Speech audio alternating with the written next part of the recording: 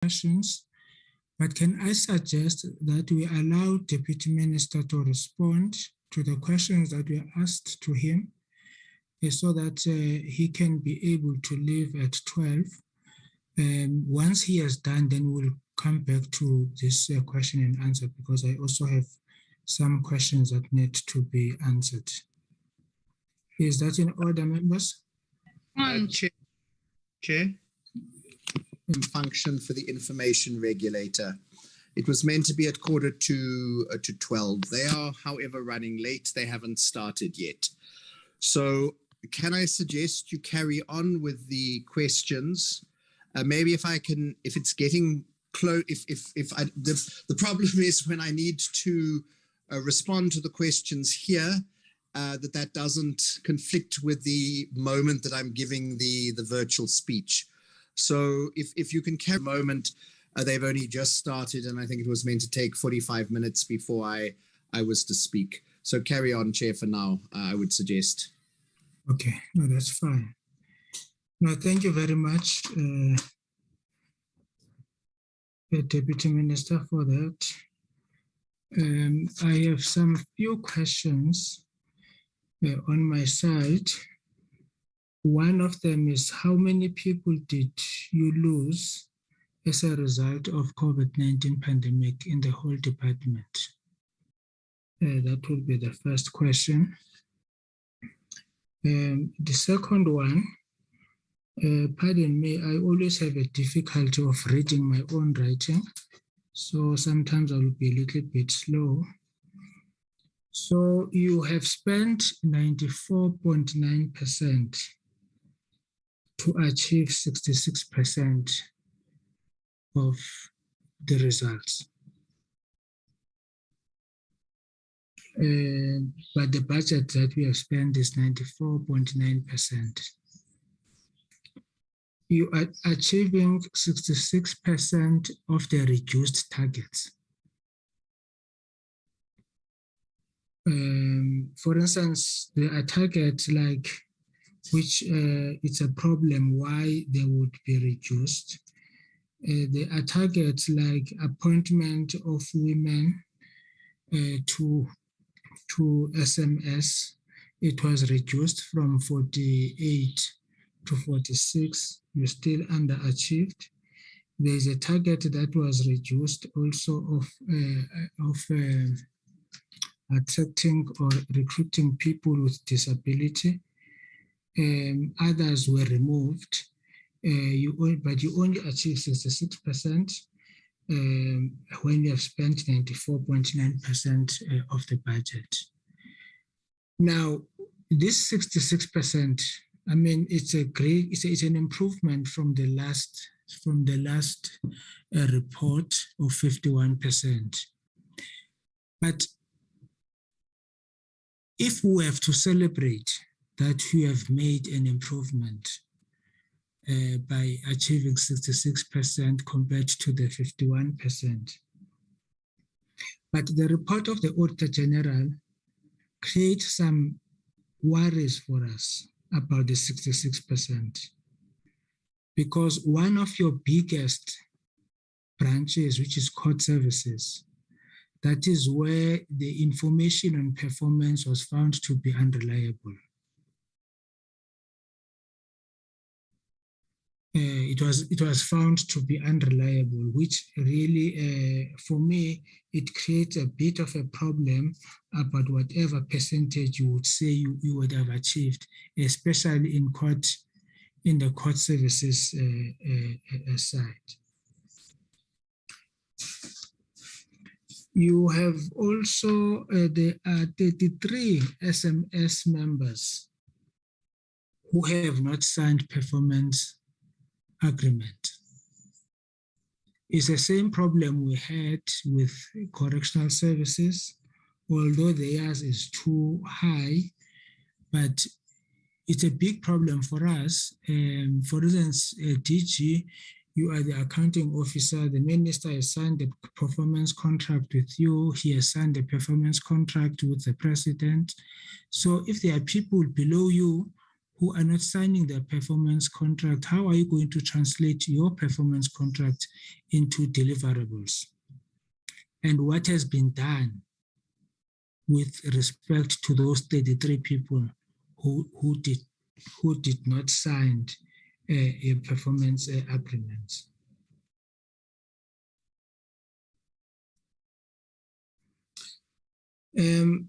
I was informed that in the Western Cape, in Cape Town in particular, the Office of the State Attorney for more than a year does not have printing machines. And as a result, litigants are forced to print at R4 a page, and sometimes those documents goes to hundreds, even thousands of pages.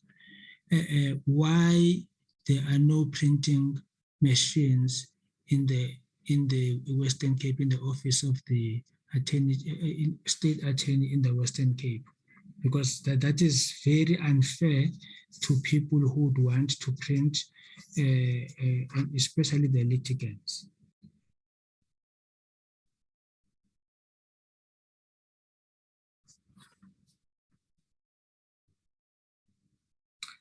You are talking about DG Justice Modernization Program, but yet you spent 69.3% of the budget on that. And there was also an under expenditure of 189 million on computer services. Now, if we are really serious about court modernization, about the fourth industrial revolution, why are we not ensuring that we put our money where our mouths are? Because if you are underspending on that area, court modernization, issues of computers, there is no way you will be able to catch up. Even with the analogy that you use, that you are dealing with a house that has been bombed. In order to rebuild that house or to build a new one, you must be able to spend. But if there is such a high under expenditure, how should we trust that you will be able to do that? The Auditor General has found that you have paid price. We have picked up that in correctional services. We are also picking up that with yourselves. And it also says that you also procured PPEs through quotations that did not comply with local content. It's the same issue we identified with correctional services, and we're identifying it with yourselves. Because our issue is that if you buy things without verifying local content, I mean, you're contradicting the industrial policy of the country. How are we going to industrialize if we're not promoting a South African produced goods? So the Department of Trade and Industry cannot say one thing and the Department of Justice and Correctional Services and do the other, and then expect that we will have an industrialized South Africa. It can't work. There is also an issue that is raised that there is poor security of bid records, which is very serious, in the vault, resulting in a loss of records. Why is that, and what are you going to do about it?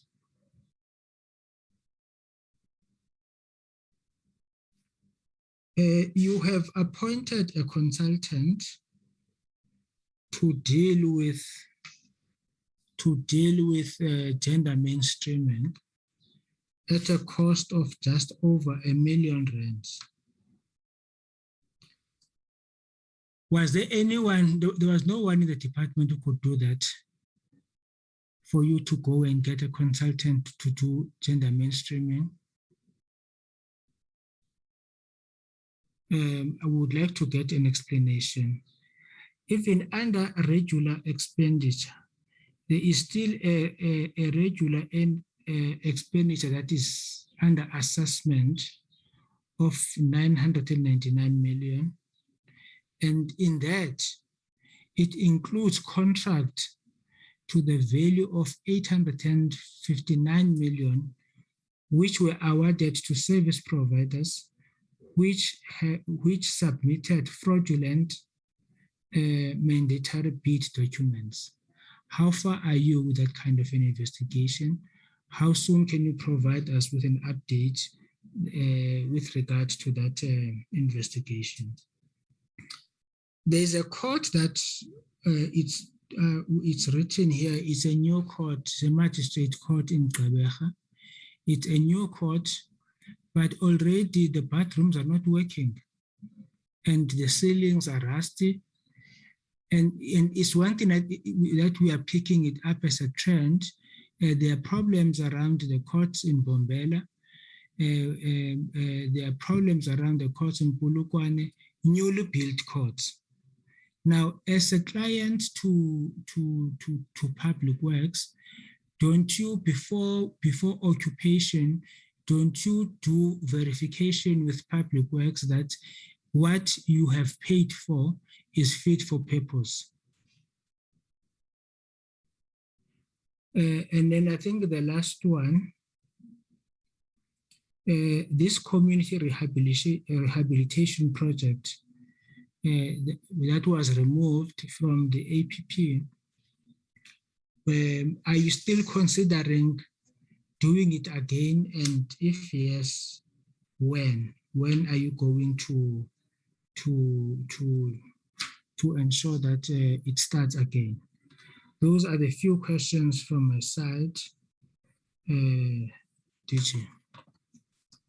Thank you. Maybe you can start, Deputy Minister. Thanks, Chair. Sorry, just muting the other meeting. Look, obviously the DG and the officials will respond to most of the questions. It is the department's report to which, as the DG had said, the Minister and I give oversight. I just wanted to start with Honourable Janki's questions. In the foreword, I had spoken about the reduction in the backlogs in the regional court and the district courts. That was at the end of the financial year, after effectively a year of COVID. And it basically was in the regional court from 53% to 48.87%, and in the district court,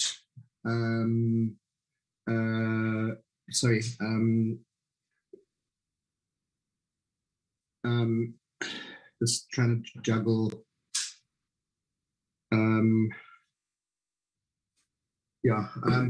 So it was decreased from what did I say? 53% to 48.87%, which is a smallish reduction, and then quite a substantial reduction in the district courts from 48% to 14.14%. And the reason for it, I think, was we had, and I think some of the honourable members have asked, what did we do to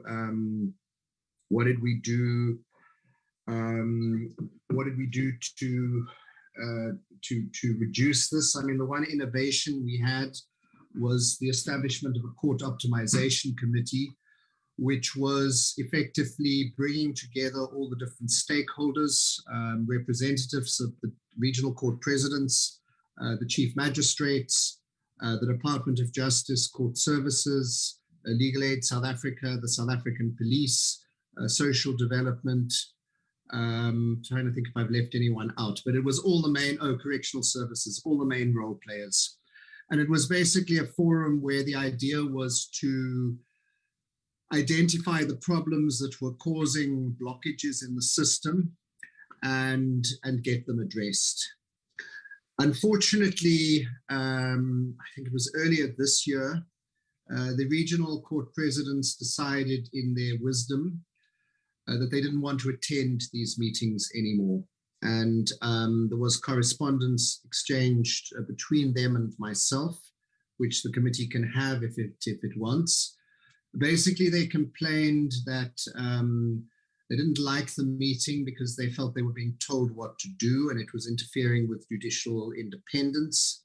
And then also they felt that because a member of the executive, in other words, myself as deputy minister, convened the meeting, that it was an interference as well with their judicial independence. Now, in my response to them, I wanted examples of where in the minutes there had been interference, where in the minutes they were being told what to do, because I couldn't find any evidence of that and didn't recall anything. You know, as far as having a member of the executive, well, they do often attend meetings convened by the department officials. Anyway, they were never able to properly respond to it, but they failed or refused to come back. Effectively, then there was no point continuing with the Court Optimization Committee meetings.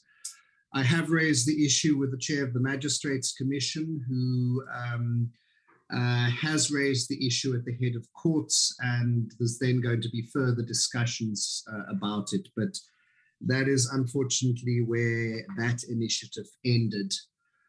Currently, yes, the department is working on plans, but I mean, for me, the key issue is we've got to get the basics right. We've got to have courts that are not having, are not able to sit because the CRT machines aren't working, or courts where sexual offences courts particularly, where evidence can't be led because the audiovisual equipment is not working. It's obviously not helped, obviously, by load shedding and the water outages that the DG referred to, but we've got to get our basics right to begin with. And then I think a key problem is, unfortunately, the regional courts. They have the backlog. There may be issues that need to be looked at as to whether too much is being referred by the NPA to the regional courts that could be heard in the district courts. But anyway, that's basically on that. On the issue then Honourable Janki raised on the debt collectors and the Sheriff's Board, look, they are not funded by public funds. They're self-funded. And I think the Sheriff's Board, or the South African Board for Sheriffs, they're both appointed by the Minister, the Sheriff's Board, the Deputy Minister in the case of the Debt Collectors Council. I think the Sheriff's Board has been submitting annual reports. I think you got it last time. I'm not sure where this one is, but it is a new board. On the Council for Debt Collectors, the 2018-19 report was submitted. They don't seem to have submitted the 19 to 21, which can be submitted, and we'll get it submitted to you. And then the 20 to 21, the last financial year, is still being audited, and the board will consider this in the upcoming meeting later this month. So that's that. On the issue, I just wanted to respond to one point that Honourable Horn raised, which was the audiovisual rollout. And yes, he's correct, but those provisions of the Criminal Procedure Act are actually out of date now. They were when there was no, I don't know what the correct terms are, Wi-Fi or things like that. You needed a fixed piece of equipment to do an audiovisual remand from a correctional centre. Now you don't need it anymore. You can just have your laptop, make sure it's got internet connectivity, and away you go. So I'm just sort of raising that, and it's issues I've raised with the department of this. Do we need to put in fixed equipment in correctional services facilities when you can just do it with an iPad, with a laptop. Probably an iPhone, probably a cell phone would probably be too little. So then the other point I raised, and Honourable Janki and I think Honourable Horn raised the question of the minister. The lower court bill is almost ready. Yes, they have taken frustratingly longer than they should have, but then legislative development has had problems with senior officials, getting COVID quite badly, and in the case of Ms. Ross, passing away.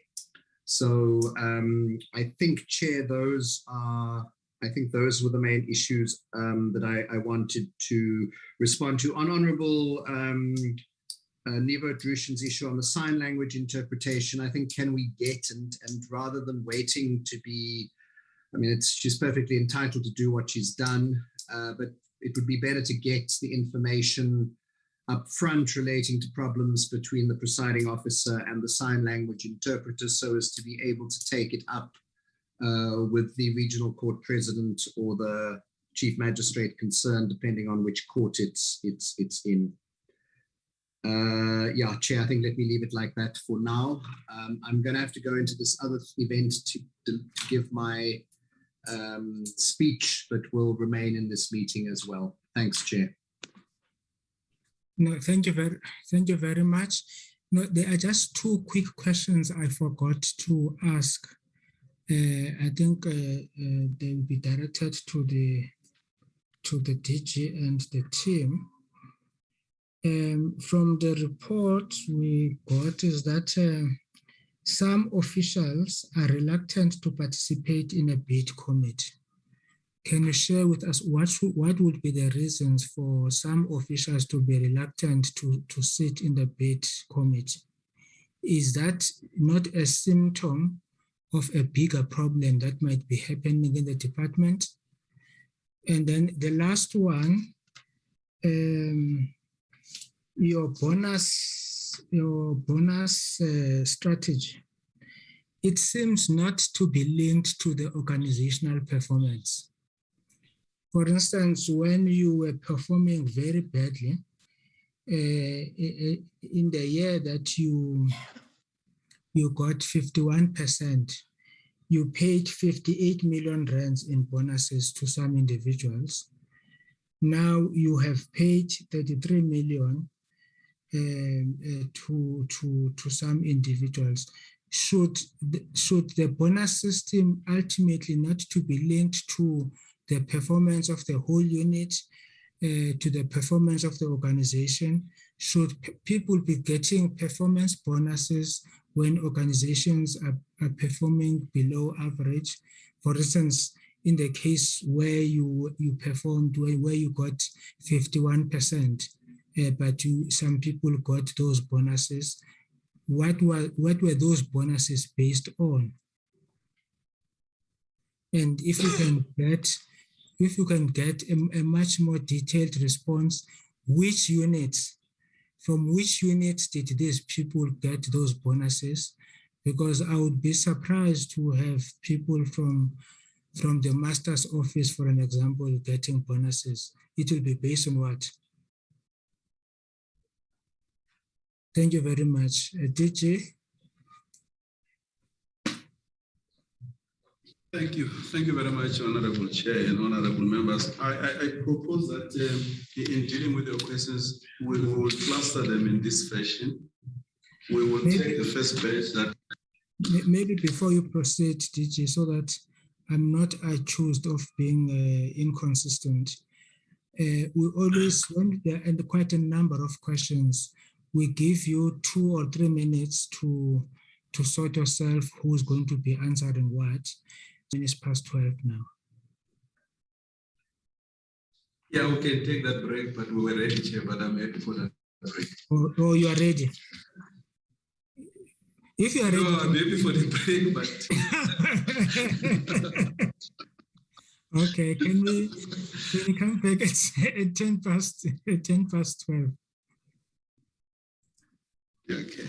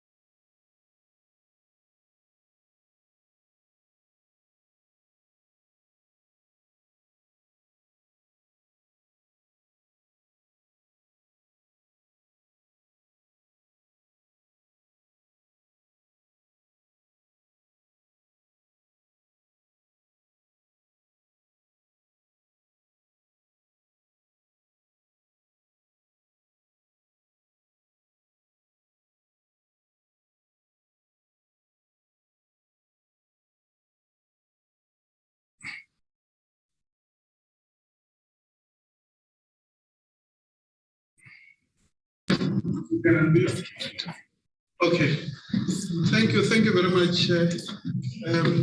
What we'll do, we'll take the questions, we'll put them, we'll cluster them. So those that relate to building a professional, capable, and ethical organization, those will be the HR related as well as corporate related. We'll take them first. So the DDG responsible for corporate services is going to deal with that, and immediately after, and will be followed by the finance colleagues to deal with all the finance related questions that have been asked across. And once we have dealt with that, I'll ask that at least the acting CIO, Chief Information Officer, deal with the matters relating to IT immediately after finance will have done that. And we'll then move to the access to justice related questions, which is the major program of the Department of Court Services and Advocates Kosana, and the team of the senior managers. So Advocate Praise Nkambule, who deals with the sexual related offenses matters, is here. They will deal with those questions. And thereafter, we'll ask the Chief Master to handle all the masters related questions. There was a question, I think, on SIU and the State Attorney. It shouldn't take the Solicitor General more than 2 minutes to briefly handle that. But also, I think the colleague dealing with facilities, when they deal with the corporate services matters as well, will answer some of those questions. The questions on legislative program have mainly been dealt with by the Deputy Minister, by the DDG, Kalei Pile as well, who in 2 minutes cover some of the issues that could have been left out. I think that's the approach we're going to take, Chair. I'll ask DDG Konima Mecha, responsible for corporate services. I'll deal with some of the issues that directly have been raised to me once they've dealt with those issues. Even your questions, Chair, particularly right at the end, but they will deal with some of them with regards to the bonuses as well, but I will make comments. Ms. Mamecha, I hand over to you to deal with your team to handle those questions relating to HR and corporate services matters.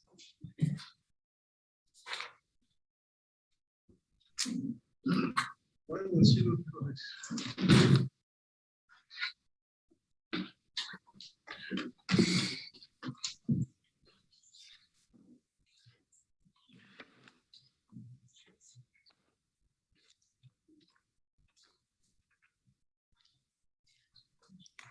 Good afternoon, Honorable Chair and Honorable members. Good afternoon, DG and Deputy Minister.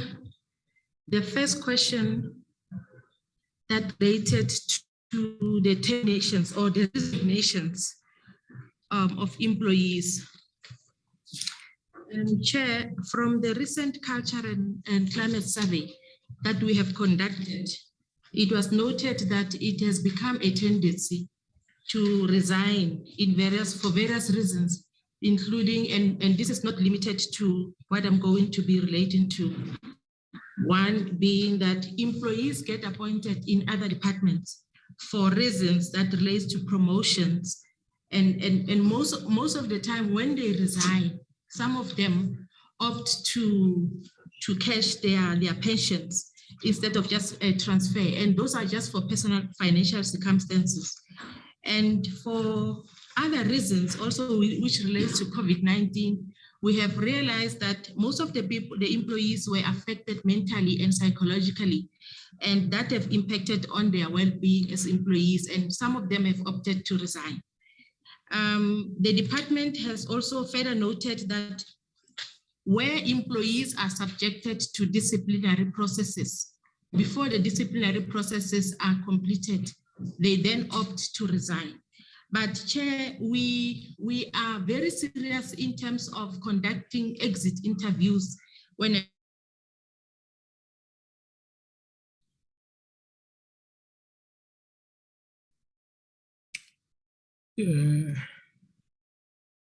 DJ, there seems to be we can't hear you at all, ma'am.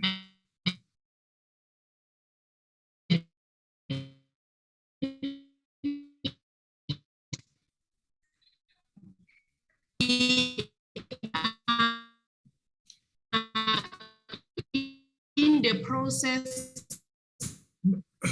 Sorry, we can't hear you at all.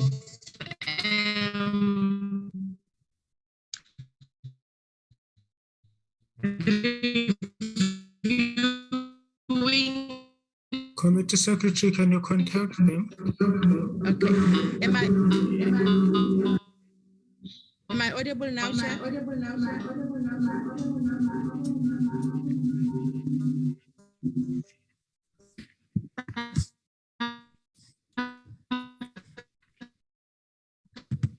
Okay. There was a question that related to foreign workers, Chair, and I am taking it that it was basically referring to foreign language interpreters. Sorry, ma'am. Foreign language interpreters, Chair, are not appointed on a permanent basis, but on a casual basis at level 5. And this is a necessary service that we need in the courts. Am I audible, Chair? No, you lost us when you were talking about the exit interviews. After that, we could not hear you at all. If you can start there. Am I audible now, Chair? Yes, you are audible. Okay, no, thank you, Chair. I think the last part, I was actually just referring to the fact that we are in the process of reviewing our staff retention policy to ensure that we can be able to retain our staff and become an employer of choice as a department. So the other question related to foreign workers, and I'm taking it, Chair, that it was actually relating to foreign language interpreters who are appointed as casual workers and not as permanent workers. They are appointed on salary level 5 against a set standard, Chair. And I was just saying these foreign language interpreters are a necessary service in the court. The other question related to a correlation of our vacancy rate that is below 10% at 8.2% to the qualified audit opinion. I would leave it to finance, but just safe to say also, Chair, that as we have alluded to, that one of the issues, in fact, the most important issue that had led us to a qualified audit opinion related to contingent liability. What have we? Okay, all the issues that relate to IT, the CIO will respond to them. In terms of the COVID numbers of employees who succumbed to COVID, we have 1,079 cases that were recorded for COVID. And out of that number, only 118 employees succumbed to COVID. And that number includes the magistrates, Chair, that have also succumbed to COVID. The performance agreements that have not been signed by the SMS members, there are reasons in certain instances, and in other instances where there are no reasons, we have actually subjected those employees to disciplinary processes. We have given them letters to respond as to why they did not sign their performance agreements on time. One of the other reasons was a system downtime at the time when they were supposed to submit within a particular period.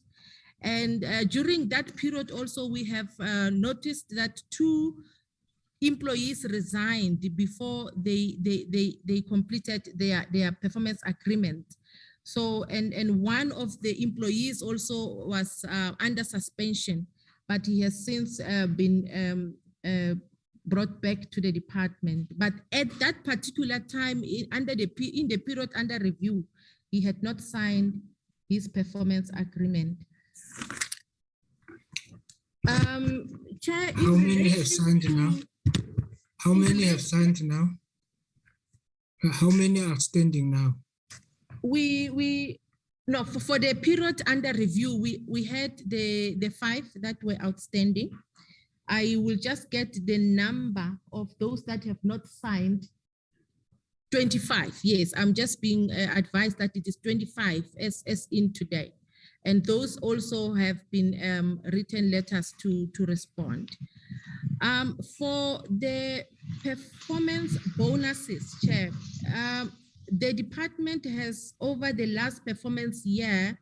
But before you go there, why are you not stopping the salaries until they sign?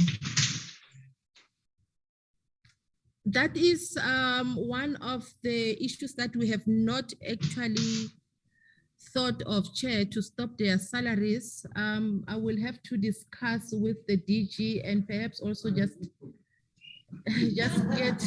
get advice from the DPSA if we can institute that. I'm not in a position to respond, Chair. May I proceed, Chair? Yes. In terms of the performance bonuses, as a department, we have over the last performance year reduced the performance bonus percentage to a minimum where in the previous period it was at high percentage. And Chair, I must just say it is actually when the new DG came into the department, has actually seen that it is also a problem where we have not performed and we still have to pay our employees bonuses.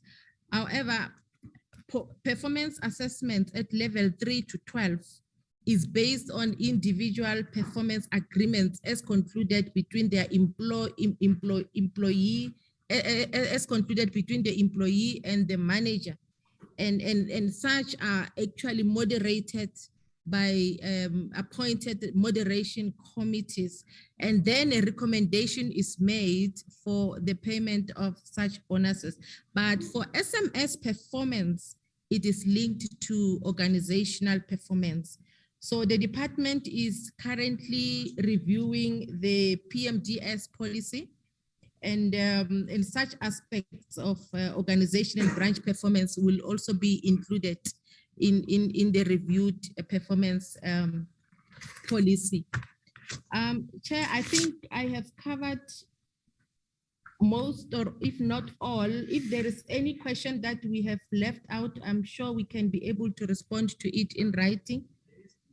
Mr. Henton Katz will then assist in responding to the questions that related to IT in terms of the cyber attack as well. Henton?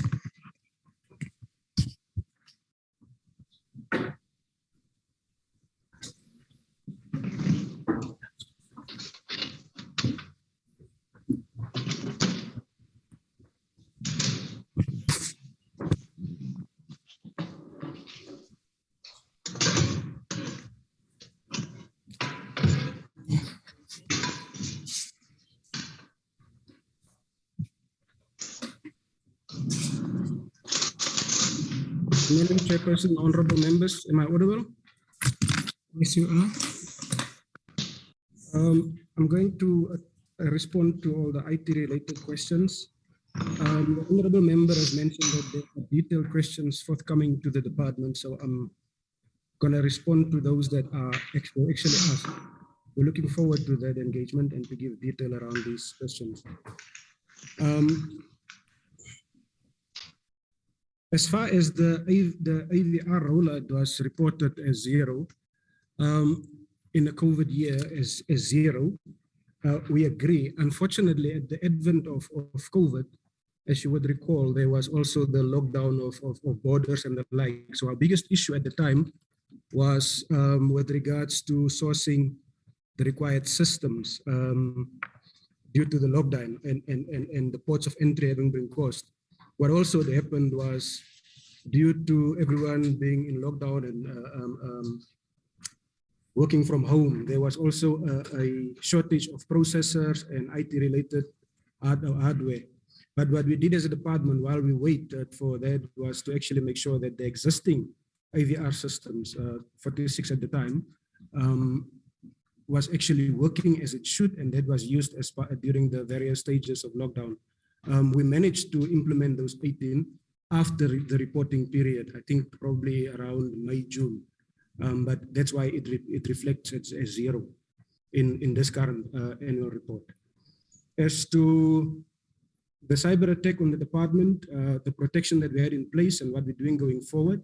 So even before the ransomware attack, we had a comprehensive set of tools in place. We still do have firewalls in place. We have the antivirus. We have privileged access management tools in place. We use proxies for internet access. We also have tools related to security incident and event monitoring. The problem is that many of these were, like was reported, in various state of disarray.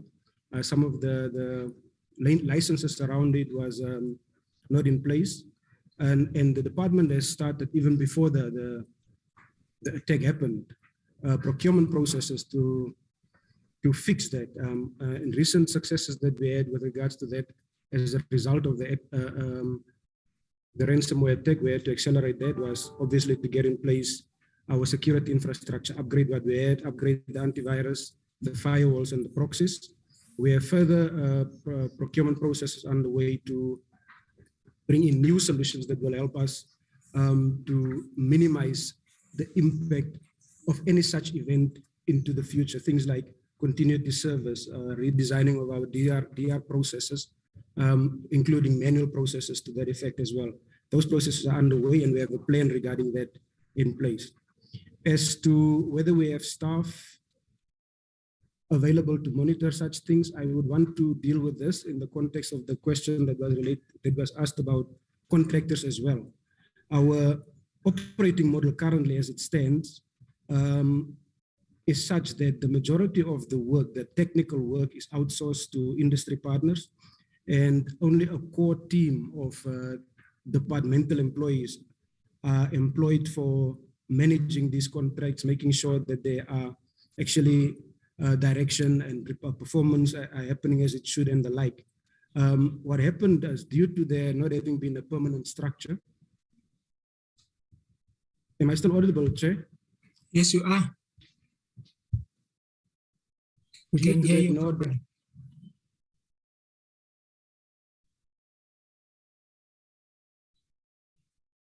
Proceed, sir. A couple of years back, the department employed these courts.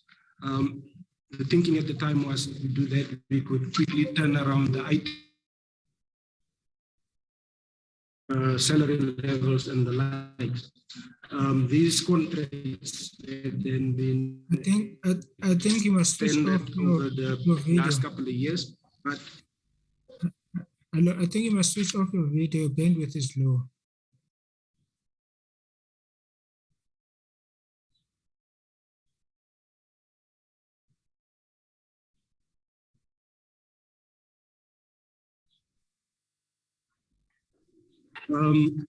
So what we've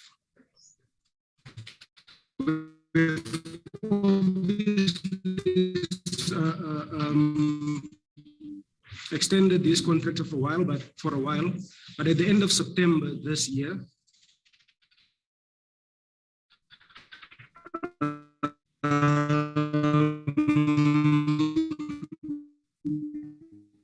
we can't hear you.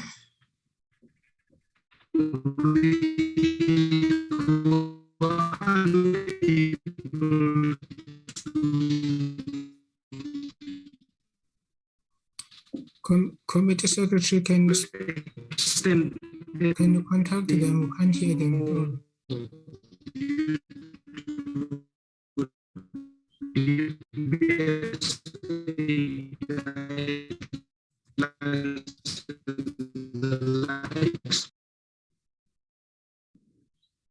Is it better now, Chair? Yes. Right.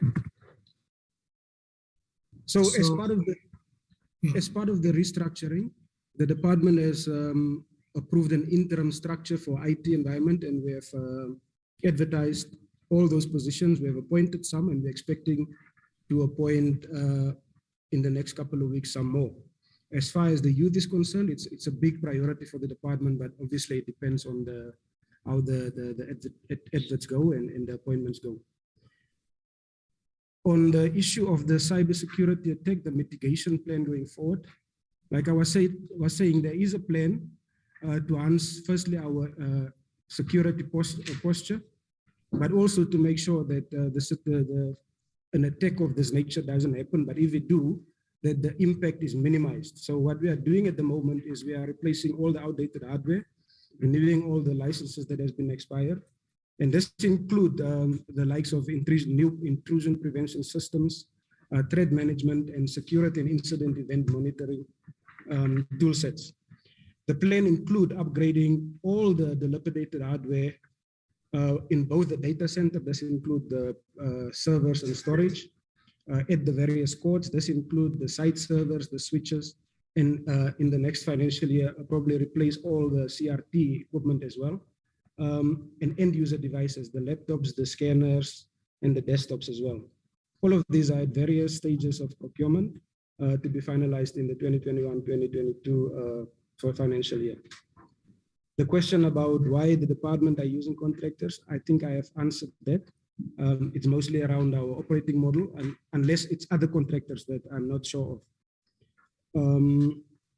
The information on social media that these attacks have been planned, as a department, we were not aware of it.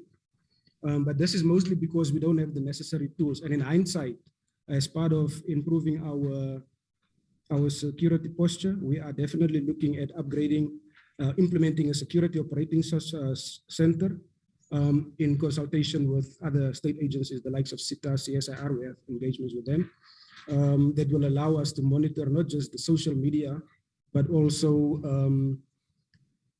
any indication of things directed at the department's reputation, and will also allow us to be more proactive in terms of responses. On the status of PABX, what is the current status of the PABX system and the implementation, the maintenance? We have concluded the maintenance contract on PABX earlier this year. So all of the PABXs currently deployed are under maintenance. However, there are 232 that need to be replaced. We have kicked off a project to replace them as part of that maintenance contract. Due to the restructuring and the expiry of the IT contractors' contracts, that process was put on hold. The ransomware also didn't help. It came to a halt, but we've kickstarted that in October again. And we are anticipating that in the next month, we will replace about 68 of these PABXs. The plan is to have all of them implemented by the end of the financial year. CRT, SOS, and AVR is a little bit more difficult. There is no contract currently in place, that is correct. Maintenance contract in place, but we are working on it and expect to have this concluded in the next week or so. The issue about repairs not having been done since September, I'm not so sure where this comes from, because as far as my knowledge goes, we had an interim process in place up until the end of September. It's only from October. I'm not saying it's better. I'm just trying to correct the facts. Let's say from October, we didn't have a contract in place, and we are looking at it at a time and material basis. But we've also kickstarted off an emergency process to get in place the contract, which I'm saying is probably in the next week or so should be concluded, barring any other issues that comes up. If the recorder is full, has it to be switched off? That is correct. So maybe I should explain a little bit more. And I think it also deals with the security issue. So in terms of the CRT architecture, at any point in time, there are 3 copies of a record in the system. There's one on the recorder, there's one on the site server, and there's one on the central storage. So in the normal course of business, the recorder will sync a copy to the site server, and from there it will go to the normal storage. Now, where we are with all the dilapidated infrastructure, there are some courts, not all of them, where the site servers are obviously down. The ransomware is also impacted on some of the site servers. And as a result, the recorders are forced to keep the recordings on it. So one of the things that we're doing now, like I've explained earlier, is that we are replacing those site servers as part of the emergency procurement that we're busy with. But there's also mobile recorders that are able to roam across all of these. Some of the courts are also looking at alternative means to actually save the recordings by writing them to CD. I know it's a tedious process, but these are all the mechanisms that's in place.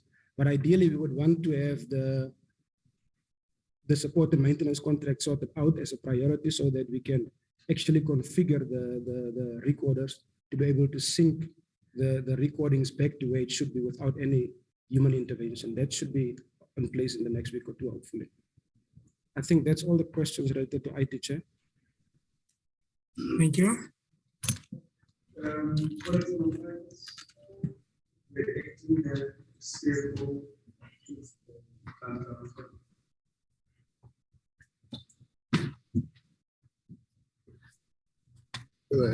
Good day, Chair and the honorable committee members. I will want to start with the question regarding, and Chair, if you may allow me, I'll try to combine some of the questions that are related.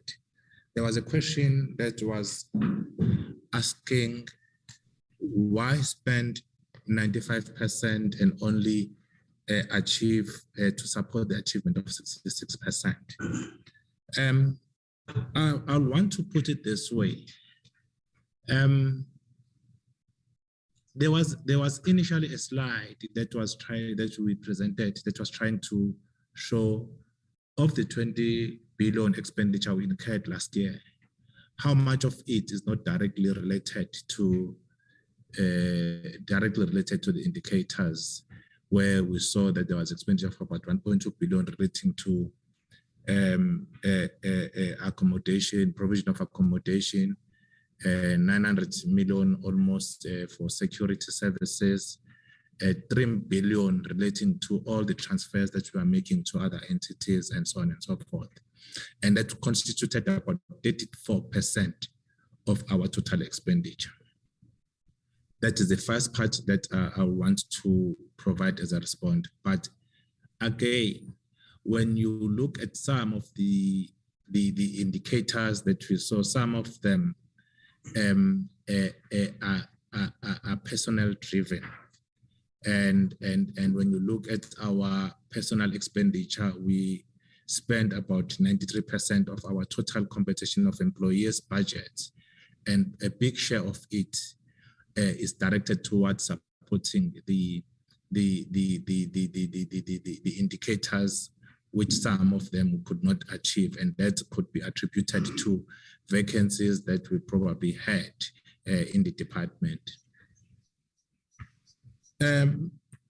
When you look at our performance this year versus the previous financial year's performance, indeed, Chair, the department regressed in terms of its spending. And the regression, you'll see it under goods and services mostly.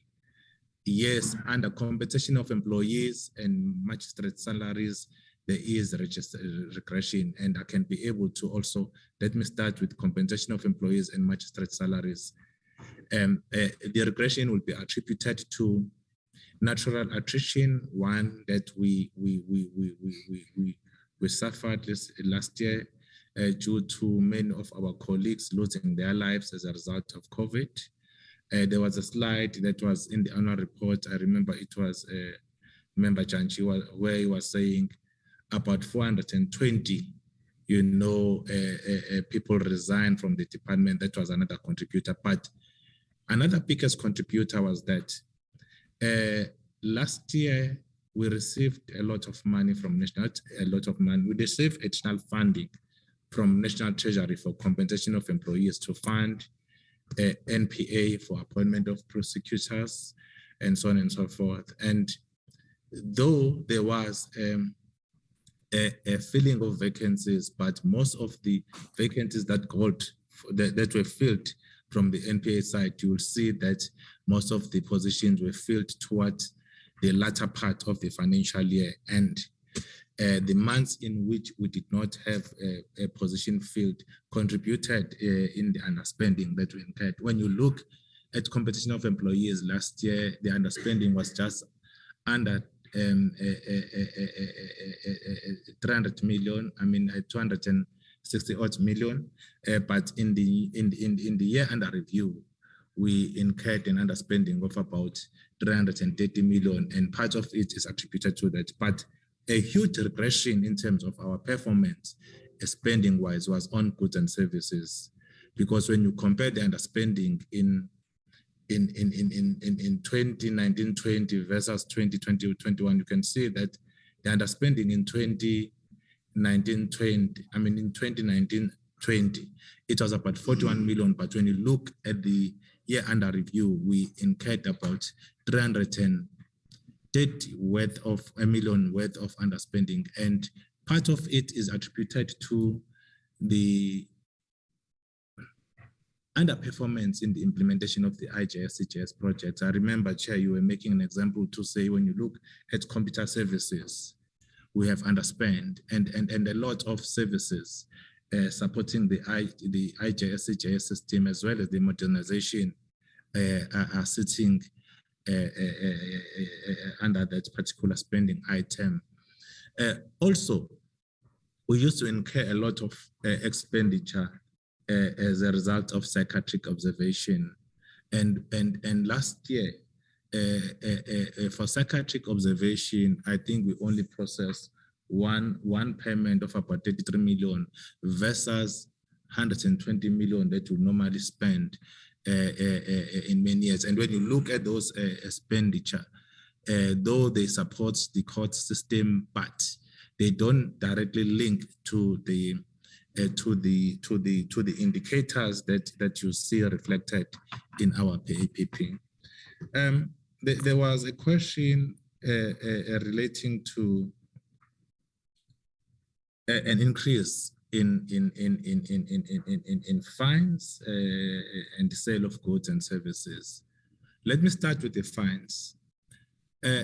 Last year it was a COVID year. And as part of the COVID regulations, there were penalties or fines imposed for all the people that will transgress the COVID regulations. I think it was about 1,500, and we had a lot of those, fines that were paid in court as admission of guilt by those offenders, and that contributed to the increased revenue with regards to fines. With regards to sale of goods and services, we sold quite a number of assets, old computer equipment as well as vehicles, but also there was also a contribution from master services in terms of registration of trust and so on, as well as the cost that we recover for in our court when the attorneys use our photocopier machines. So that was the most contributor in terms of the increased collection of revenue on those particular items. Chair, there was a question pertaining to the reluctance of officials participating in bid processes. And when you look at the procurement process, by its nature, it's a very risky process.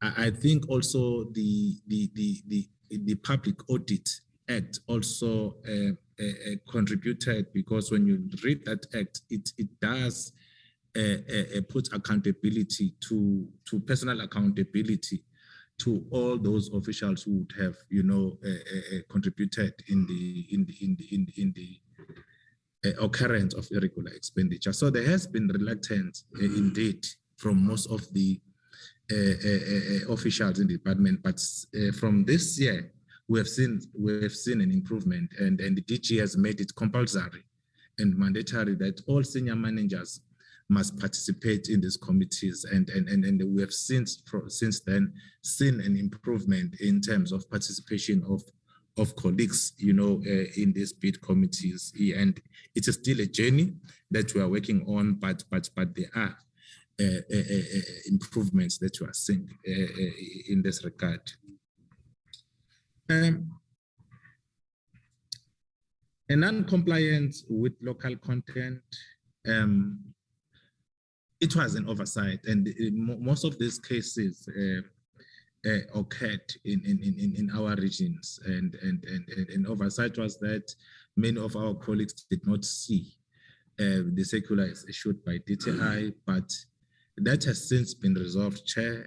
We did circulate the circular, but our colleagues will be going to training already from next week to DTI to be trained also on how to apply, these requirements of local content. But since then, we have not had serious issues around PPP procurement. With regards to the quotations that were above the published Treasury prices, there has been a forensic audit in this regard, and we await a report in terms of that process, because we did pick that one up, and these matters were referred to internal audit. I mean, not internal audit, forensic audit for an investigation, and I know that forensic audit was in its advanced stage to deal with this. Now, with regards to a condonment, there was one case of 298 million that we spoke of, the 238 million that we spoke of, that we've referred to National Treasury for condonment.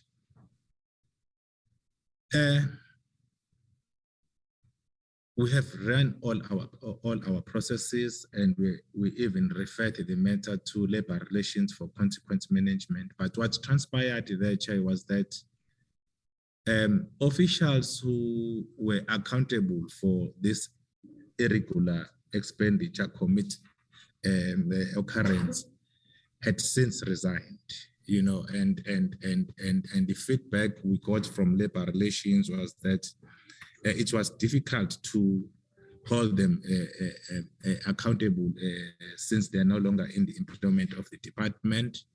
But at the same time, the irregular expenditure was as a result of the VPN contract. I think there was the contract expired between SITA and National Treasury, and the department, in the absence of that, continued to engage Telkom for the provision of these services. That's how this irregular expenditure occurred. And as part of our assessment, we test whether was there any ill intentions for the commitment of this irregular expenditure. Did the department suffer any financial loss? And was there any, economic benefit and service benefit that the department realized before we can even refer the matter to National Treasury for condonment? And in this case, the department did, enjoy some benefits, and there was no financial loss. It's just that we did not follow the process to the T. Hence, we referred the matter to National Treasury for condonment, but attempts for consequence management were made, but unfortunately, because the colleagues had left the department, we could not pursue the matter further. There was a question pertaining CARA, and we have agreed that Advocate Kosana, who chairs NEFCOM, through which the CARA requests are processed, is going to be able to be responding to that. And if there's any gaps to fill from our side, we'll definitely fill them. Chair, I do want to make this comment in terms of our audit, particularly the contingent liability qualification. In 2019-20, the basis for the qualification in respect of the contingent liability register was on incompleteness. And in the previous financial year, Chair, the department put a lot of effort and a lot of work in trying to deal with issues of completeness that were identified. And indeed, we did win that battle. And the finding relating to completeness was cleared. However, we were having a blind spot, because as we're busy focusing on addressing issues of completeness, we're having a blind spot that we are now overstating the opening balances, and which became the basis of our qualification. I think even the audit committee was comforted with the amount of work that we had put into this. And I think it is important that we do share that feedback. Even AG did commend the department for the work that it had put in terms of trying to resolve this qualification. But we are hopeful that with all the efforts that we are putting in the current financial year, definitely this qualification will potentially be cleared. I am not too certain if I have missed anything in this regard.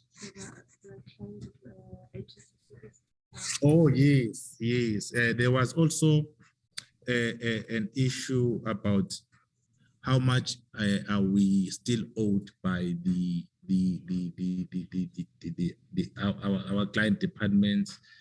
What we are currently sitting with now in terms of money being owed by many of the departments that we have provided service to, we are sitting at just over 1.6 billion. Chair, I must say that we are having departments that are indeed paying us. And this is a result of the engagement that we started last year with many of the other departments that were biggest data departments, Department of Health, SAPS, Education. So with those departments, we created debt management committees, and these committees are twofold. There's a steering committee in which all the CFOs of the client departments are participating in, and another committee which is a task team that is looking that is meeting on monthly basis to deal with issues that are hindering collection, and with subs, collection has since improved. They are paying us on monthly basis. Department of Health, we have engaged with the Department of Health in Eastern Cape, and their treasurer is trying to help them to pay us, and Department of Health in Gauteng is also on board, as well as the Department of Education. But even in this month, we are rolling out these committees to all the other departments that are owing us. But definitely, Chair and the honorable committee members and assistants from your side will also be greatly appreciated to ensure that we are able to improve our collection capability. Okay, with regard to the recovery of our money from the company that was not a VAT vendor, the matter, we have not been able to fully recover our money, but the matter has since been referred to our state attorneys, and they are handling it to ensure that we eventually get our monies.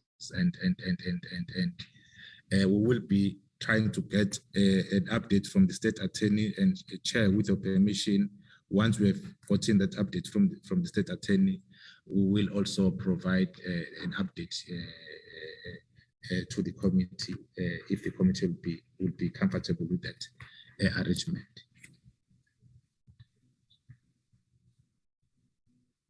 Oh, yes, with regards to the irregular expenditure of 800 million.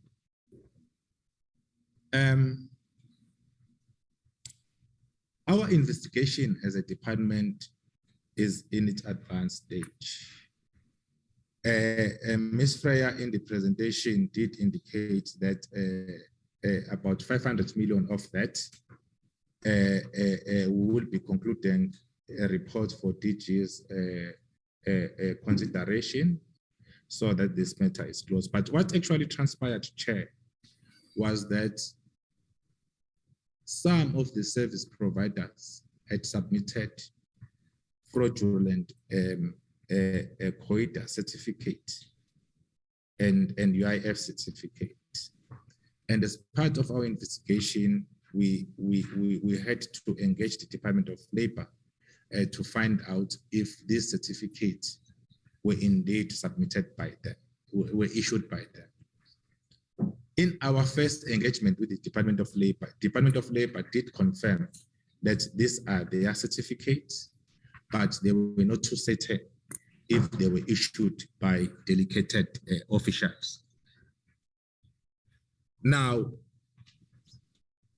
we then requested the Department of Labor to then conduct an investigation, their own internal investigation, so that we can find conclusion on this matter.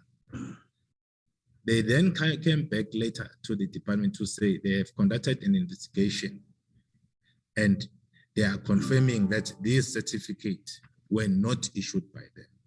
But another challenge that we also faced as a department was that some of the service providers had already referred these matters to the Hawks for their investigation, which then suggested that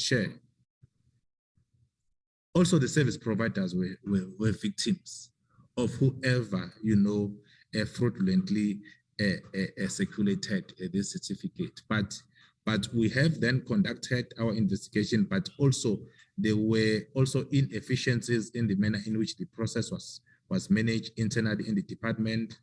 And we've conducted that investigation to identify as to where the inefficiencies would have occurred, so that when the DG considers our report, it's a report that provides all perspective, so that at least eventually we can find conclusion on this matter. So we are looking at concluding this process this month. Thank you. Oh, there's two more. Security breach for Abbott's building. Oh, yes. Okay. Chair, with regards to the security of our vault, last year when I started to act, this was one area that I also identified as one area that was risky. And what we then did, the first measure that we did was to change the vault locks, which we did. Then the second step that we undertook was to put cameras inside the vault, which looked at the vault 360 degrees, but also outside the vault. And we also put in a physical guard in the corridor where the vault is at, to ensure that security of the vault is indeed strengthened, and that still remains in place. So those were the measures that we put in place to make sure that at least the security of bid documents is enhanced, and we'll continue to find other ways of strengthening the security of the bid documentation within the department. The other measure we had put in place to ensure that the security of our bid documents is strengthened was that we had a shared drive where in all the bid documents relating to the contracts we have in place will be scanned and be saved in the shared drive. But we don't know now what is the extent of the impact after the malware on those documents, and it's a report that we're still gonna look at and see what's the impact on our documents that were on our shared drive after the malware. With regards to contract management, we were operating without a dedicated DD manning that function, and this year a DD was appointed to specifically focus on our contract management processes within the department. But Chair, as another measure, we did also identify that there was a gap between the bid office and the contract management office. there was no interface, because you'll find that the bid office is busy and consumed with projects that are in the procurement plan, but which are not also addressing projects that are about to expire as per our contract register. Now, we have put in place a process wherein there must be an interface, a continuous interface between our bid office and the contract management office, so that whenever the contract management office issues notice of contracts that are about to expire in a year, that information is also forwarded to the bid office, so that the bid office can then begin to proactively engage with those project managers for initiation of procurement processes. We have just recently started this, and we are hopeful that this will indeed reduce instances where contracts will go beyond their life cycle without a new service provider appointed to ensure that the services that are provided by the contracts that is about to expire are indeed in place. I will want to pause here, Chair. I hope I've covered all the questions. Thank you.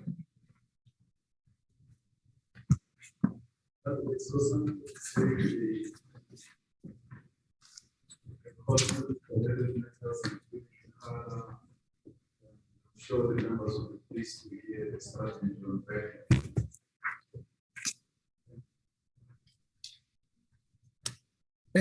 Good morning, Chair, honorable members, and Deputy Minister, if he's still there. I will deal with questions. I've calculated about 8 of them, but let me start with one comment on the question by Honorable Janji. Firstly, Chair, amongst the matters we've delivered on, where we were able to achieve last year in the annual report, are the terms of reference for the review and transformation of the civil justice system and the criminal justice system. Now, and I'm relating this question to the issue of the Council for Debt Collectors, as well as the South African Board for Sheriffs. These two bodies are mainly involved with what is basically your civil justice system. And they are operating under law, old principles and law. The Sheriff's Act was started in 1980. And therefore, even in terms of the annual report, although they submit the annual report, there's no obligation for the tabling as such with annual report. The Council for Debt Collectors, they've got a very funny provision which simply say that they must get an accountant to issue financial statements in terms of the financial year involved, without even taking the matter any further. And we believe, because both of these organizations, they run fidelity funds, which fidelity funds are intended to protect public interests where the rights of people are infringed. It will be important that at least the Minister and Cabinet and South Africans get to know what happened in terms of matters that are dealt by these bodies. And I think it will be dealt with as part of that broad review process. Terms of reference for the review of the civil justice system have been approved, as indicated in the performance, and the Minister assigned those functions to the South African Law Reform Commission to come with those processes. And I think they are lined up they've been included in the Law Reform Commission's work, and I think there will be progress around that. And I think all those shortfall or shortcomings of the old legislation will be dealt with as part of the process. Coming to that, Chair, let me deal with the Honorable Swart also asked Honorable Swart also asked a matter relating to the forfeiture orders issued by the SIU, and I think my colleague Ms. Pile will deal with it. But basically, there's a process underway where there's a harmonization between the SIU and NPA around the forfeiture unit processes. SIU special tribunal is allowed by law to grant those orders, and they grant them as part of the alternative dispute resolution process separate from the court process. As we know that the special tribunal have been basically enacted to fast track all those processes so that they don't get delayed in the courts, etc. I can just say that they've submitted draft amendments to the bills to the department, which is going to seek to harmonize those processes, and I think that will basically address whatever disjuncture which exists between the SIU and the NPA asset forfeiture unit, and this will hopefully will give the SIU full powers to be able to recover funds where they basically where they've investigated matters arising from the maladministration on the by the SIU. The next, and then let me also then come to the issue of the CARA question, which have been raised by Mr. Swart. Yes, CARA gets allocated by cabinet, and from 2016, I've been fortunate to have been involved with the processing of the cabinet memorandum and submission to cabinet, so that it can approve and consider whatever needs to be considered. CARA only pays in respect of two aspects: one, for the intervention of interventions necessary to combat organized crime, and two, to support organizations that support victims of crime. So those are the only two instances: interventions and organizations, not government, organizations that support victims of crime. And those and cabinet goes very strictly around those measures, because it has happened that over the years, some of the departments have made bids for CARA to augment their shortfalls on the baseline allocation by National Treasury. And I think there have been a clear, dedicated approach to ensure that that does not happen. That's why you'll always see that cabinet is very cautious to grant that money willy-nilly, because people come, they make submission and they get refused. I can tell you in 2017, cabinet only approved two instances. One, they approved 50 million for the NPA for the Tuzela care centers, because those TDC are very essential in terms of protecting the rights of victims and survivors. And two, it's 50 million to SSA to deal with aspect of cybercrime. In terms of, and that was intended to address issue of the cyber bill, which was basically being processed, as well as the cyber police.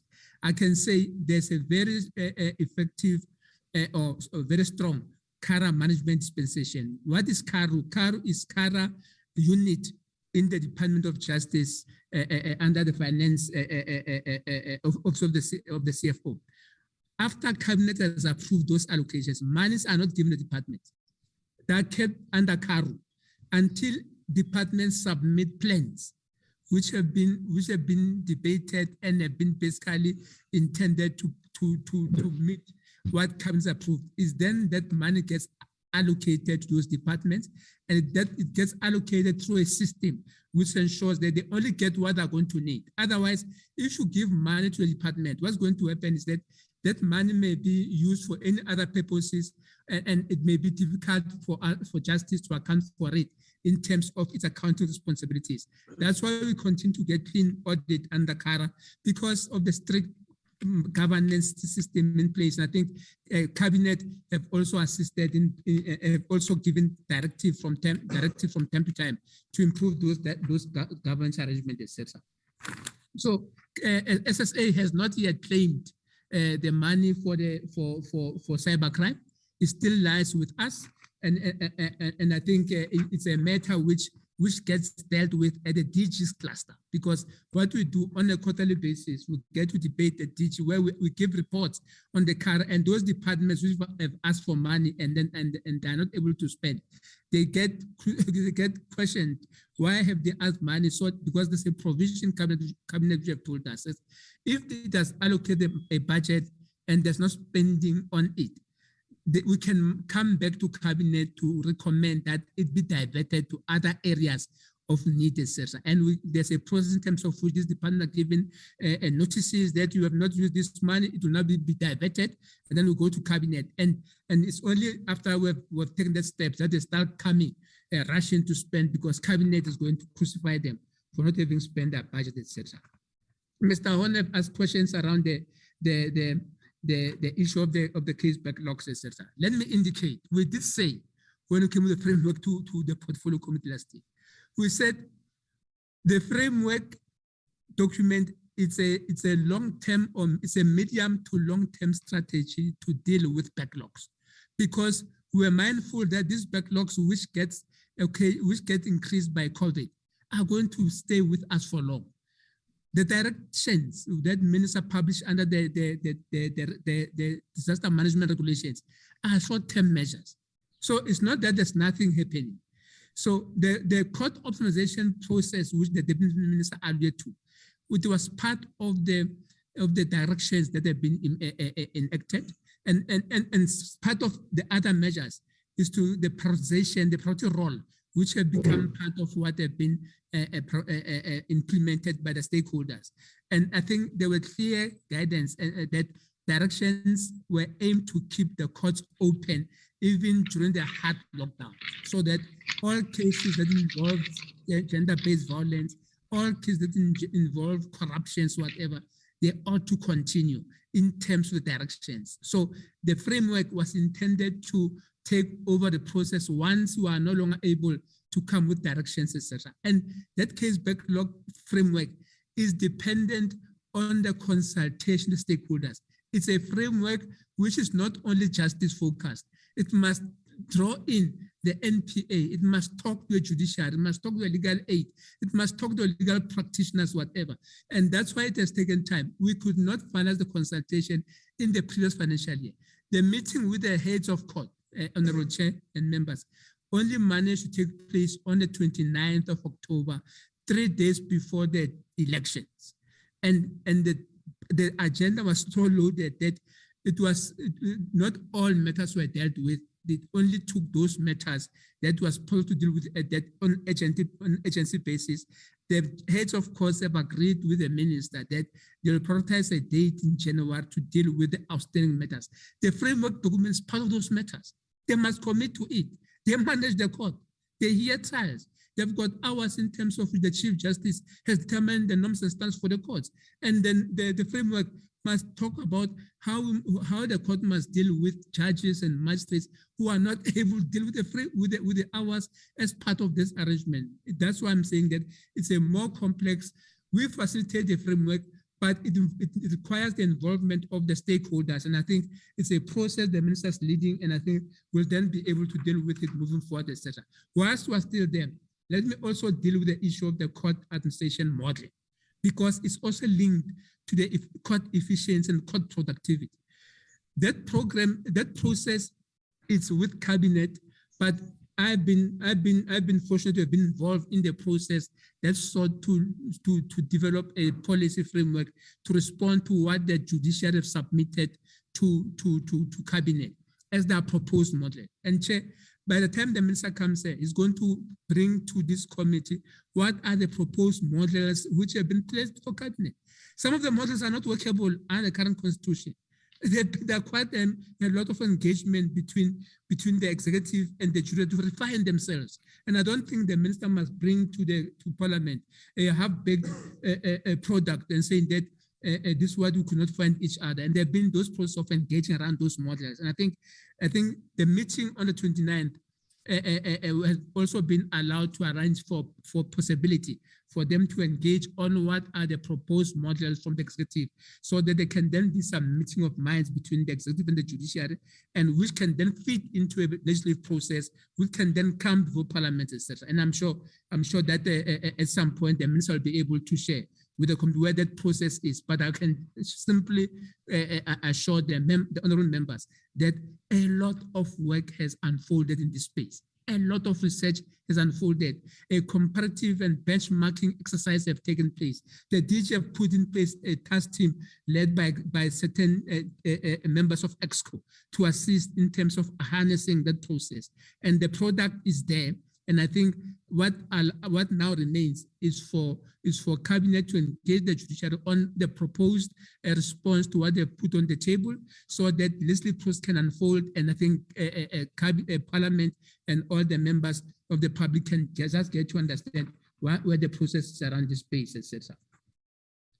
Then moving from there, there was a question by which Deputy Minister responded to partly around the issue of and my colleague, Ms. Mamage, around the issue of the interpreters. Let me start first with the foreign language interpreters, because I also linked with the sign language interpretation. Firstly, I think following what the President announced, there's a process underway to get the sign language as an official language in the Constitution, so that all government departments can basically be compelled to put programs in place to ensure that there's effective implementation of that policy. That's the first point. The second point is that foreign language interpreters, before the COVID-19, and I think some of the positive outcomes of the closure of the borders and the limitation of the traveling between the provinces, is that it stopped the few foreign language interpreters from traveling from one province to another, providing the very same languages at huge costs. Although you will see that on the annual report, there are very few numbers, and they get paid very less in terms of level 3 to 5. They used to augment their salaries through SNT travel. So each and every interpreter will choose to go to the furthest court in the land to go and interpret in the foreign languages, so that they can then claim SNT, overnight accommodation, whatever, to make good for those level 3 to 5, whatever arrangement. What we have done, put into space, because they can no longer travel outside the provinces, we've created a database framework. And that database framework articulates all the foreign language language for all the non-national languages which are spoken predominantly in different parts of the country. And then we put a database of people around those courts, around those districts. So what happened then, we're developing a kind of a booking system, so that the prosecutor, when there is a docket, they should then be able to book an interpreter in Swahili ahead of time, before the date of trial, so that there can then be a process to get that interpreter booked up for those, and then we will pay it on hourly basis. And I think it's the 935 or so rands paid per hour. We no longer paid by levels. And I think this is one of the programs through which we hope to enhance those services, but also we invited even South Africans, because we believe that people who have been through DERCO, and I'm sure the DG have been spent some time in that department, can encourage people who have been exposed to those other languages of other countries, so that they can basically enlist in the database. Then we can then be able to rely on South Africans who have studied the French and the Swahili and the Mandarin languages without the need to get those people from outside, so that we can basically have a more effective and also beef up the job creation from the South African perspective. Then moving to the next one, Chairperson, there was a question. I'm just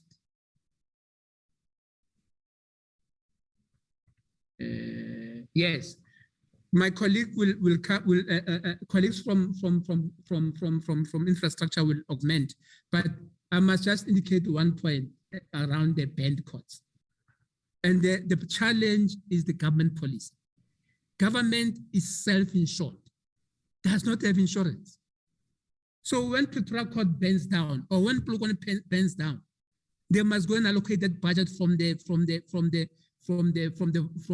vote allocation voted into by Parliament. There's no money put aside to ensure, and it's surprising, because government has got a well-structured unemployment insurance fund.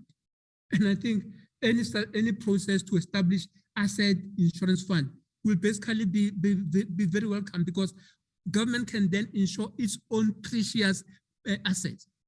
The Mpumalanga High Court and Limpopo, we've spent $1 billion to build, and we've spent hundreds of millions to put infrastructure, IT, and everything, etc. If it bends down, all that investment goes to ashes. It can only be recouped through a vote allocation. We must go and get new money to rebuild that court. That's the reason why it cost such a long time because people goes around to scramble for budget. Problem number two, they still struggle to get the service providers to come and do the work because the initial persons who build the courts are no longer there. The records may have been bent, lost, whatever. You don't know what is the plan in terms of your IT fireplace arrangement, whatever in the building. All those complicate aspects around the courts, etc. But obviously, that's one of the biggest challenges. In terms of policy, if a court bends down because of some negligence on the part of the users, there's a co-payment between us and Public Works. If it bends down because it was a natural disaster, Public Works must pay for that building, etc. And we must wait for them to allocate. We can't take money and allocate for it because it will be irregular if we do that. If we spend money for this year, earmarked to build more courts to resuscitate a banned court. And those are kind of complexities which must be dealt with in terms of the policies, and I think it creates options for GIAMA to be revised to address those challenges. Now that we have at one point we've had almost 4 courts having been down. I think it calls for more policy engagement around this, and DGF started to engage in that space. And I think the engagement with the DPWI is basically on policy aspects as well as on operational aspects. But one of the aspects which has led to huge under expenditure, and where we had failed last year, is the whole issue of the contract management, so that we can at any given time, when there's any glitch in terms of plumbing system, in terms of roofing, a leaking roof, whatever, we can basically get into the term contract and get people appointed from the database to come and do that. That will improve the turnaround time, to improve the spending patterns, whatever. We have missed the target in the previous financial year. And what we did, honorable chair members, we not dumb that target. We brought it forward to this year, and we have been engaging with DPWI, and I think I can say that we are already on the education phase of that term contract, so that it can improve the speed within which we repair all the damages. Currently, if anything happens in a court, the court manager ought to look around the service providers who are there around the 100,000, or to check and get the quotations, evaluate, etc. And the challenge is that in the small towns and small suburbs, you will never get those people, etc. They'll always have to come out of the small towns at huge cost to come and pay for those aspects, etc. There was a question on the yes, and I think Honorable Janju will basically be pleased around the measures on the magistracy. Part of the under-expenditure of the magistracy, and which is the same scenario with the judges, is that the judicial establishment have not been rationalized in both levels of the High Court. And we could not have rationalized the judicial establishment before we rationalized the areas of jurisdiction, making sure that courts have accurate jurisdiction around the areas over which people reside, etc. That process in the Magistrate Court has been finalized. The last 4 provinces will be coming into effect from the 1st of January. So from the 1st of January, all the magisterial districts in this country would have been aligned to the local municipalities' boundaries, so that all the old pre-1994 demarcations will be the thing of the past. That was the first part. The second part is that once we have done that, you must then say what numbers of judges and magistrates do you need to perform functions in the new configured courts. The minister have appointed a committee led by Justice Musaneke in terms of the high courts. The Magistrates Commission have appointed a committee to deal with the same exercise in terms of the magistrates' courts, and which was a very positive outcome from the Magistrates Commission. We could not have asked the very same process to be done by the JSC, because the JSC meets only twice a year, and its judges and its practitioners, whatever, senior counsel, if you ask them to do any work, you will never get anything from them because their plates are loaded. But the Magistrates Commission, they've agreed to put a team together to do that rationalization for the magistrates establishment.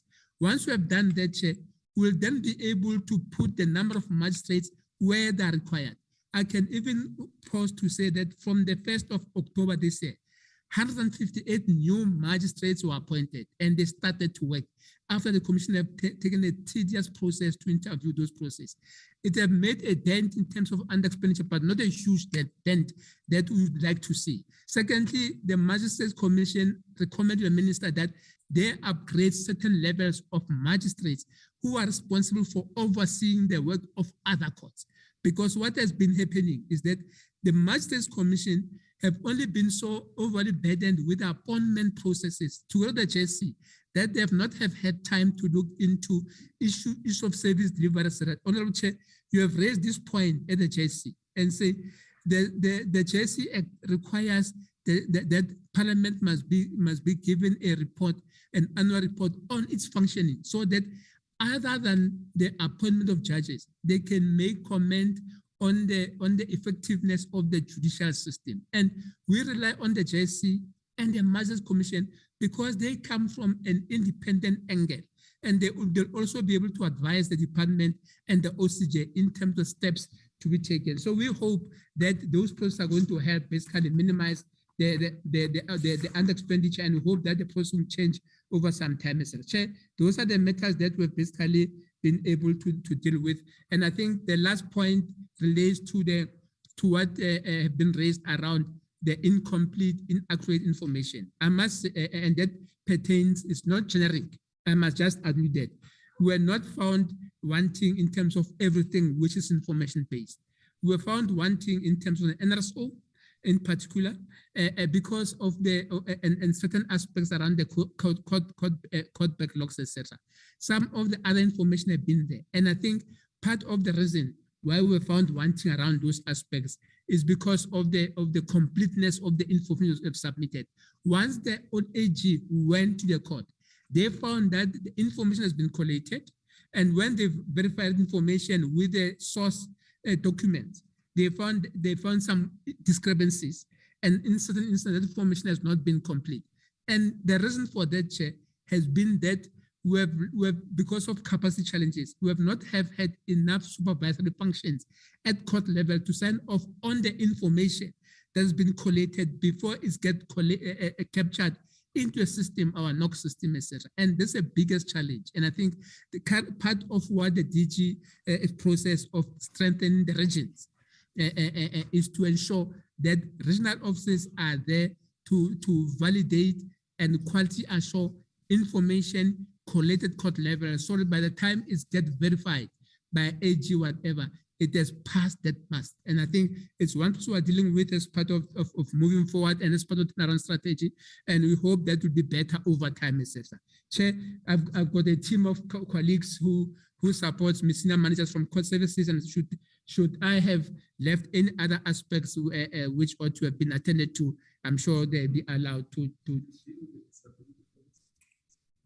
No, you have not. DG, can you round up?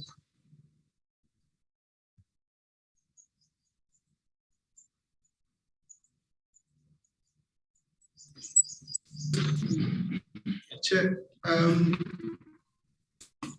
what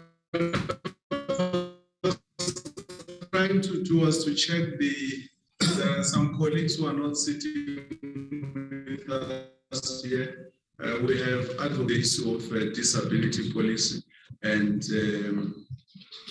gender-based violence and relations matters. So we request that she takes the floor. I think she's online to answer those in not more than 5 minutes. Can it be less?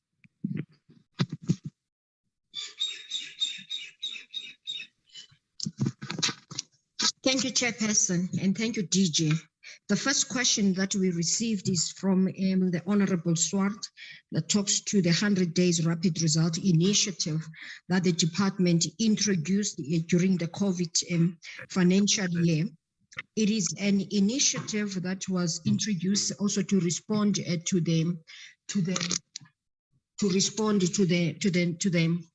one of the indicators of the National Strategic Plan for GBV. I would like just to say that it actually we piloted it in 10 courts due to the COVID-19 lockdown restrictions. And the purpose for the program is to remove the waste from the service chain, as well as to improve then the turnaround time in the finalization of the domestic violence matters, and also to eliminate the backlog cases in domestic violence applications for protection orders. So the success rate of this project, it was 98.9 a percentage of the reduction of the elimination of the backlog cases in the domestic violence applications for protection orders. So now we are in a process of rolling it out to all courts, and we have started to do so. And I would only just say that because we are collecting statistics so as to ensure that then all the courts are actually following the principle. And in June, we had the success rate of 76%, but only now focusing on the new applications for protection orders so as to ensure that then we speed them up and they are finalized within 90 days. The second question then, it is on the issue of disability. So what I can say here is that we have a serious problem first with the issue. I'm going to focus first on the sign language interpretation services. As we know that the sign language is not yet recognized as a universal language, and for that it is because of the fact that not everybody understands it. There is no common understanding of the dialects to sign language, and also we have the court users that are coming from the disadvantaged and impoverished communities who come to court not understanding it. So what we have done then as a department is to develop then the national policy framework on reasonable accommodations for persons with disabilities. And one of the requirements for the courts then is to keep a directory of sign language services with the assistance, of course, of the prominent South African Sign Language, that is the SASL, and to ensure that then there is access to justice. So basically that is what we have done, and it is also a policy that is improving the language accessibility, physical accessibility, as well as the information accessibilities to our court. So the next question that she asked was, have we aligned 75 courts to this policy?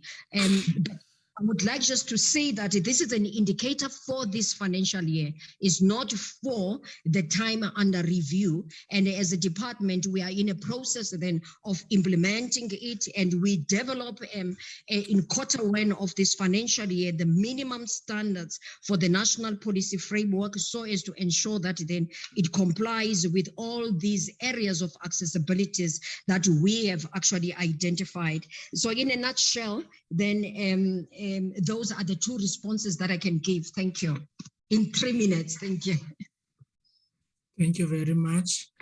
The issue of the gender mainstreaming, the consultant that was appointed, does it fall under you, where you spend just over $1 million for a consultant to do gender mainstreaming?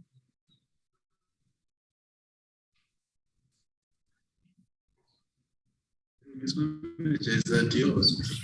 What is that gender mainstreaming? Can you answer, JP?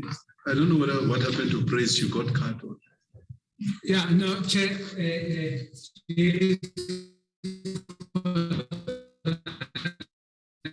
can just say that it's not, and we're trying to locate the for gender. So I was just indicating that the consultant. we can't hear you, Advocate.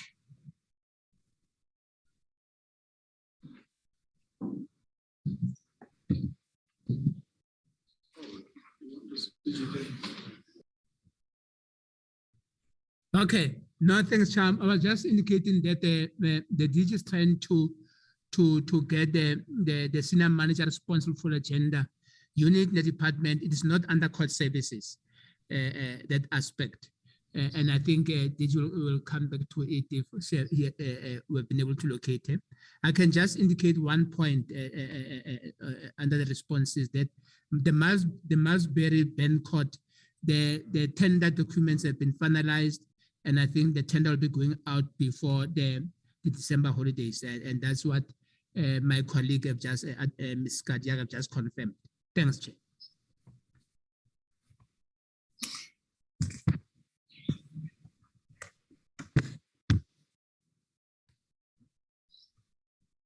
Good afternoon.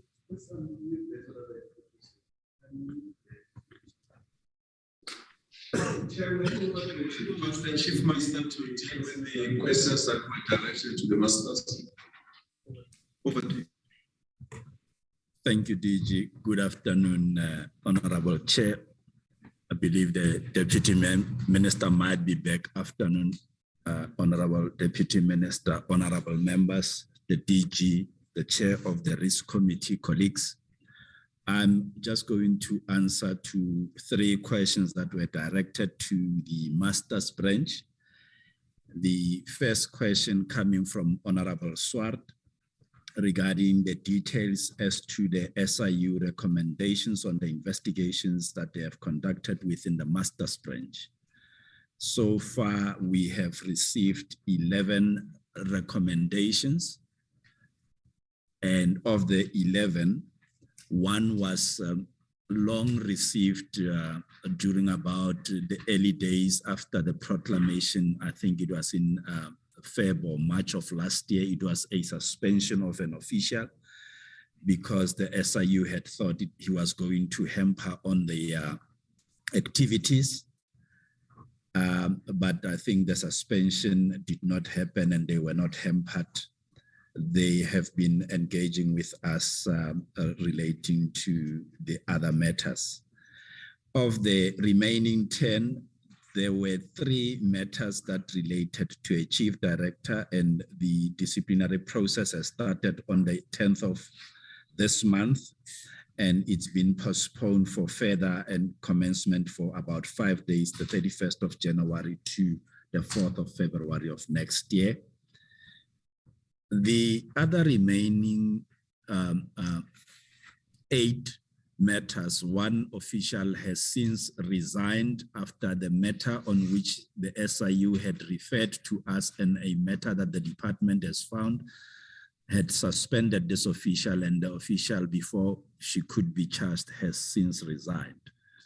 The remaining 6 are those that had followed the unlawful instruction, and on the advice of our counsel, who is dealing with the main matter of the chief director, we are rather taking a cautious approach with the HR to say we need these other 6 as witnesses in a matter. Therefore, we cannot commence with their matter at this stage. But as soon as they are done there, we would then commence with them so that they do not turn hostile to the department. The second question from Honorable Swart was also the question where there are mandamus applications that may be sought where officials would have either delayed or did not issue the necessary appointment letters. We are aware of those applications, and of importance, I think it was the need to understand what would have caused that there be this lapse, and what corrective action are we taking to attend to this. So what we have basically done is that we noted that in every matter which is litigated against the Masters branch, we have a record and a database, and as we refer the matter with the instruction whether we are abiding or opposing or opting for settlement, we keep the record, we pass the matter to the law enforcement unit within the department with a further instruction that says that a determination of liability has to be done. it will be important going forward that we improve on the actual outcomes of those liabilities. Should it be attributed to an official who had just failed or was just negligent or just refusing to attend to his or her work, that we take corrective action. But we had also understood that part of the question could have been, of the challenge could have been during the hard lockdowns when we were to operate in line with the DPSA directive of about 50 or less or 70% when people were rotating. That could have been a factor that causes, because files were allocated per numbers to various officials in the bigger office, to change and let somebody sit in and take over on behalf of the other could have caused a problem. But that is not necessarily debarring us from conducting the assessment of whether the official could and should have done his work in time. And once we get that report from law enforcement and it recommends that we take corrective action, we will definitely forward it to our labor unit to do that. The last question came from Honorable Breitenbach on the details as to how we will be addressing the backlog which had arisen as a result of the ransomware, as a result of COVID, as a result of even the load shedding. In the branch, we have assessed the number of backlog matters and have embarked since about from the 8th of November, Monday this week or Tuesday this week, have embarked on extra hours. And we have not just given a blanket extra hours to attend to the backlog, but we are monitoring it, and we have taken an approach that says, based on the number of the backlog per office, we have allocated a 2 to 6 weeks plan to address that backlog. That would be all from the masters. I hope I've covered everything. Thank you.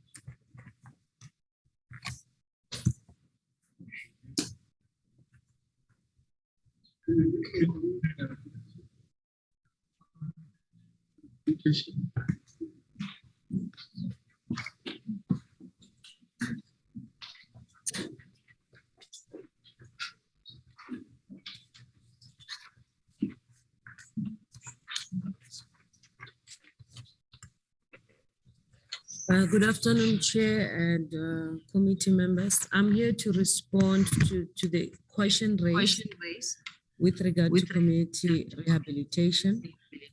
The question was community rehabilitation is no longer in the APP. Has it been implemented? If it has not been implemented, when will it be implemented? I would like to indicate that yes, there is progress in terms of its implementation. However, the reason why it's out of the APP is because the regulations that speaks to the implementation of community rehabilitation were not yet finalized. What has happened up to now is there has been consultation with different communities which have indicated their desires of the types of projects that we want to see. And 2 sets of regulations have been published for public comments, and the comments which were received have been evaluated. There was even consultation with different structures that are interested in the program. The comments that have been evaluated have now been included in a new version of draft regulations, and the draft regulations are now en route to the minister for approval. And once the regulations are approved, then the work in terms of the implementation of the already conceptualized projects will be done, and will then continue to further engage the other communities that also have to be rehabilitated with regard to the TRC recommendation. That will be my response. Thanks, Chair.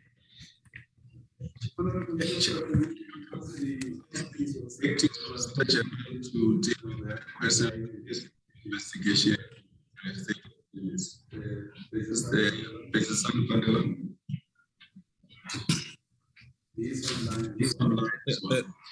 Thank you, Chairperson. I hope you can hear me. Yes. Thank you very much, and members of the committee, the DM, PG, and colleagues on the platform. I think the question that has been asked of me primarily is from Mr. Honorable Member Swart in relation to the investigation by the SIU. I must point out at the outset, Chairperson, that I think in the last sitting, in relation to this particular issue, it was indicated that the Portfolio Committee would like to hear from the Office of the Solicitor General, the NPA, as well as the SIU under one sitting, so that we can actually deal with all the matters that have been flagged. But just for the purposes of answering this question, I must indicate that there were reports that in fact preceded my appointment, and in relation there to they impacted on the Office of State Attorney in Johannesburg. In relation to those matters, both employees have since resigned, but the SIU has got preservation orders in relation to their pensions. And that is in relation to the former head of the branch that used to be the State Attorney's Office in Johannesburg. There has been another employee whose pension has also been preserved. The other matters relate to external individuals against whom we cannot do consequent management. There are quite a number of matters that have been flagged by the SIU relating to a practitioner in the Eastern Cape. Mr. Pandelan, I think, yes, we do have that information. In fact, we have met with the SIU, the NPA, twice, and then we have met with the SIU, the NPA, and the Hawks. I think it was our last, so we've met with them 3 times. We do have that background information, and we have agreed that we are going to be meeting with them twice a year. So we will be meeting with them, I think, by March, April. So we do have that. We do have that information. Don't go to that background. We do have it. No. So in the main, Chairperson, that would in fact dispense of that issue. The other issue that Honorable Member Horn raised, the contingent liabilities and case management, I think the CFO did allude to the issue of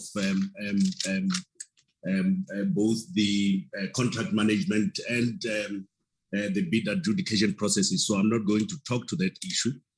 However, I also need to indicate that if you look at page 36 of the slide, I think it will be remiss of me not to also mention at this point that the policies that were in fact indicated there as being en route to Cabinet has been approved on the 9th of November, which is Tuesday. I think, Chairperson, you would be aware about that. And we were given clear instructions that the other 2 critical policies must be finalized, and those will be going through the process on the 18th of November. I think I will yield back to yourself and the DG to deal with the other residual issues, Chairperson. Thank you. No, thank you, Mr. Pandelan. We're not yet done. I asked a question about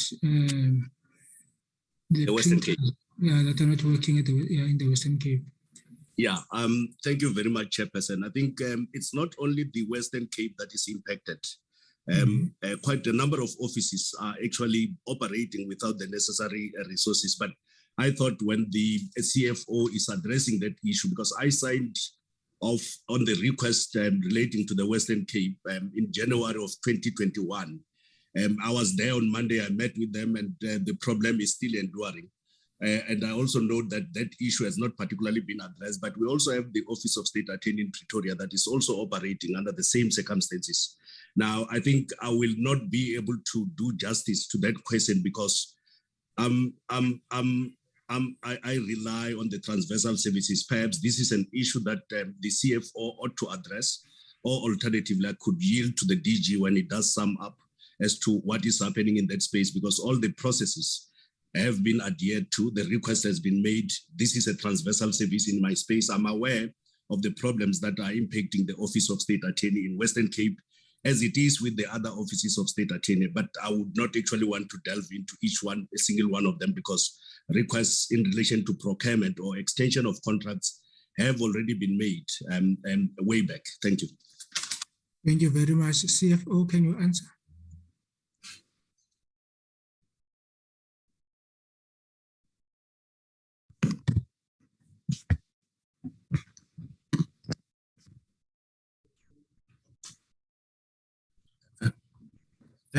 Thanks, Chair.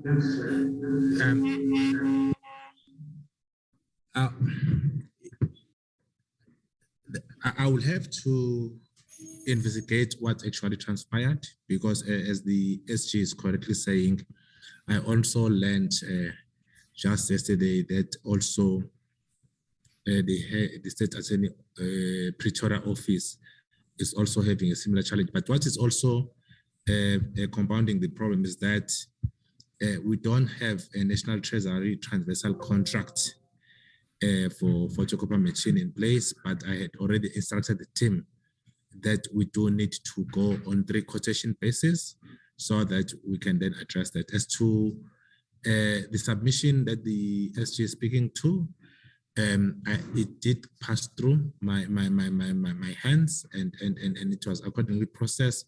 But as to why the machine is not there, it could be one, the issue that a service provider has been appointed, but a service provider who does not have capacity to deliver, because that's the case with also our Pretoria office. But it's a matter that I had indicated to the team that we need to collect the information with all the other offices who may be having a similar challenge of being impacted by the service provider who was unable to deliver, but was part of the transversal contract. But for those other offices that are affected, we're going to have to go a 3 quotation route to have the photocopy machines available at least for a short-term period up until National Treasury has in place a transversal contract. But it's a matter that I'll take up personally to make sure that these issues are indeed resolved. Thanks, Chair.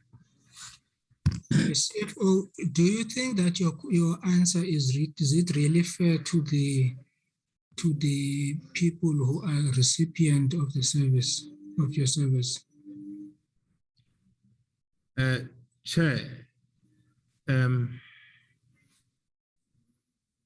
my answer would probably be not fair in a sense that people are without services, but my response also is also limited, because this information, Chair, I'm just receiving now, particular with Western Cape today.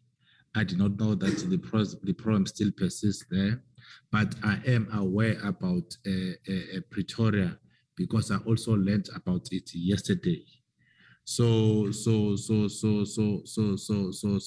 hence, I would say, from a person who's not receiving services, my answer would probably be not fair. But from where I stand, if also I do not have information about challenges that colleagues are still having at their level, really, it's an answer I would also provide from my side, to say, let me be given an opportunity so that these matters can be addressed as speedily as possible. Thank you, Chair. When did you sign the memo? No, the memo was signed in January. So from where I stand, it went past me, yes. From where I stand, Chairperson, once the memo is off my hands, services would need to be delivered. So I'm not too sure with Western Cape whether the case is that of one service provider, forgotten its name, who was part of the transversal contracts, whom purchase orders were issued, but when they were supposed to deliver services, they did not have capacity, because that's the situation with Pretoria office. So that's why I'm saying I do need to investigate to say what actually transpired with Western Cape, so that at least I'll be able to deal with this matter based on what actually transpired in Western Cape. I do not have all the facts. But you knew about Pretoria? No, I only knew yesterday. Okay. Yes, that's thank fine. Teacher?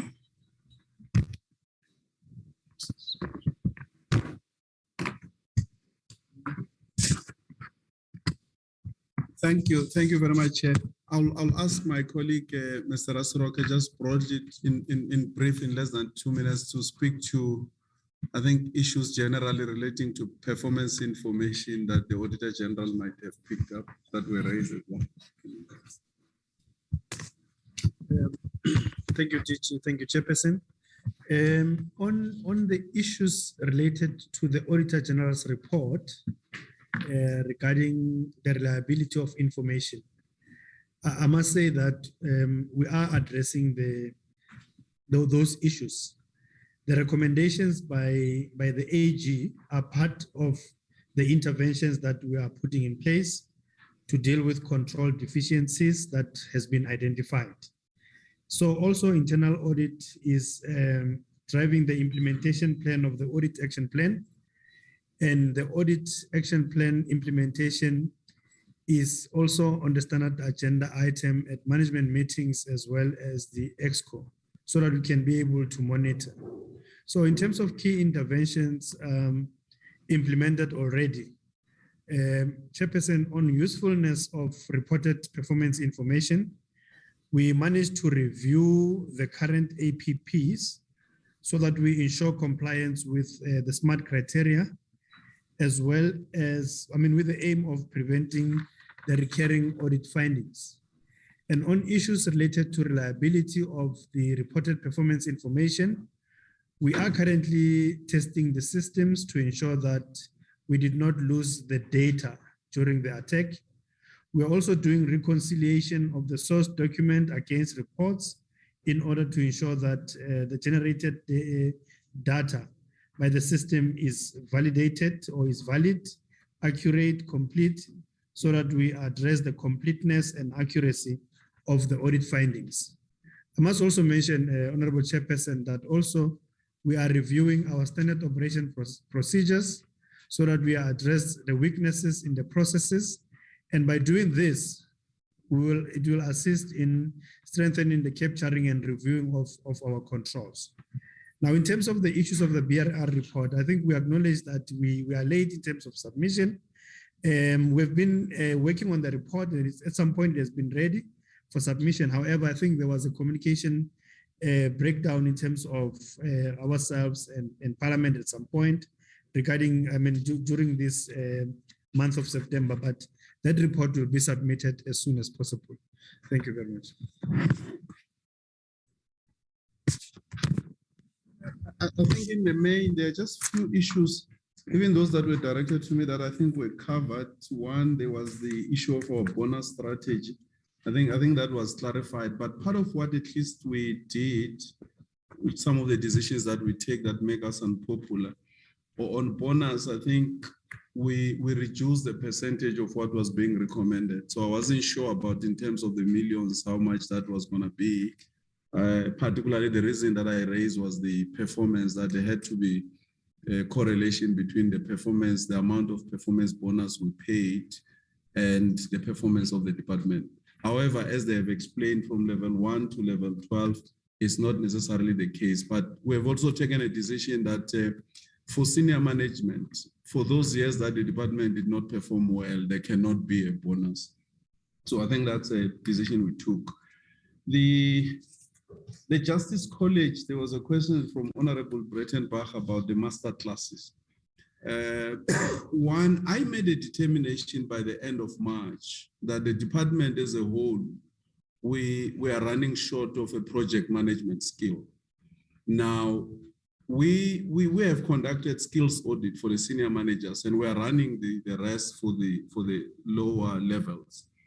So what the Justice College is doing with Masterclass, I guess Masterclass might well sound like a fancy name, is to do a project for all, a course for all of us in senior management. And so they will be taking us through training. And I think that's not an expensive exercise. With the one we did on change management, because there's a lot of programs on change that we're implementing. The University of Pretoria offered. So when I was appointed, it was on an alma mater that the principal offered that they want to assist us. So we did that change management course for free. And it's very important for us that the performance of the department will not improve without change management programs being implemented.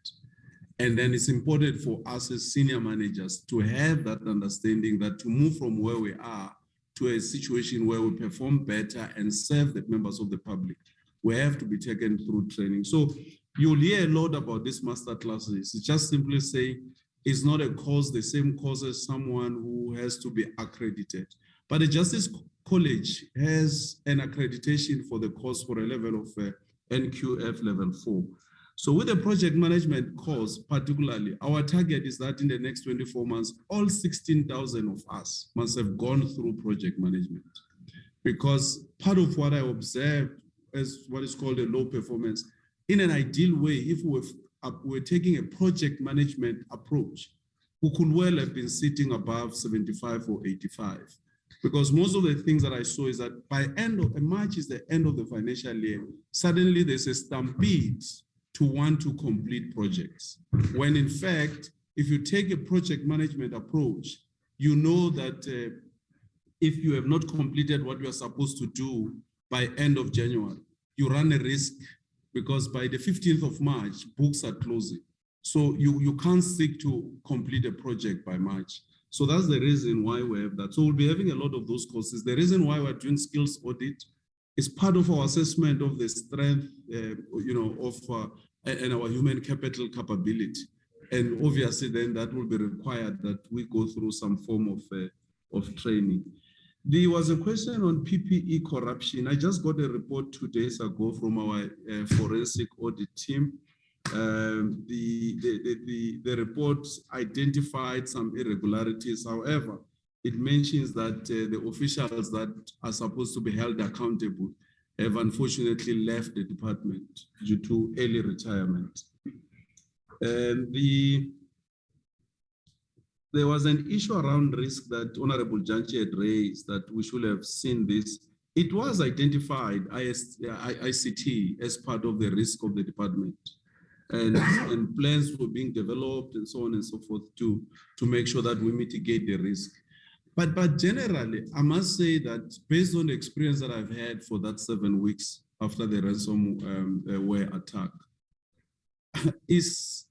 and I apologize that when I mentioned the state of affairs as they are, I seem to horrify you, but I think it is important that I tell the situation as is, even to my own peril, so that I don't come back next year and say, oh, but you could have told us that this is the situation. The cyber governance is not only a challenge that is facing justice. I want to dare say that it's a general challenge that is facing government. And what am I basing that on? I'm basing on the fact that us having to deal with that challenge, if you were to ask, how many of the government departments were we able to draw on for them to come and assist us?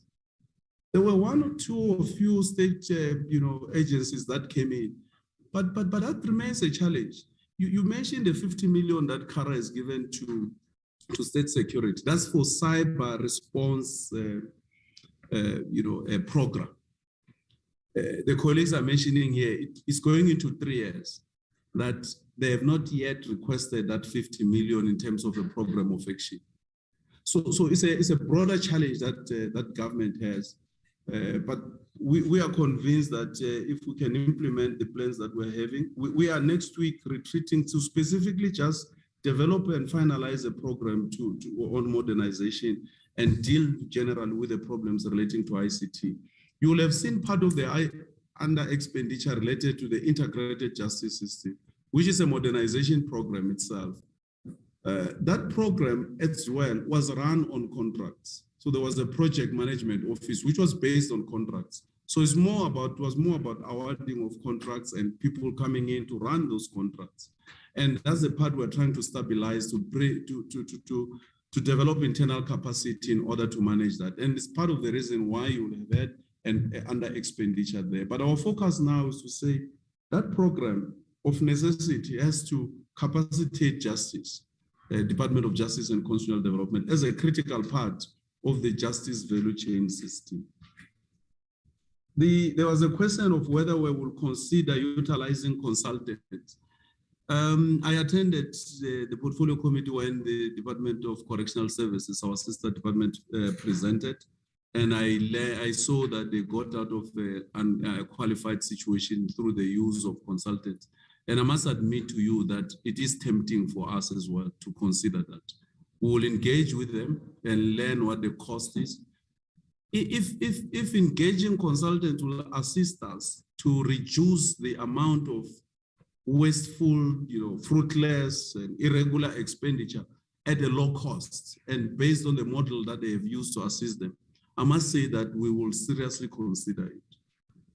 Unfortunately, the 1 million now on a consultant on gender mainstreaming, no one is able to account for it. Apparently, it's not known by anyone, even the colleagues that are responsible for gender. So we'll have to go and dig and try to understand what was that 1 million paid for and come back to you. I think, Chair, we have tried to the best of our ability to respond to the questions that were asked, unless if there are those specifically that we might have missed, we can deal with them. But that's our response, Chair.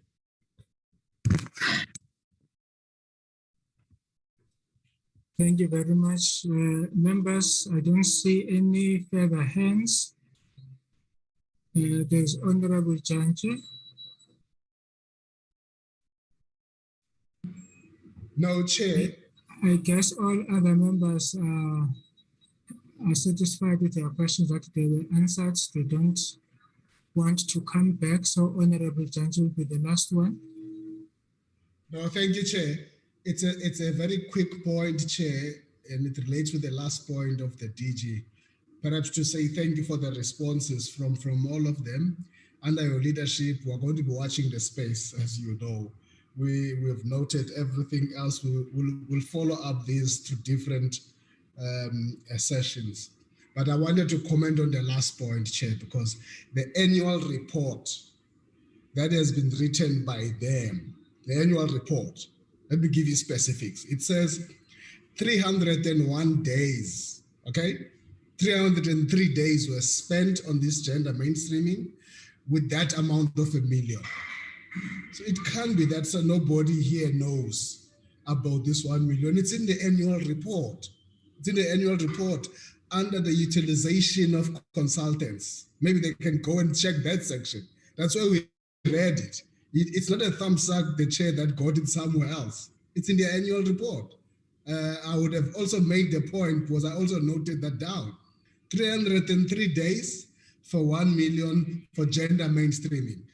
They might not need to respond, but I just wanted to make the point that this is not a some unknown thing. You brought it to us, so you cannot be able to explain it. Thank you, Chair.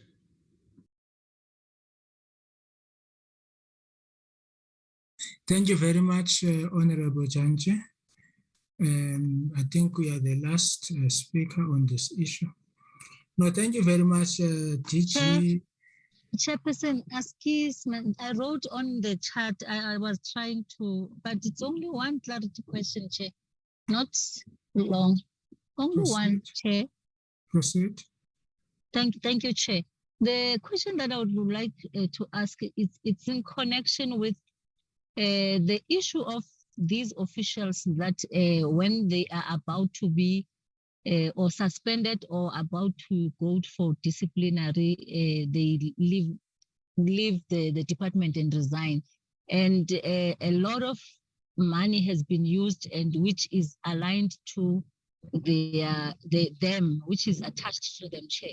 I just want to find out, is it possible that even if that official decided to go, is it not possible for the department, for example, themselves to just to submit the case to the SIU or what? Or do they have to wait for such occasions where they have to come and report?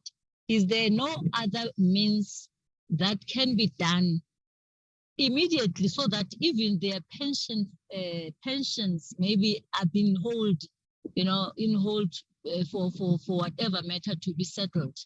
Thank you, Chair. Thank you very much, Honorable Chair. Teacher.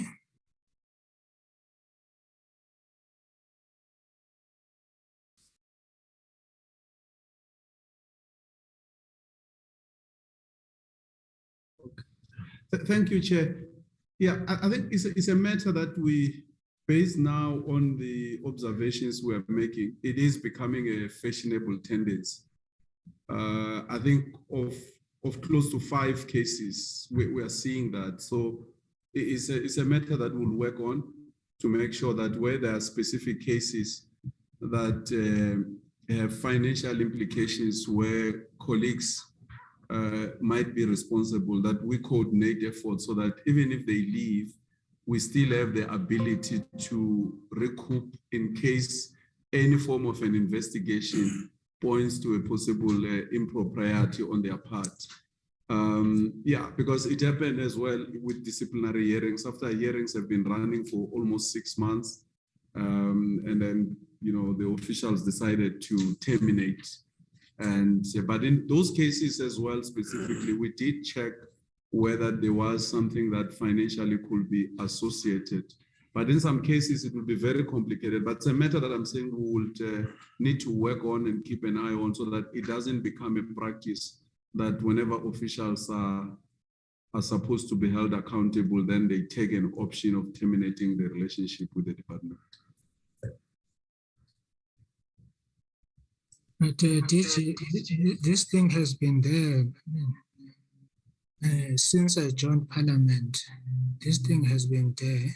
I don't think that is something that is starting now. That people, when they are faced with disease or they are involved in corruption, then they resign. And from a long time ago, the view has always been where if there is a criminal activity taking place, we should lay criminal charges.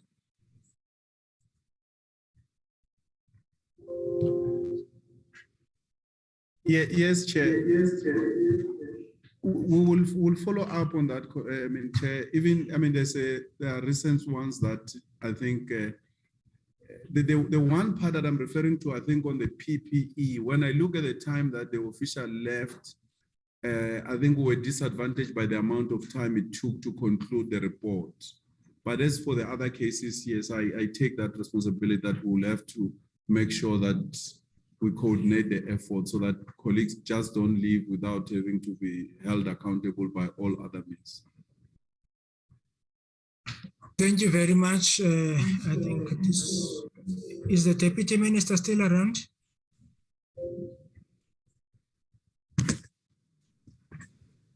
Yes, Chair, I'm still here. Okay, we give you this opportunity to have your concluding remarks on this issue. No, Chair, I think it's been quite an exhaustive session, so I don't really have anything to say at this point. No, thank you very much. I think you would be aware, Deputy Minister, DG and the team, that from 2016, in 2016-2017 financial year, your performance was 85%. The following year, it went to 74. Then the following year, it went to 73, then 51. Then now it is 60, it is 66. So I think you understand why we are so worried. We are so worried that Deputy Minister, can you mute yourself? I think that is why, I think you will understand why we are so worried. But we have seen that you have responded in detail to the issues raised by the Auditor General. But what we would like you to do in your responses, in those detailed responses, we would want a situation where you detail what, when, and by who, so that that is submitted to the committee, so that early next year, we are able to have quarterly meetings with yourselves to track progress, because the year starting from 31st March next year, after that year, we want a clean audit. We want a clean audit from the department. We don't want to give you a blanket check anymore, because we don't believe that a clean audit is an accolade. A clean audit should be the minimum standards to show that government is properly functioning and is accounting for the resources given to it by the citizens. So we don't accept that departments under our stable don't have clean audits, especially justice. Now, we know we are demanding it, we can see that it is achievable. Because if you can focus on those contingent liabilities, we think that it is achievable. So we will be meeting with you every 3 months for progress reports. We want your commitments to put them in a sort of a project plan that has got who, when, how. And then we will also, from our side, we will go through the questions that the members have asked so that we are in a position to ensure that we have a common program of monitoring you and assisting you to achieve better performance. We would want you to go beyond 85%. There are areas where if there is no performance by the Department of Justice, like the Master's Office and many other areas where our people are directly impacted. For us, it is not a matter of percentages. Whether it's 66 or it's 85, it's not a matter of percentages. It is a matter of qualitative service delivery to our people, changing the lives of our people. As long as that does not happen, you can have the most beautiful reports and the most eloquent way of justifying why things have not been done. That is irrelevant. As long as there are many queues where you go when you go to the Master's Office, for us is a sore point. So we want to help, we want to work with you.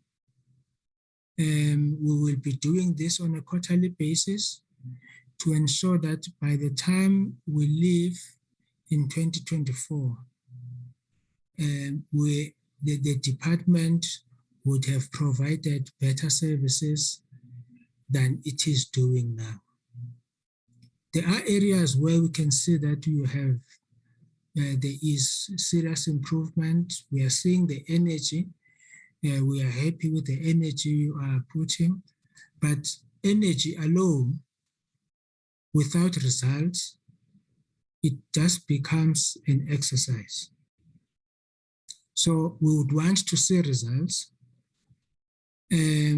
This issue, Deputy Minister, I think you need to raise it also with the Minister and the Cabinet.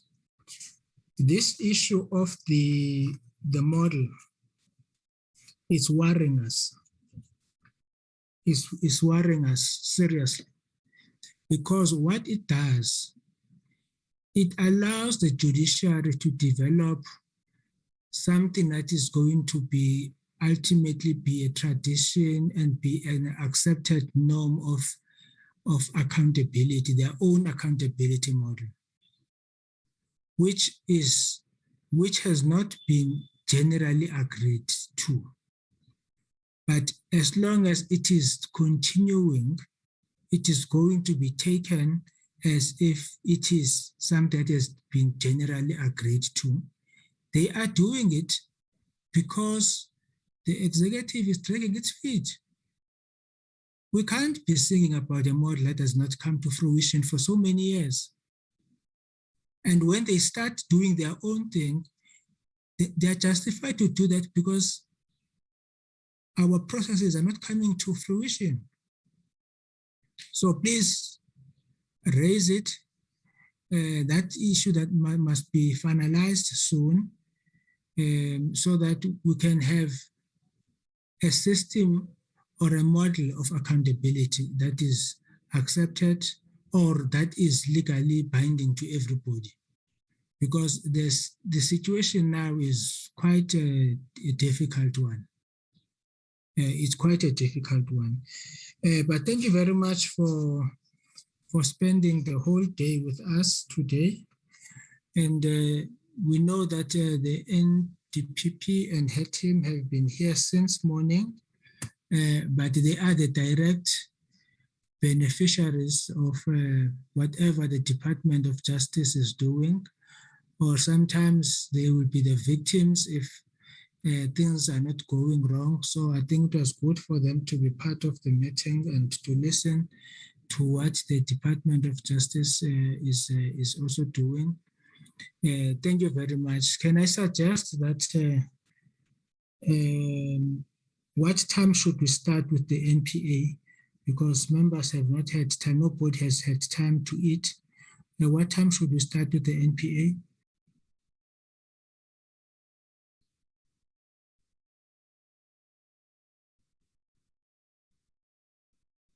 Honourable Chair, so I suggest 2:45. 2:45. Is there any disagreement with that? Supported. Supported. Can you start at 2:45 with the NPA? Thank you very much, Department of Justice. But it is in your interest that you must listen. Recording in progress. It is in your interest that you must listen to what the NPA has to say, because it is part of the department. It is part of it's a program in a department. So this thing of people coming, presenting, and leaving is what is building silo mentalities within government. So it will be important that you stay also, since they stayed the whole day listening to you. Thank you very much.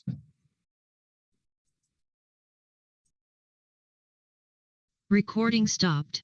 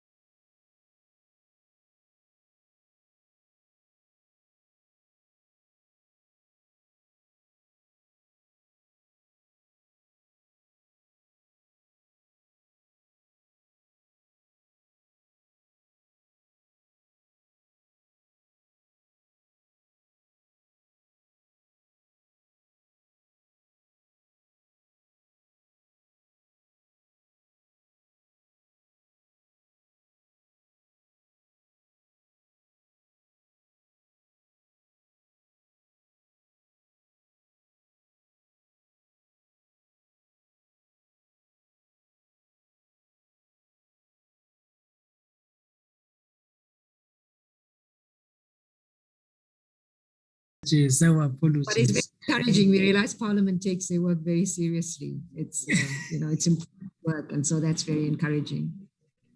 No, thank you very much. But we take it as just because you are just one family. It's it's a continuation of the meeting.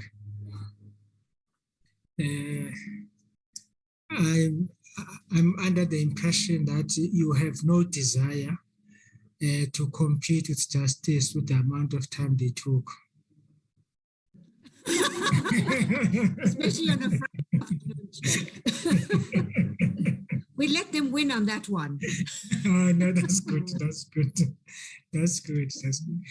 No, I'm sure your honorable members are on the same page. No, Honorable Breitenbach has got a lot of stamina. She can go until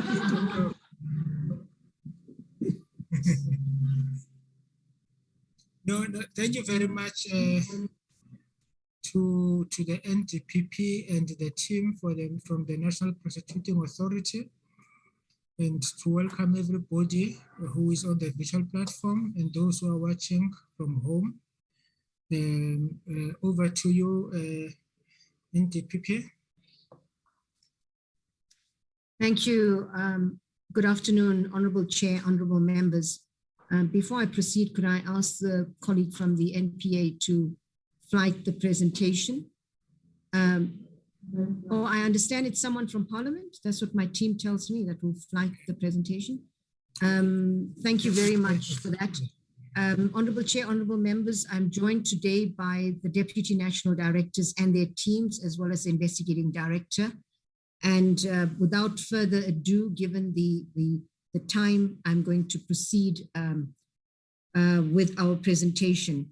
Can we move to the first slide, please, or the next slide?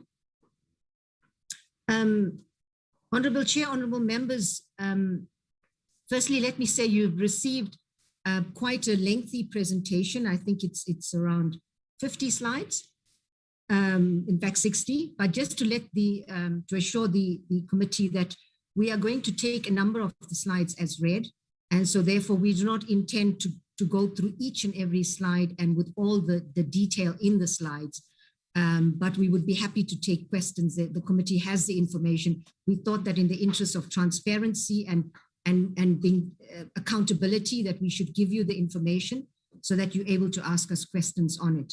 Honorable Chair, Honorable Members, we return to the committee to report on the progress and impact that the NPA has made in what has been a really very, very challenging and unpredictable environment in this past year.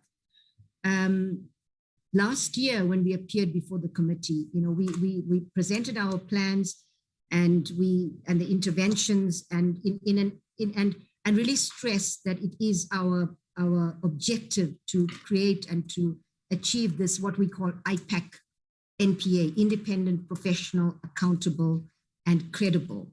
A lot of progress has been made in the implementation of these plans, but we do know there's still a long road to go. It is part of our 5-year plan, and there's still a lot of work that needs to be done, and we need to do better.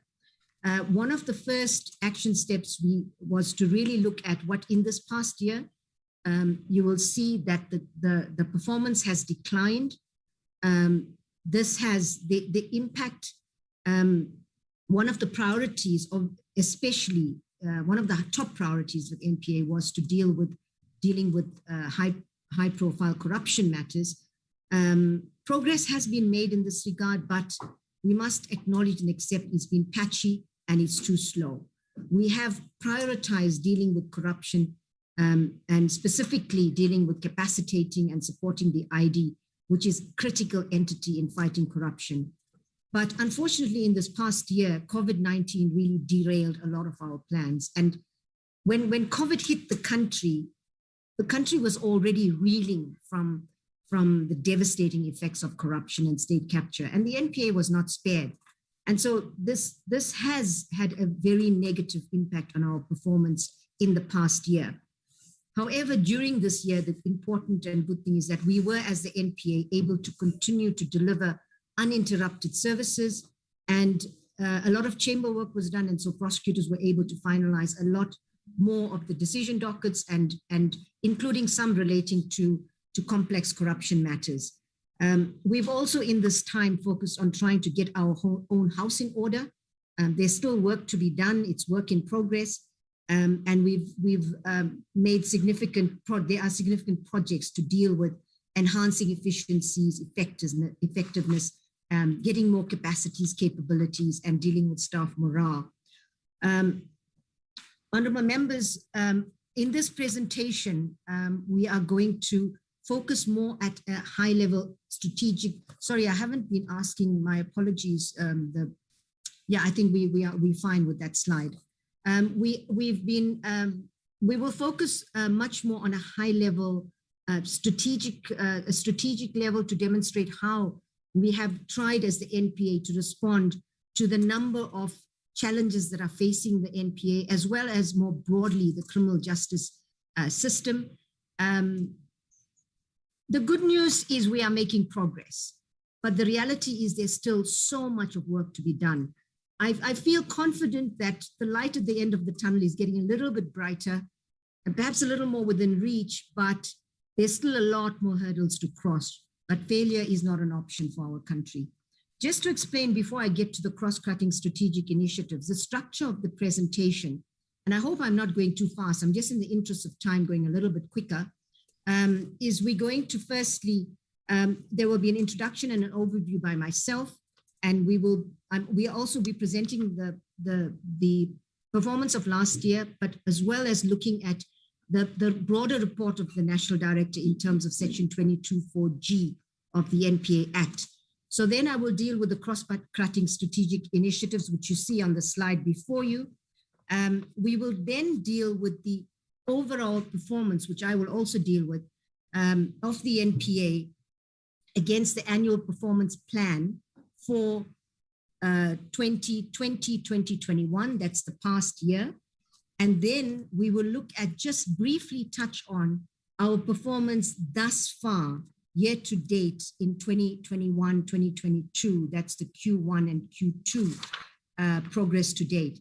We will then present our priorities for impact. You will note that when we presented the last time, we talked about our prioritization and what we were going to do for impact in the 6 months. The various EXCO leads will present on those 6 months priorities and the progress we've made to date. And then we will present certain key strategic initiatives that are focusing on NPA priorities.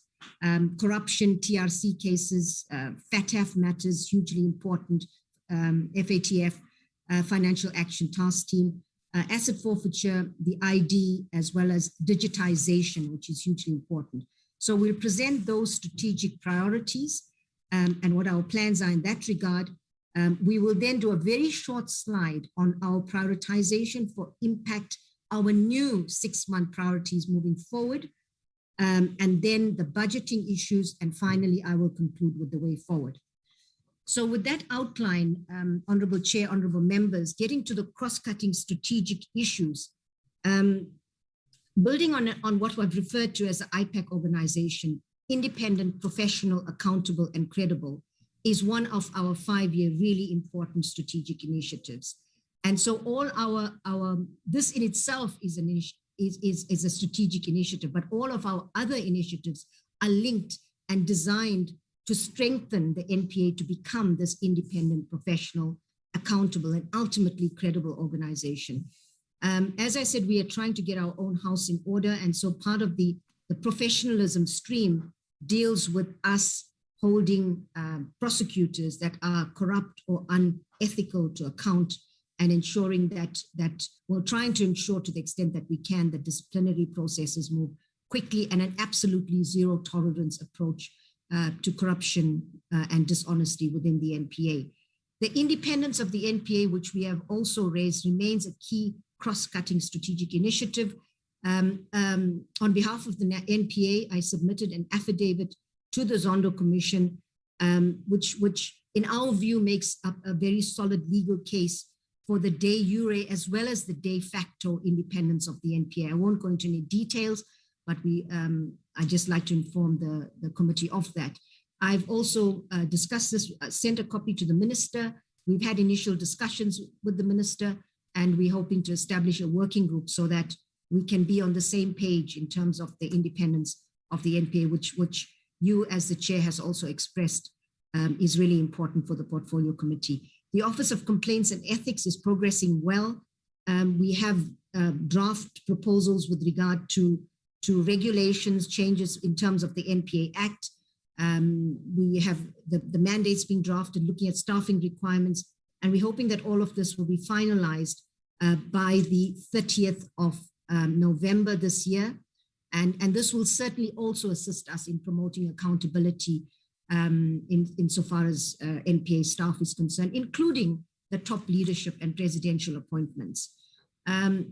Innovation, I've mentioned the Innovation and Policy Support Office, which has been created now as a permanent resource within the structure of the NPA. And it is, in order to drive innovation across the NPA, the president has also stressed the importance of innovation in government. Most of us don't have the time with our day jobs to do this, so creating this capacity to drive innovation is hugely important. And so IPSO has also developed and supported many projects across the NPA and is providing support to various business units. Next slide, please.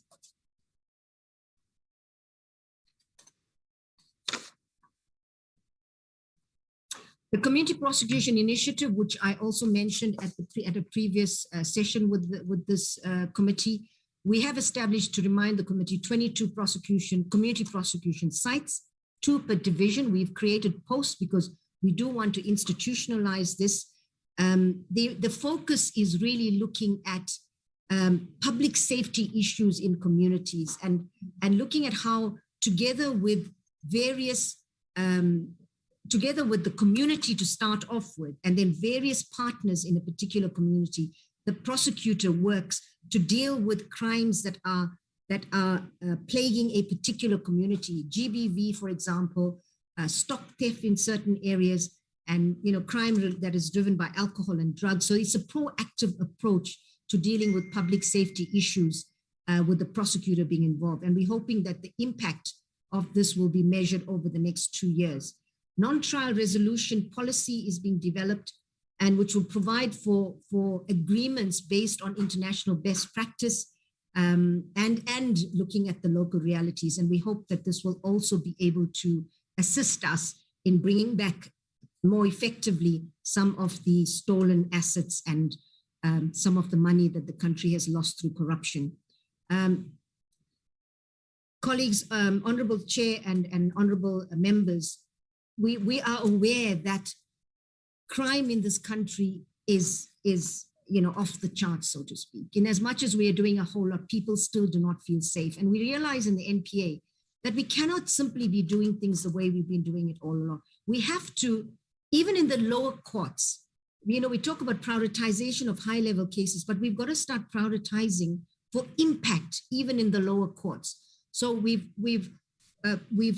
spoken, we've had initial discussions with our colleagues in SAPS, is that we need to, for example, have a policy on prioritizing housebreaking and house robberies.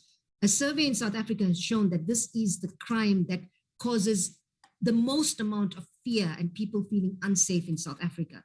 So we're looking to be able to prioritize these particular crime types so that together with our partner in SAPS, we can have a very focused approach being driven by statistics in terms of where we prioritize and make sure that we're able to measure the impact and hopefully target those criminal gangs that are involved in housebreaking and not dealing with the odd, housebreaker, one here, one there. We really want to look at those that do housebreaking as a career and try to target that and in the process have an impact on housebreakings in South Africa. This is one example of the type of prioritization policy and innovation we want to try to introduce in the NPA. Enhancing communication has been identified as a key strategic initiative across the NPA and is now at the center of all our strategic priorities. We have really upped and revamped our internal communications. We're working on the external communications, our intranet, and we're hoping to have a really good, informative website, cutting edge website developed and launched soon. Next slide, please.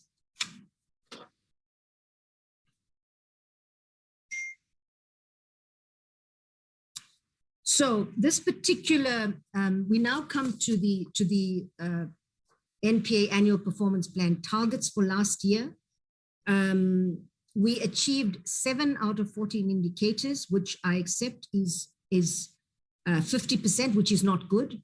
And so we just want to, this particular slide, 4 of these targets are E&E targets. I'm not going to go into the detail of this, but I do not want to sound defensive about this, but I suppose just by saying that I'm already sounding defensive.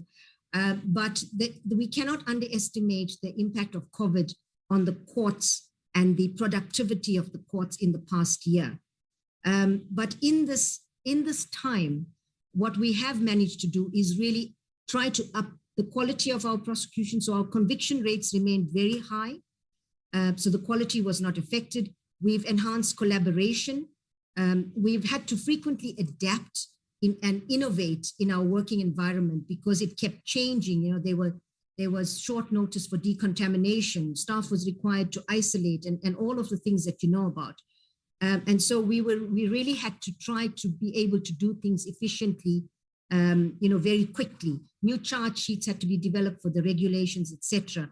We had to reorganize skills. Prosecutors had to do things that they didn't normally do, and it wasn't ordinarily part of their duties. So this resulted in some level of expansion of skills.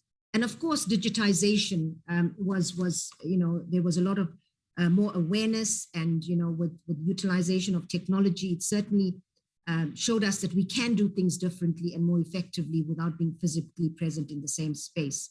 Next slide, please. I think we've gone one slide too far. We can go one slide back, please. We should be on slide 7. Okay, so these are the targets that were not achieved. So, you know, it's important to note that the numbers alone do not provide the full picture. In as much as these were not achieved, and we accept that, many of the targets were only marginally not achieved. For example, if you look at them, you know, 2.8% below the target of 93%. So it's we continuously pushing ourselves, and you know, but we've missed some of these targets, not significantly. And you know, for example, even if you look at the number of persons convicted for private sector corruption, you know, it's a significant number, but we haven't reached our target. So we are putting in plans in place to ensure, and you'll see from when I talk about our Q1 and Q2 performance thus far, we are certainly on track to meet our targets this year. Next slide, please.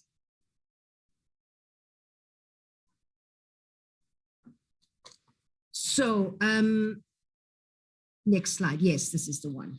So this slide deals with the asset forfeiture figures. I think it's important to note, I mean, the asset forfeiture, the value of freezing orders and the value of recoveries certainly do not look good. And part of this, the reason for this is that some of the reasons that I mentioned earlier on with regard to COVID, but also with regard to Chapter 6 preservation orders. And there's significant investigations that need to be done before we can move on many with regard to freezing orders in many of these cases. And so, you know, that has had a negative impact. But if you look at Q1 and Q2, thus far this year, we have already exceeded our target with regard to freezing orders by 45%. So we're certainly hoping that in this year, we will in fact exceed our targets that we have set for that, for the AFU in terms of freezing orders and the values of recovery. If we can move to the next slide, please.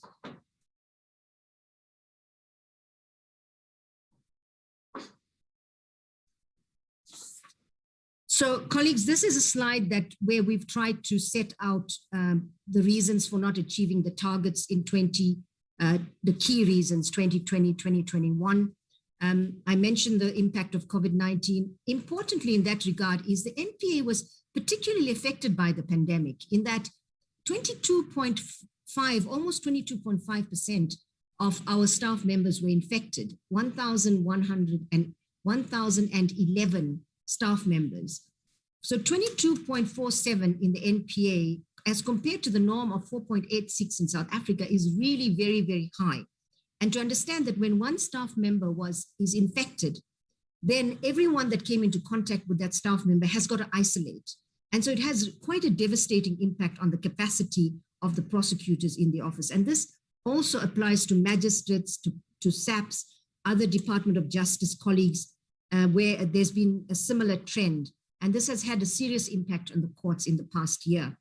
And sadly, the death rate in the NPA was also markedly higher than the rest of South Africa. And we've lost a number of colleagues. Money laundering matters, they have a number of charges. They complicated financial investigations. Trials are protected. There's lots of legal challenges. That's another reason. Lack of skill and capacity. This is a very, very, very important issue. And not even moving forward, lack of skill and capacity to deal with highly complex cases is still a very, very serious challenge, not just in the NPA, but in the SAPs as well. And we're trying to capacitate the ID, but the ID is going to deal with a very small percentage of these cases. If we do not properly capacitate the SAPs, we are going to have serious problems in trying to deal with these issues, even moving forward. And then there's some, the figures declined. There was a decrease in cases coming in during this year as well as a decrease in the finalization of cases for all the reasons that I mentioned. Next slide, please.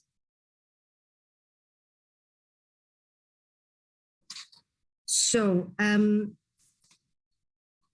so this slide deals with as I mentioned earlier, the 2021 and 2022 targets achieved. What is important is that we learned a lot of important lessons on how to work under COVID conditions and to respond. And we're hoping that this year, even if we go into a fourth wave, that the impact will not be as devastating as last year.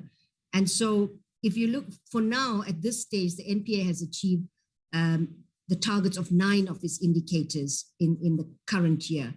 And so we actually quite confident that we'll be able to achieve the rest of our indicators for this year. 2 indicators were not achieved in the so far. Sorry, let me repeat that. 2 indicators that were not achieved in the previous financial year were achieved in the first 6 months of the current financial year. And this is the number of persons convicted for private sector corruption and the value of freezing orders for corruption or offenses related to corruption. With regard to sentences, Tutuzela care centers, I just want to highlight that the courts are really imposing very, very high. For sexual offenses, you see the conviction rate is 73.4%. The courts are really imposing high sentences, 109 life sentences, 20 to 25 years, we have 51 cases, and 10 to 19 years of imprisonment, 204 cases. But the reality is that, again, this is not making impact on sexual and gender-based violence in our country. And the justice system is never going to be able to deal with this problem. A lot more needs to be done. And I know a lot is happening, but regrettably, we still have a long way to go in this regard. Next slide, please. Next slide, please. Yes, thank you. So this slide deals with the targets that are not achieved thus far in the first 6 months. 4 indicators out of 13 have not been achieved. But as I said, we are not far off, and I'm confident that we can catch up. You can have a look at the figures yourself. Some of the targets were just marginally not achieved. Although they have not been achieved, I think significant progress has been made in terms of these strategic indicators. Progress has also been made with regard to the AFU operational indicators, as you will see in the gray blocks. Next slide, please. We've set out here the reasons for targets not being achieved currently in this financial year. And it's clear from, again, we continue to the impacts of COVID are still being felt. SAP's reported crime during this year has decreased remarkably. So that has also impacted on the number of cases that are coming in. The volume of cases has declined. And so we really need to look at what's going on here, because we do know that crime is rising. And so, it's something that with SAPS, there needs to be analysis in terms of why this is happening with regard to the decline of cases that are coming into the year. But it seems like now there is a steady increase. So hopefully think that will turn around.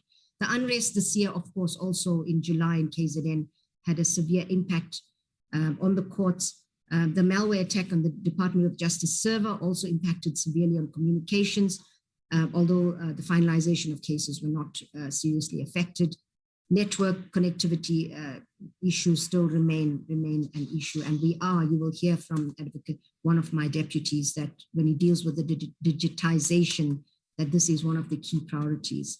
Next slide. Honorable Chair, honorable colleagues, that is the introduction on my part and dealing with the performance targets. You will recall when we last met, I think it was the last time, but we did report to the portfolio committee on our 6-month prioritization for impact. And I now hand over to the EXCO leads, starting with Advocate Rabaji, who will deal with each of the 4 priorities. I think if we go to the next slide, let me just make sure I am correct in terms of our. Yes, thank you. Advocate Rabaji, over to you with regard to the first priority. And this is with regard to our 6-month priorities that we had set up decided on 6 months ago. So this is just giving feedback to the committee on this. Advocate Rabaji. Thank you very much, NDPP. Thank you, honorable members, for this opportunity. If we could turn to the slide on fighting corruption, expediting high profile. Yes, thank you very much, Chairperson. This is one of the areas where we feel that we're beginning to make impact. So I was the champion lead to coordinate the fight against corruption for the IDAFU, SCCU. So we worked very well with our DPCI partners. In this regard, we prioritized 10 cases, and as and when a matter gets enrolled, an asset forfeiture has happened, we put in another case. So in total, we have enrolled 9 out of 14 cases. And in this list, we include the high-profile asset recoveries that you have seen, the 1.4 billion in the Eskom Kusile power station matter, the 520 unlimited restraint order in respect of Nulani Investment, which is one of the Gupta links companies. The list there it's stated. So over and above this, working with DPCI, who were committed to the process, the head of serious economic crime, the head of high-profile corruption, we sat in the room and we made sure that the investigating officers out of this case, who are investigating these cases, gave account, and we pushed and made sure that the matters are enrolled. We're still continuing with this process. In fact, I met General Lebeya last week, who promised to allocate more senior DPCI officials to help me with this process, because as the NDPP explained, without the investigations being done and finalized by our DPCI colleagues, we won't be able to make traction. But this is one of those projects that we thought we have made impact and it's been successful. So in this list here, I haven't shown all the 14 cases. I've just highlighted those that we have made significant impact on. Thank you, NDPP and honorable members.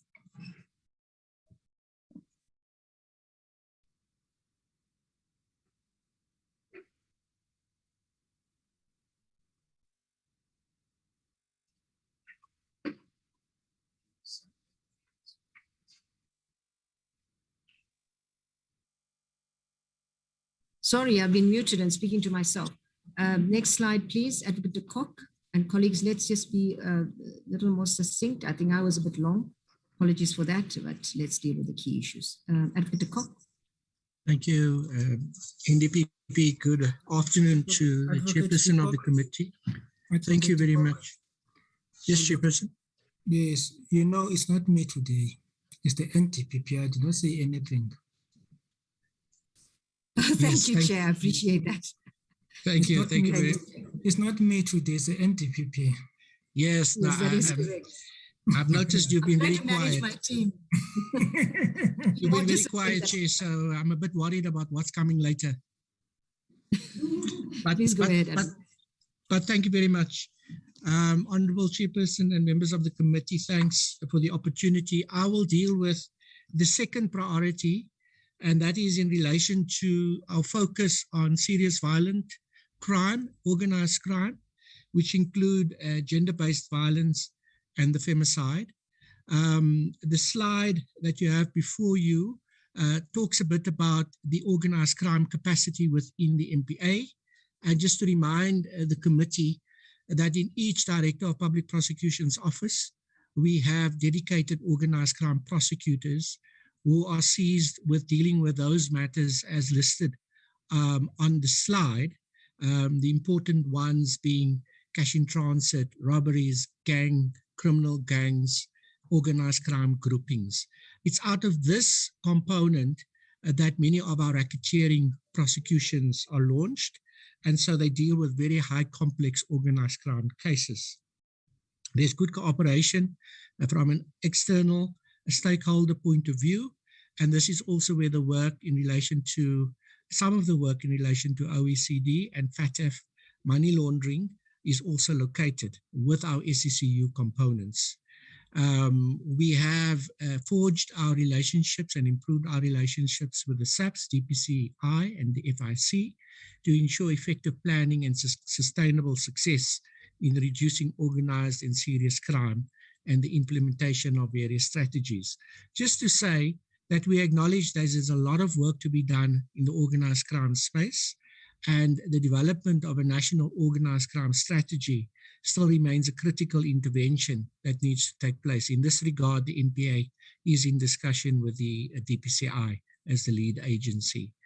Our organized crime components were involved in the public unrest cases of July 2021, and many of the matters are still currently being handled through the organized crime components, particularly in KZN and Gauteng. And then, of course, the issue of whistleblowers remains a critical aspect for the MPA. And in this regard, we are participating in initiatives under the umbrella of the ACTT to ensure the safety of whistleblowers and the continued safety of witnesses in witness protection. If we can quickly move to the next slide. The next slide would just indicate some of the successes that we have achieved, both in relation to organized crime and gender-based violence during the performance year under review. And you will see that we have a very high conviction rate in our organized crime cases of 96%. The number of matters which informs that percentage is 99. And there's been a total number of 160 accused persons that's been convicted. The question around cable theft and critical infrastructure, in those matters, the conviction rate is 96% and it affected 1 or 2 accused persons. Importantly, in terms of gender-based violence, this was the year in which we started to look at the femicide matters, where we try to identify those cases on court rolls, and we ensured that there was a prioritization of those matters. We achieved 231 femicide convictions with a conviction rate of 94%. Now, in the MPA, the conviction rate for murder cases are 75%. That's the target that we always strive to achieve. So this is a very good indicator of the manner in which the MPA, through our support in the soccer unit and through our dedicated sexual offences courts and our specialist prosecutors in sexual offences matters, the manner in which they are dealing with these matters.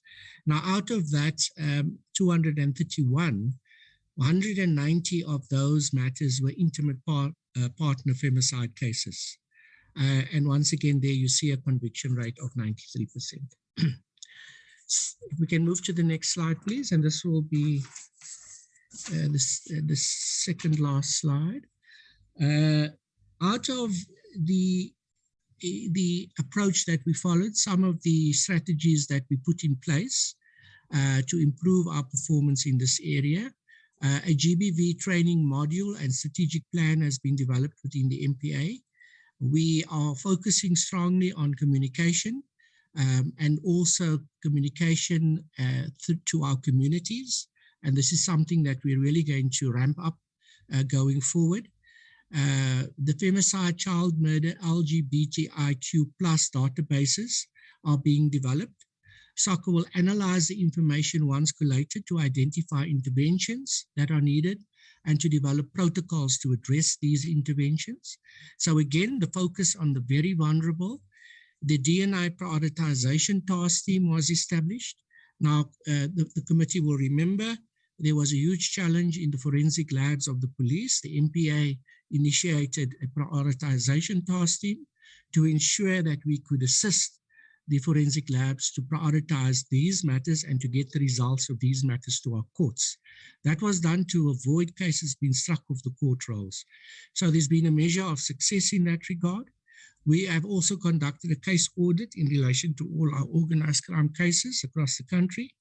And that is good work that is being taken forward, which will also inform the National Organized Crime Strategy, as I've indicated, that is currently being worked on. If we can move to the last slide that I have to present at this stage. So the following CARA-funded TCC sites were identified to be completed by March 22. COVID-19 has impacted on our ability to roll out the TCC sites. Those are the sites that are in the pipeline.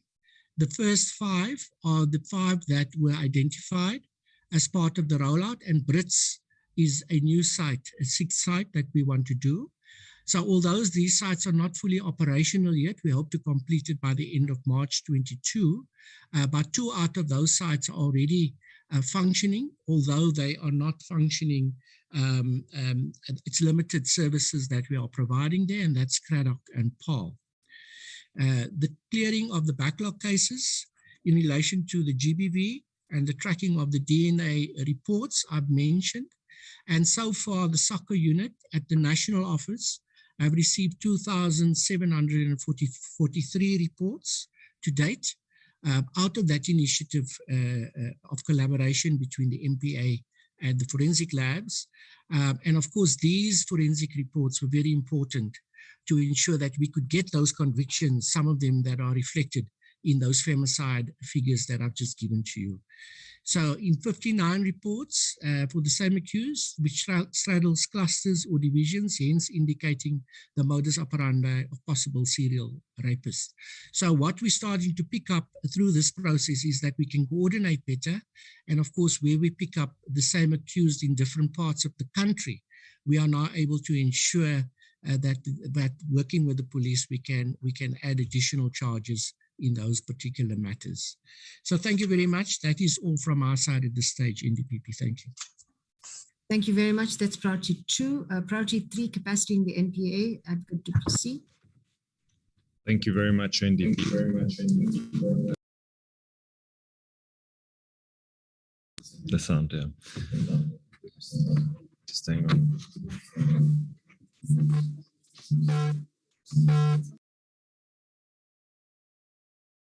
Sorry, Chair. Maybe, yeah, Anthony, we can perhaps use this one. Yeah. Thanks, colleagues. Sorry, the mute, the echo in the room was a problem.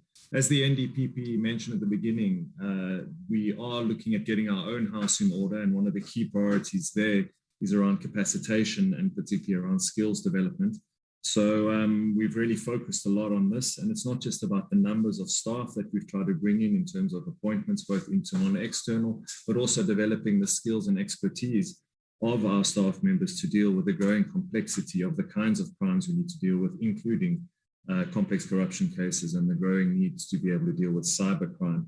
So in terms of the numbers, you have them all on your screen there. I just wanted to show you in terms of the previous year, we've increased the capacity of the organization by 10%. And that's really due to 700 posts that were advertised and 930 permanent appointments that were made. More than half of those permanent appointments were external appointments, which was very important. We did focus on representativity in those appointments, and especially in bringing young people into the organization. In addition to that, we appointed 425 aspirant prosecutors through our aspirant prosecutors program that have now been placed. And I'll speak about training in a moment. And we're also going to be bringing in 230 new aspirants in January 2022. So we're moving ahead nicely with that capacity building initiative. We still have too much, our vacancy rate is still too high. It's at 20% for prosecutors, but with the efforts that I mentioned now, we are hoping to bring that down. And this year alone, we have filled 529 additional prosecutors posts, which will help deal with that vacancy rate. Next slide, please. But as I said, it's not just about numbers, it's also about skills. So we have really upped our training. We've provided a number of planned training programs, as you can see, over 1,500 of those. But with COVID, we've also been able to use a bit of extra capacity and extra innovation around training platforms, and we've conducted almost 800 unplanned training programs. And you know, this is a really important capacity issue for us, especially as we are bringing in new staff. There's no point just in training ourselves, though, so we have focused on collaboration in our training with other partners, particularly DPCI. And beyond training, we've also developed other programs to develop capacity, including mentorship programs for our junior staff. And we really are aiming to ramp this up in the coming year, building on the experience that we've got from the program within the SCCU. We're also very excited about the upgrading of the capacity of Justice College, and we're collaborating extensively with Justice College and plan to expand that in 2022. I mentioned the aspirant prosecutors program, where we're trying to improve that and the tailoring of those skills through specialization. We're going to be putting our aspirant prosecutors program through specialized training programs so that we can allocate them to our specialist units to develop tailored capacity from an early phase of employment. Last point to mention, colleagues, is the question of the LP10 matter. It's currently awaiting judgment before the Supreme Court of Appeal. This will have a huge impact on our ability to bring in the required capacity. And depending on what the outcome of the judgment is, we have strategies in place to be able to deal with the LP10 matter, which is very important, particularly in terms of our more specialized capacity at the more senior level. Thank you very much, colleagues. Thank you. Thank you, Honorable Chair. Next slide, please. Yes, and the last priority in terms of 6-month priority, Advocate Mokhatla. Next slide, please. Chairperson and honorable members, I am to talk to you about the enhancement of the staff morale and well-being. This slide is very self-explanatory and I'm rushing through because of time, but I'd like to pause and say on bullet number 1, I'd like to specifically mention the webinar that was launched and hosted by the NDPP on racial inclusion and how it was a very big success. Bullet number 2, I'd like to stop and pause and talk about the improvement of the support services to all the staff members. This is shown also in the reports that we're getting through the surveys that we're undertaking and getting the staff to rate the services themselves. And it's an independent survey. So to speak, we are having an evaluation of our services from the same staff members who are really happy with the services that they are receiving from support section. There has been a broad NPA harassment policy that was approved. And I must stop here and tell you that this is a policy that also covers you when you come to the NPA building. As a visitor, you are protected, and this policy really is going to make you feel safer when you are on our ground. No harassment in the NPA. There's no harassment though in the NPA. The next bullet, the user-friendly NPA internet portal. We've heard the NDPP talk about the enhancement of our website. This is a portal that we use to communicate with the staff members, to transmit information, to be transparent, that every exco, when it sits this exco communication that goes out, every mentor, every decision that is made, the staff would then know about it. Access to information is also enhanced through this portal. Bullet number 5 will also be the launchpad for what the NDPP is going to be talking about weekly, just after I pause now. As you recall that you once asked us about the happenings, especially in the Eastern Cape, this program under the staff enhancement and well-being, staff morale enhancement and well-being. Visits were undertaken, information was received from the ground, from the people, and we took from those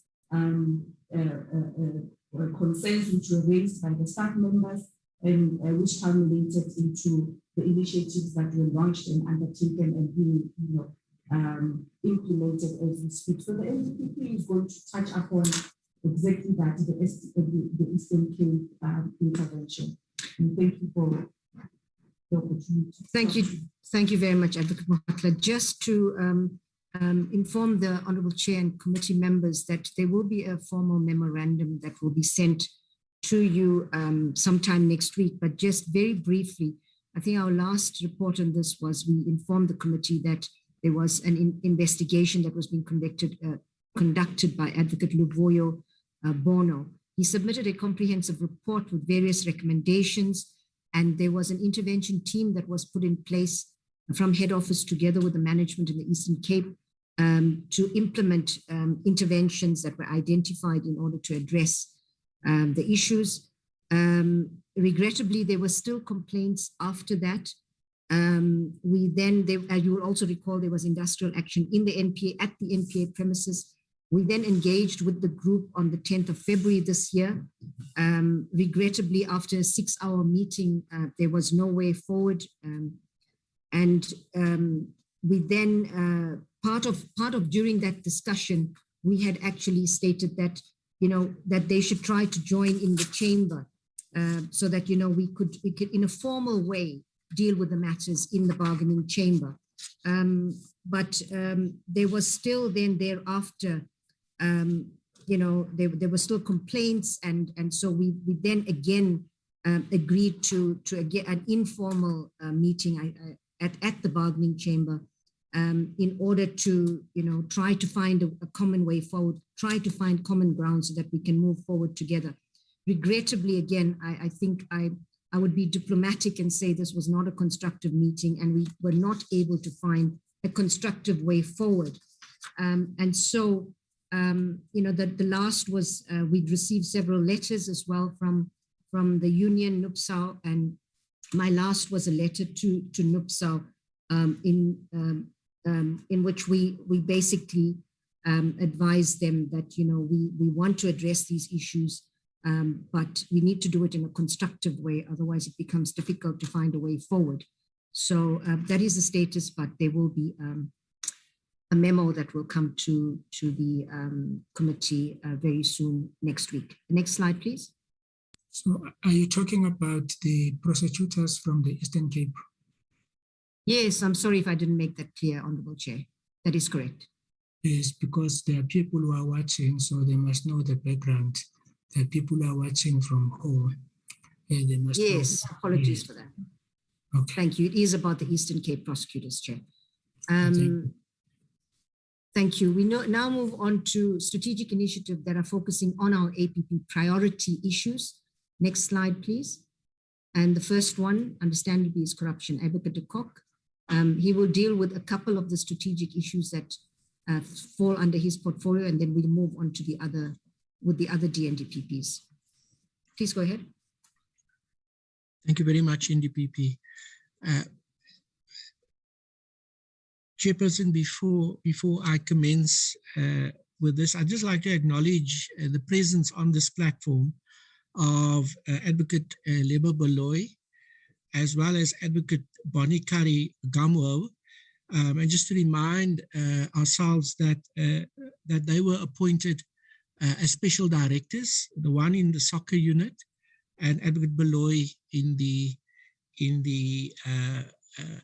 SECU unit, we head up that unit that deals with the corruption work. And that those appointments happened during the reporting period that we are reviewing at this point. And then just to indicate, in September 2021, Advocate Andrea Johnson was appointed as the acting special director for our PCLU, and she also takes responsibility for the organized crime component within the National Prosecuting Services. So these are the colleagues that are at the forefront of driving. Advocate Ikok, yes, sir. I think it will be better as you introduce them, they switch on their video so that you can see them. Oh, I see. So if I can just ask Advocate Baloy to please switch on the video. And I can't really see the pictures on my side, so I'm not sure if the videos are going on, Chairperson. I'll switch mine off.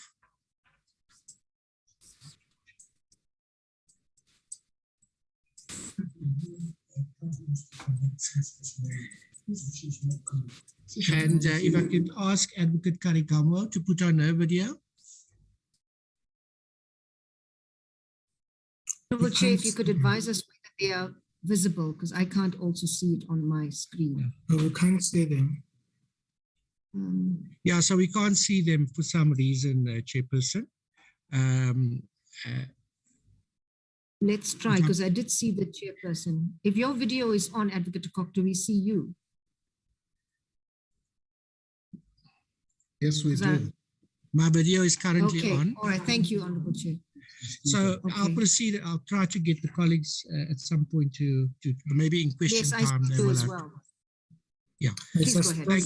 I suspect sabotage from Honorable Breitenbach. I have no doubt about that. She's convicted as charged. Please go ahead, Advocate Cook. So, Chairperson, our focus on corruption has received a lot of attention during this year.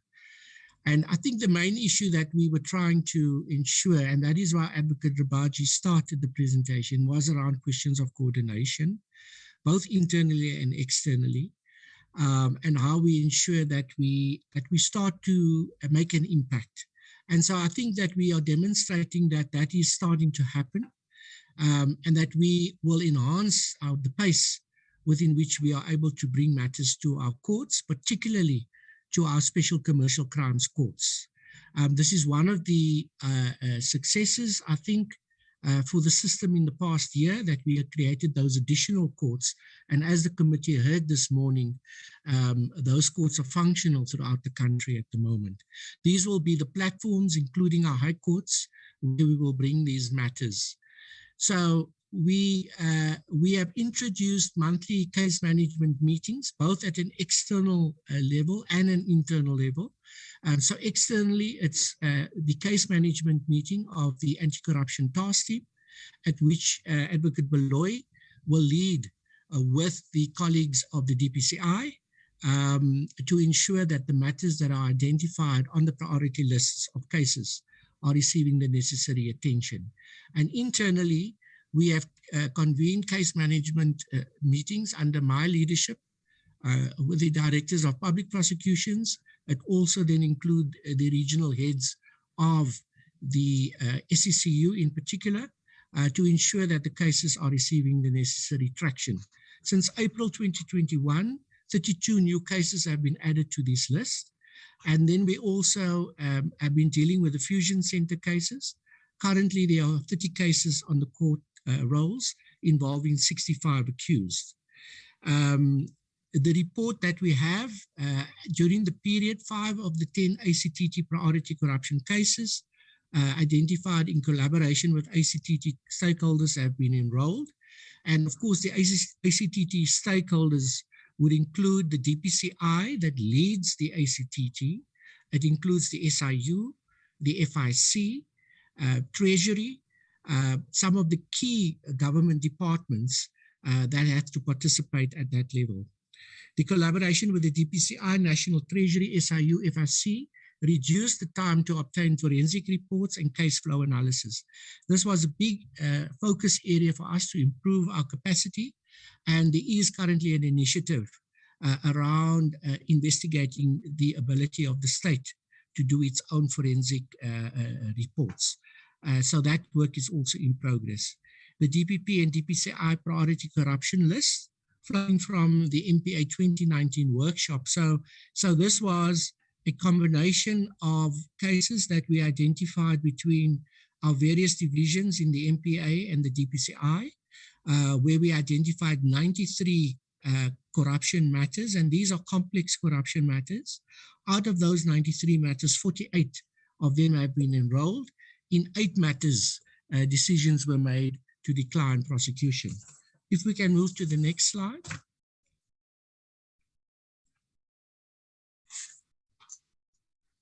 The next slide, it just gives you a visual of a breakdown of where those corruption cases are located.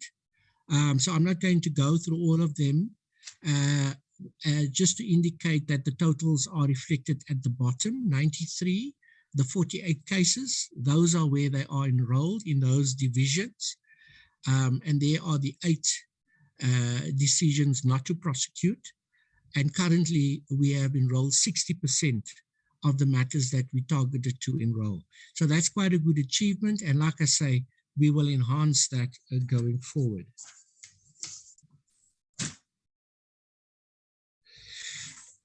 We can move to the next slide, please.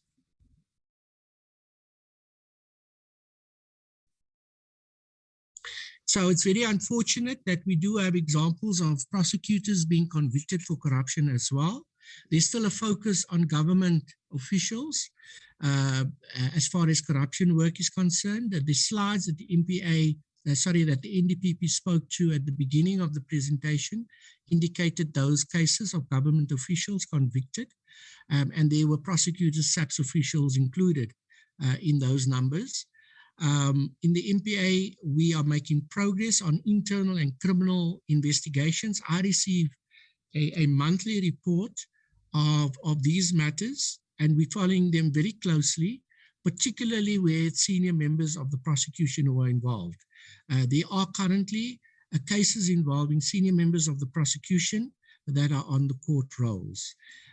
Even though corruption is a priority crime in terms of the directives issued by the minister, during COVID-19, trials are slow to advance and to be completed on our court rolls. We have spoken about the backlogs and that is still impacting on our ability to finalize these cases, especially in serious corruption. We find that interlocutory applications are being used by Defense Counsel, and this also impacts on our ability to speedily finalize these matters. So the environment within which the prosecution is working is highly complex, and the adversarial system of justice that we have in our country impacts on our ability to speedily move these cases. We are, of course, doing everything within our power to ensure that these cases can move through our courts. I think that Advocate du Plessis spoke earlier about our drive to appoint younger persons, and this slide is just for your information to give you a breakdown on race, gender, and youth in terms of some of the appointments that we've made within the corruption area. I think we can move to the next slide, colleagues.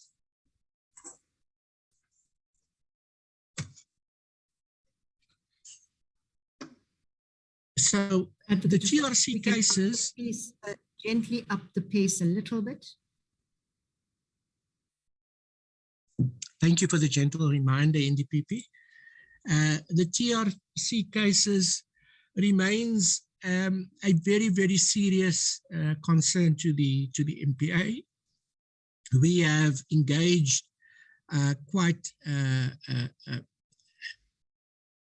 in quite a very serious way around how best to improve our ability to deal with our TRC matters and to bring justice to those victims and families in relation to this period. So we have made a decision that the TRC work is located in our organized crime components in the provinces. Additional resources are being appointed on 3-year contracts. We've started that process in all of our divisions to make sure that the prosecutors that are assigned to do the TRC work are dedicated prosecutors. The idea is that they won't do any other work. Even if there's 2 or 3 TRC cases in a particular DPP office, these prosecutors will only have to work on those matters.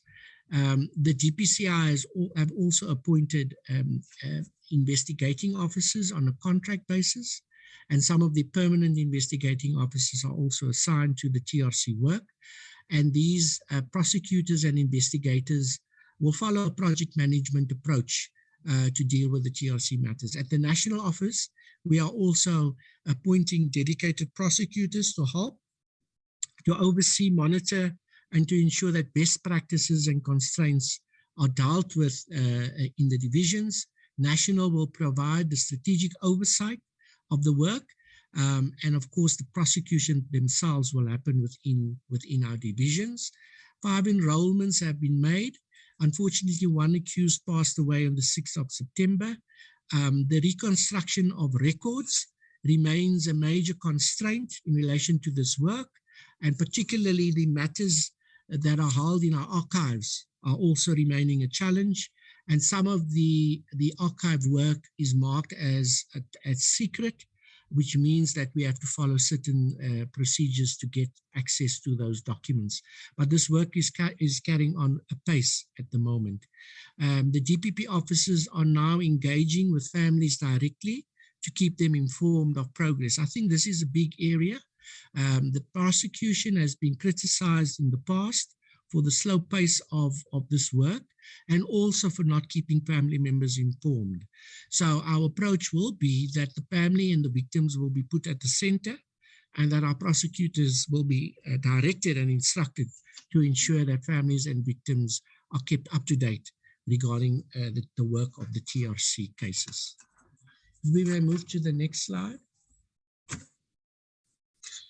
So, Chairperson, there are 1, 2, 3, 4, 5, 6 slides dealing with the FATF mutual evaluation report that speaks to the issues around money laundering and terror financing.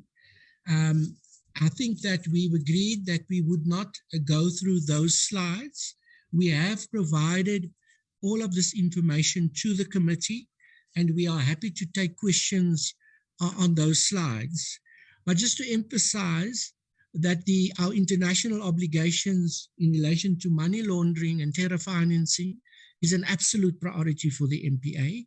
We are working very closely with the FIC and with our other partners within the country to ensure that we can address some of the negative findings that were made by FATF in relation to the mutual evaluation report of 2014, 2015, 2018, 2019 in relation to the country. That report was recently released and it received lots of negative publicity.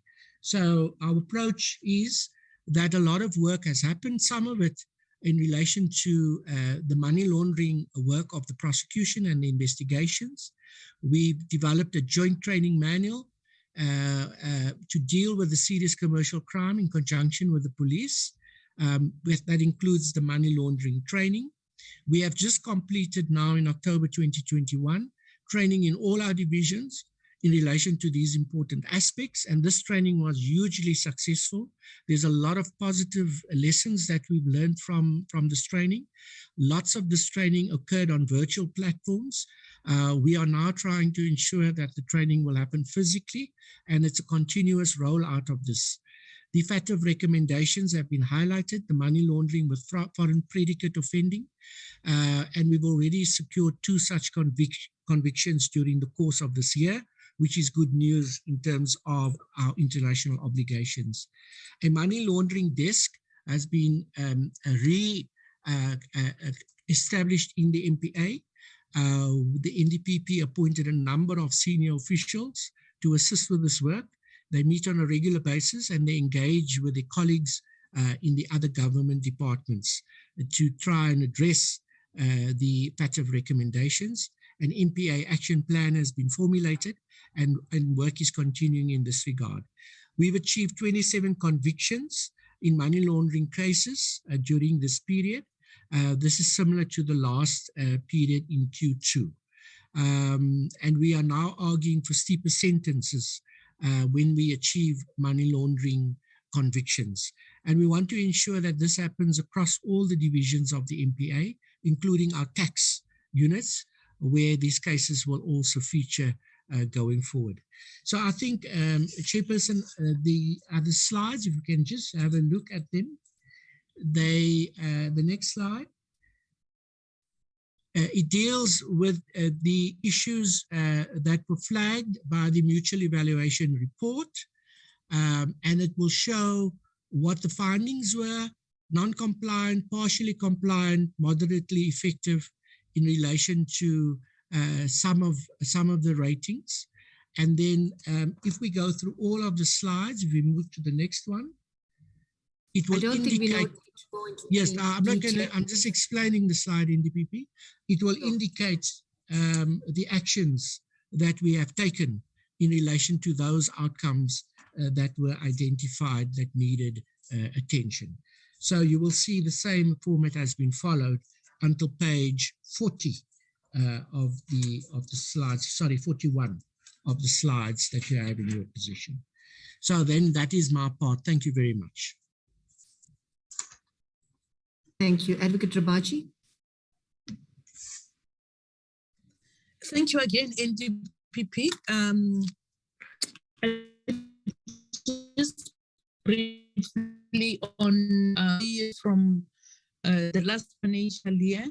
In this period, a special director of public prosecutions was appointed, Advocate Priya Biseswa. Priya, if you could put on your camera, please, so that the chairperson and the committee members can be reminded of your face. I think you've showed it once. I'll switch off my face.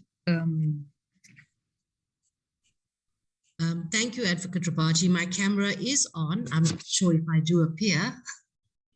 As it is, Priya, it's about time. Yes, Thank you. Thank you, Welcome. Advocate. Welcome. Yes, welcome. Thank you. All right, thank you very much, Chairperson. So in the previous financial year, one of the things was to capacitate AFU, and we've achieved some progress as far as that is concerned. We still have to appoint deputies and regional heads in most of the provinces. Currently, AFU only have got 3 regional heads. So whilst we've gone some way in capacitating the unit, we still have to continue to capacitate the unit. We've also, in the process, strengthened partnerships. I did explain that AFU work is predicated on DPCI, having to do investigations both for Chapter 5 and Chapter 6 to show criminality before you can seize assets. So we're in the process of finalizing co-location with DPCI. In fact, in some provinces, the DPCI investigators have already co-located with AFU. Next slide.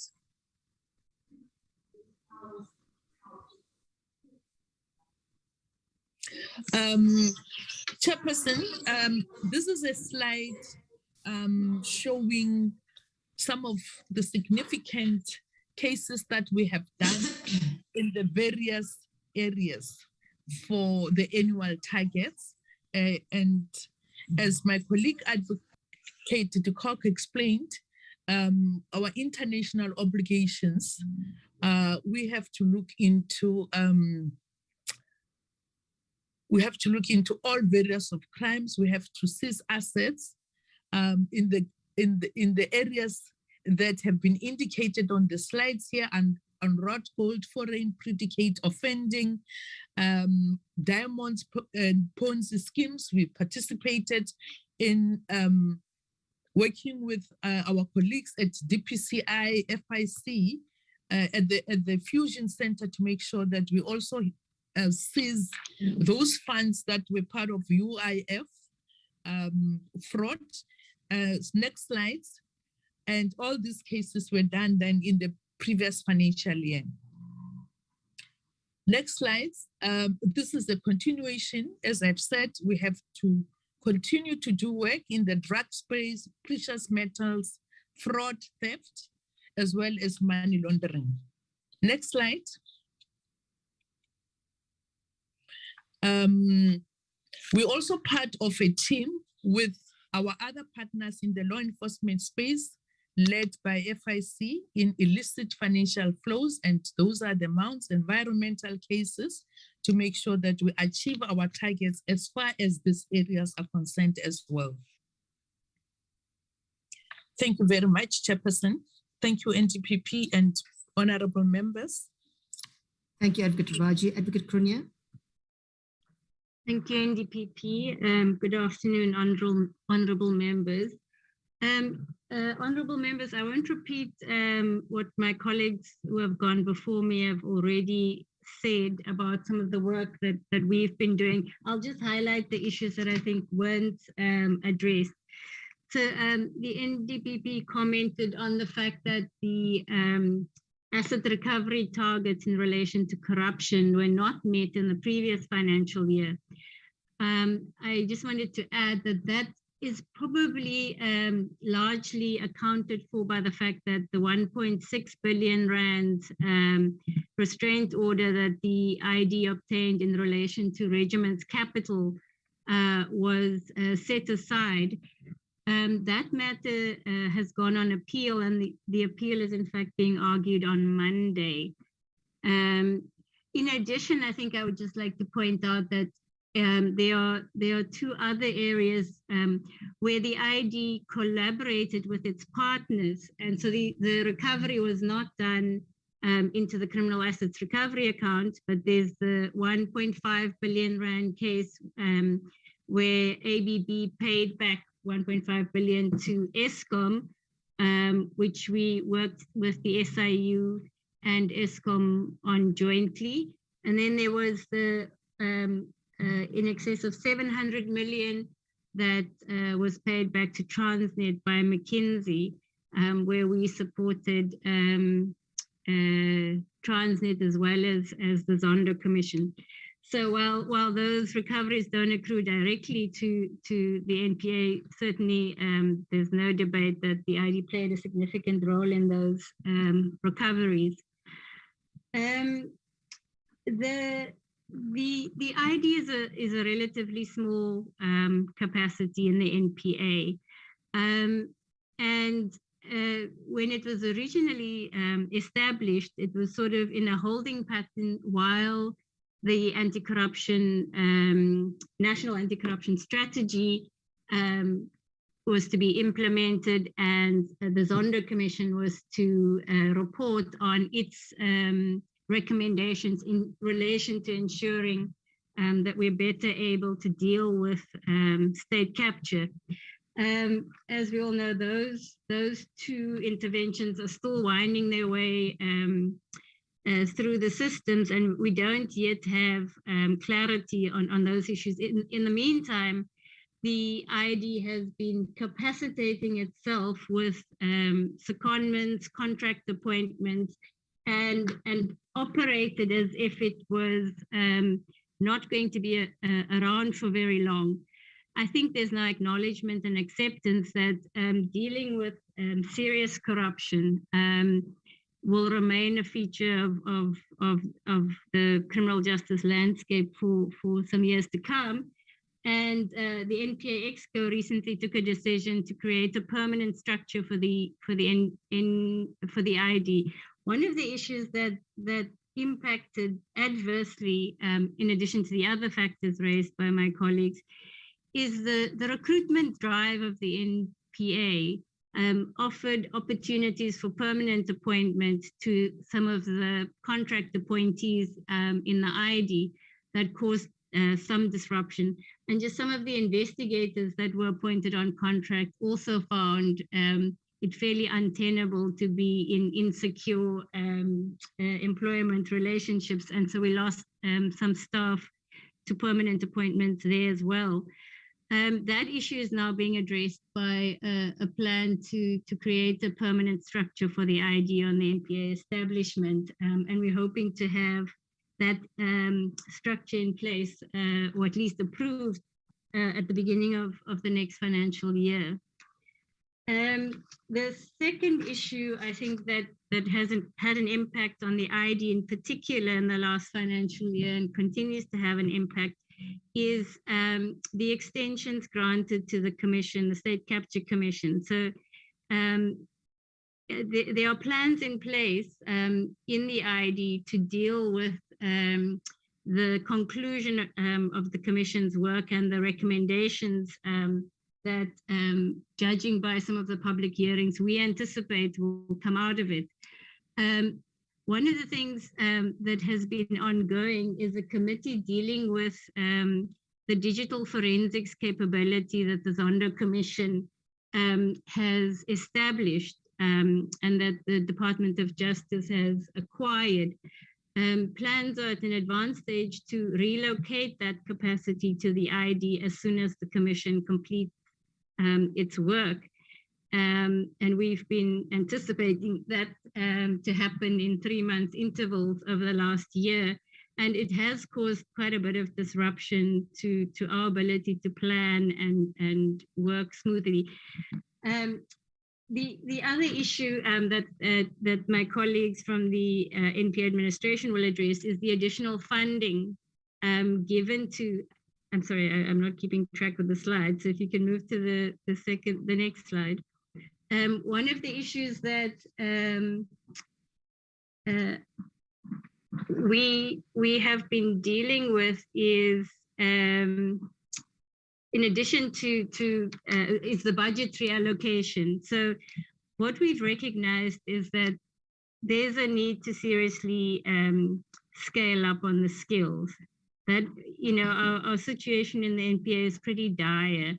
When it comes to the skills required to do big corruption cases, particularly cases that are data intensive and have vast amounts of documents and data that we have to sift through to make sure that we have properly investigated matters. So we've done well to recruit from some of the personnel that were available to the Zondo Commission doing this kind of work. So in the areas of digital forensics, financial analysis, mobile analysis, and just e-discovery, we've been able to recruit some of the Zondo personnel or contractors formerly employed by Zondo to provide those services to the ID, and that's making a big difference. We've been given a budget to renew licenses of some of the state-of-the-art capacity that's been available to the Zondo Commission. But once we are able to migrate the actual hardware, we should be in a position to fully capitalize on the capacity that will ultimately be available to us.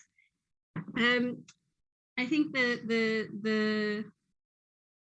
the last issue I think that's significant to the work of the ID is we are looking forward to either at least policy changes, but also potentially legislative changes dealing with non-trial resolution, as the NDPP said at the outset.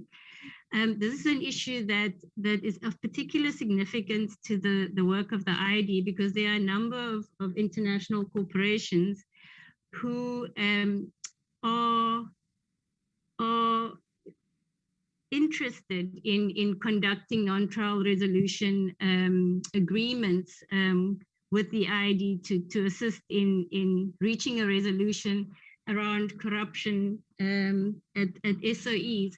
And without a proper policy or legislative framework in place to guide the ID, we don't have the tools that our colleagues in other jurisdictions have available to resolve these matters. And there are at least 3 other matters where we're working together with colleagues in other jurisdictions, and we are hamstrung by the absence of that legislative regime. So the ID, I think, has managed to punch above its weight in fairly difficult circumstances in the last year or two, with greater certainty around a structure, increase in the budget. I think we are on track to really realize the strategies and plans that we have put in place. But of course, there are still many frustrations that lay ahead. But I think the one of the achievements that we celebrated a month ago was finally being able to move into a building and having the different members of our multidisciplinary team actually move into one space and sit around one table and actually pool their skills towards solving some of our more intractable problems. So we are on track and we're moving forward, and we hope to have many more successes in the next half of the in the next half of the financial year to meet the targets that have been set. Thank you, members. Thanks, Samyan. Advocate Krunya, Anton, Advocate du Plessis, and the last, strategic initiative focusing on APP priorities is digitization. Advocate du Plessis. Thanks, colleagues, and I will be short. We are getting to the end. I promise. I know it's late. We've touched on the question of digitization, and I know the Minister and the DG have raised it this morning. I know it's a priority for the Department of Justice. It's certainly a priority for us, not only in terms of how we work internally and leverage the benefits of modernization and digitization, but also, of course, in terms of how we engage with the changing nature of the criminal landscape in terms of cybercrime. So it's a multifaceted approach. It's certainly a priority for us in terms of our work. I'm not going to go into too many aspects of it. I'm just going to touch more internally what we've done, particularly in the context of ECMS implementation. And just to say that it's one of the other benefits of COVID, that it's helped us with a mind shift change that was needed to move people beyond the sort of more manual approach into the more digital world. And I think just the fact that we've been forced to collaborate on different platforms and use digital technology in different ways has been a big benefit. But in terms of our ECMS implementation, I'm just going to give 3 examples. The one is the digital docket development. This is aimed at improving collaboration between the SAPS and the NPA on sharing docket information electronically. It's vital in terms of becoming a modern, efficient criminal justice system. We have a number of pilot sites that have been identified and have targeted, and we'll be finalizing this rollout of this first pilot phase in 2021. We've looked at it also in the context of our High Court module for the ECMS, where we've developed the delivery of a High Court prosecutions model that is linked to the lower courts. So therefore, referrals of dockets between the lower courts and high courts for enrollment is improved. And currently, this is over 70% complete. And we will also be finalizing this process by the end of December this year, which is going to be a huge step forward in terms of the collaboration and efficiencies between our lower and higher courts. And the final one to highlight is the ECMS asset forfeiture unit, where we've been piloting a case management process for AFU matters, and the project commenced already, is well on its way, and we expect to finalize this by April 2022, and then take the lessons learned from this particular unit and then roll it out to other units. So we are making progress. Of course, again, the ransomware attack and the impact of that across the government and particularly across the NPA again demonstrated the importance of us ramping up our ability and capabilities to deal with this. But of course, as the DG mentioned this morning, we're also a little bit hamstrung by outdated hardware and systems, and obviously that comes with budget implications. So we're Not quite at perhaps at the stage where the DG suggested justice was, but we certainly need to look at our budgets and our infrastructure and our hardware, as well as our software, which we'll have to develop in parallel to the capacity development and the skills that come with being a modern 21st century prosecution service. Thank you. Thank you, Anton. Advocate du Plessis, and it's the next issue item is the budgeting, and Ms. Morakile will deal with that, Honorable Chair and Honorable Members. Sorry, before we get there, did I jump a slide? There's just one slide before that. My apologies. This will be very quick. Very recently, we had a workshop in the NPA and looked at the next 6 month forward-looking in terms of looking again at what should we prioritize for impact in the next 6 months. Advocate de Kock, if you can take us very quickly through your one slide.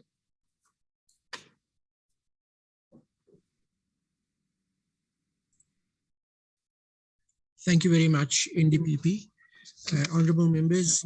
The leadership of the MPA, which included the directors of public prosecutions throughout the country, recently met to discuss the question of our priorities for the new financial year. And just to inform the committee, although the focus areas of the past 6 months that we have just spoken to will remain important focus areas for the work, there was a unanimous decision that the main priority will be corruption. The MPA leadership has decided that to enhance the MPA's credibility, it's important that we have a clear plan how to deal with corruption. So this is going to be the project that we're going to focus on in the next 6 months, effective from January 2022. But of course, the work continues and the work happens as we are speaking. Just in 2 weeks' time, we are going to go away with all the DPPs of the country for a 2-day planning session. And a lot of this will be fleshed out in terms of how we're going to enhance the credibility of the MPA through effective prosecution of corruption.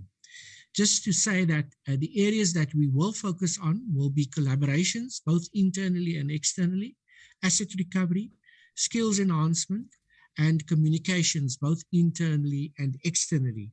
On the collaboration, just to flight that it's going to be very important for the MPA to develop a single integrated MPA strategy for corruption cases.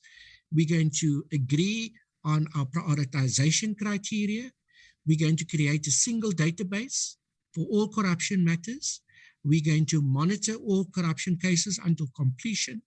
We're going to establish case review panels that will review and assist in each priority case that we are dealing with. We are going to identify skilled, complex corruption and commercial crime prosecutors to assist us with this work.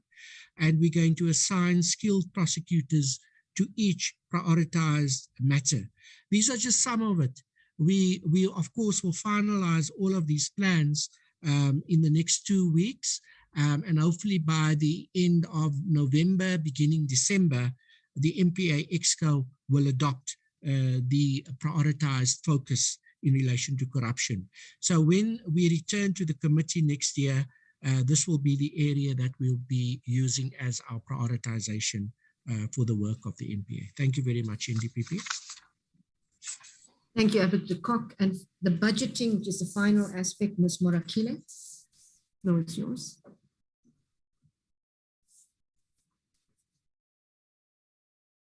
Next slide, please.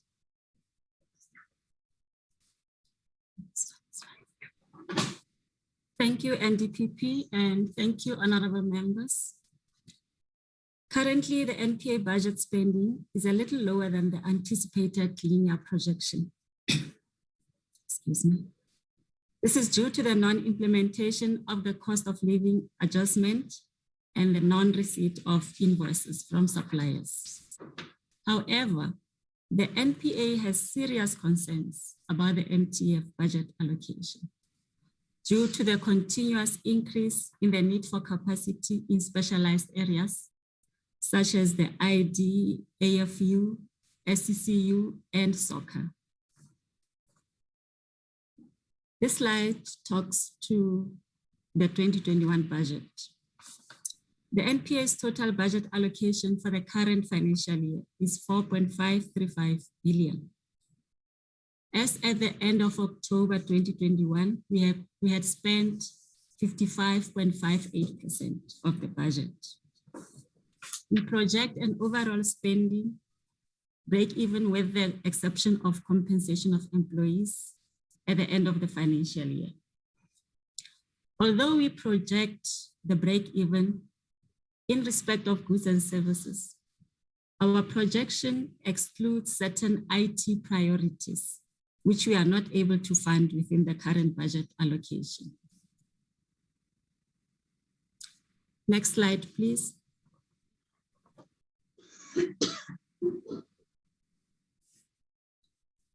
The NPS budget increases with an average of 1.56% over the MTEF period, which is well below the current inflation. Next slide. Honorable members, if the NPA is not sufficiently funded, it will not be able to efficiently deliver on its mandate. And therefore, we will be failing the South African population. It is for this reason that National Treasury is urged to review their position to reduce the NPA budget and reconsider current position in relation to outer years. It probably is better for you to talk to. I think it's someone, can you please mute? Can you mute yourself, Advocate Premier? Thank you, Chair. Thank you.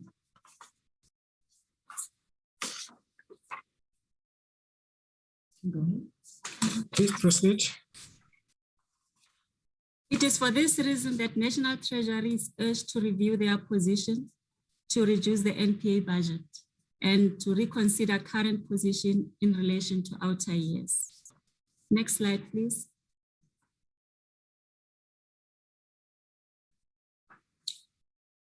As it is currently, the NPA can absorb a budget baseline reduction in respect of current financial year. However, the proposed cuts in respect of outer MTEF years will cripple its ability to deliver on its mandate. This projection relating to compensation expenditure is based only on officials currently employed by the NPA, but it excludes appointment and resignations, as well as those cases that are currently before court. For example, the LP10 case and the case relating to the cost of living adjustments for previous years, for 1.5% for non-SMS and SMS members. The next slide, please.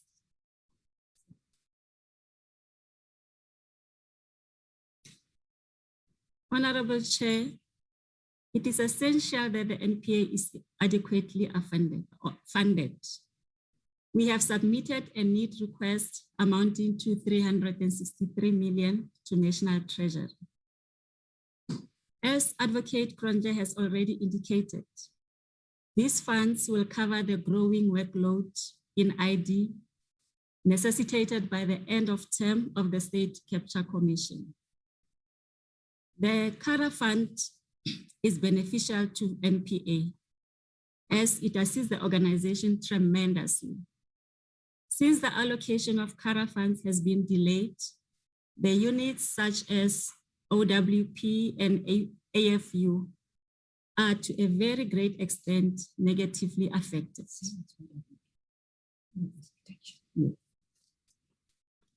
OWP is Witness Protection, Office of the Witness Protection. We will not be able to cover the increasing pressure in these units. We therefore plead with the Portfolio Committee for their support to the NPA to ensure that we are sufficiently resourced. Thank you. Thank you very much, Ms. Morakile. Chair, that in conclusion, those are our presentation.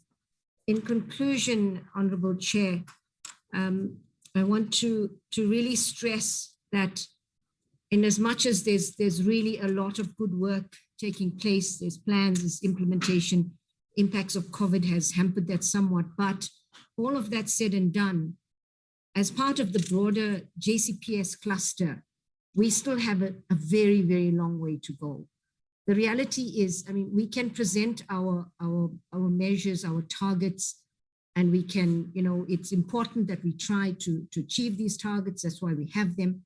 But at the MPA, we set very high level measures in terms of outcomes.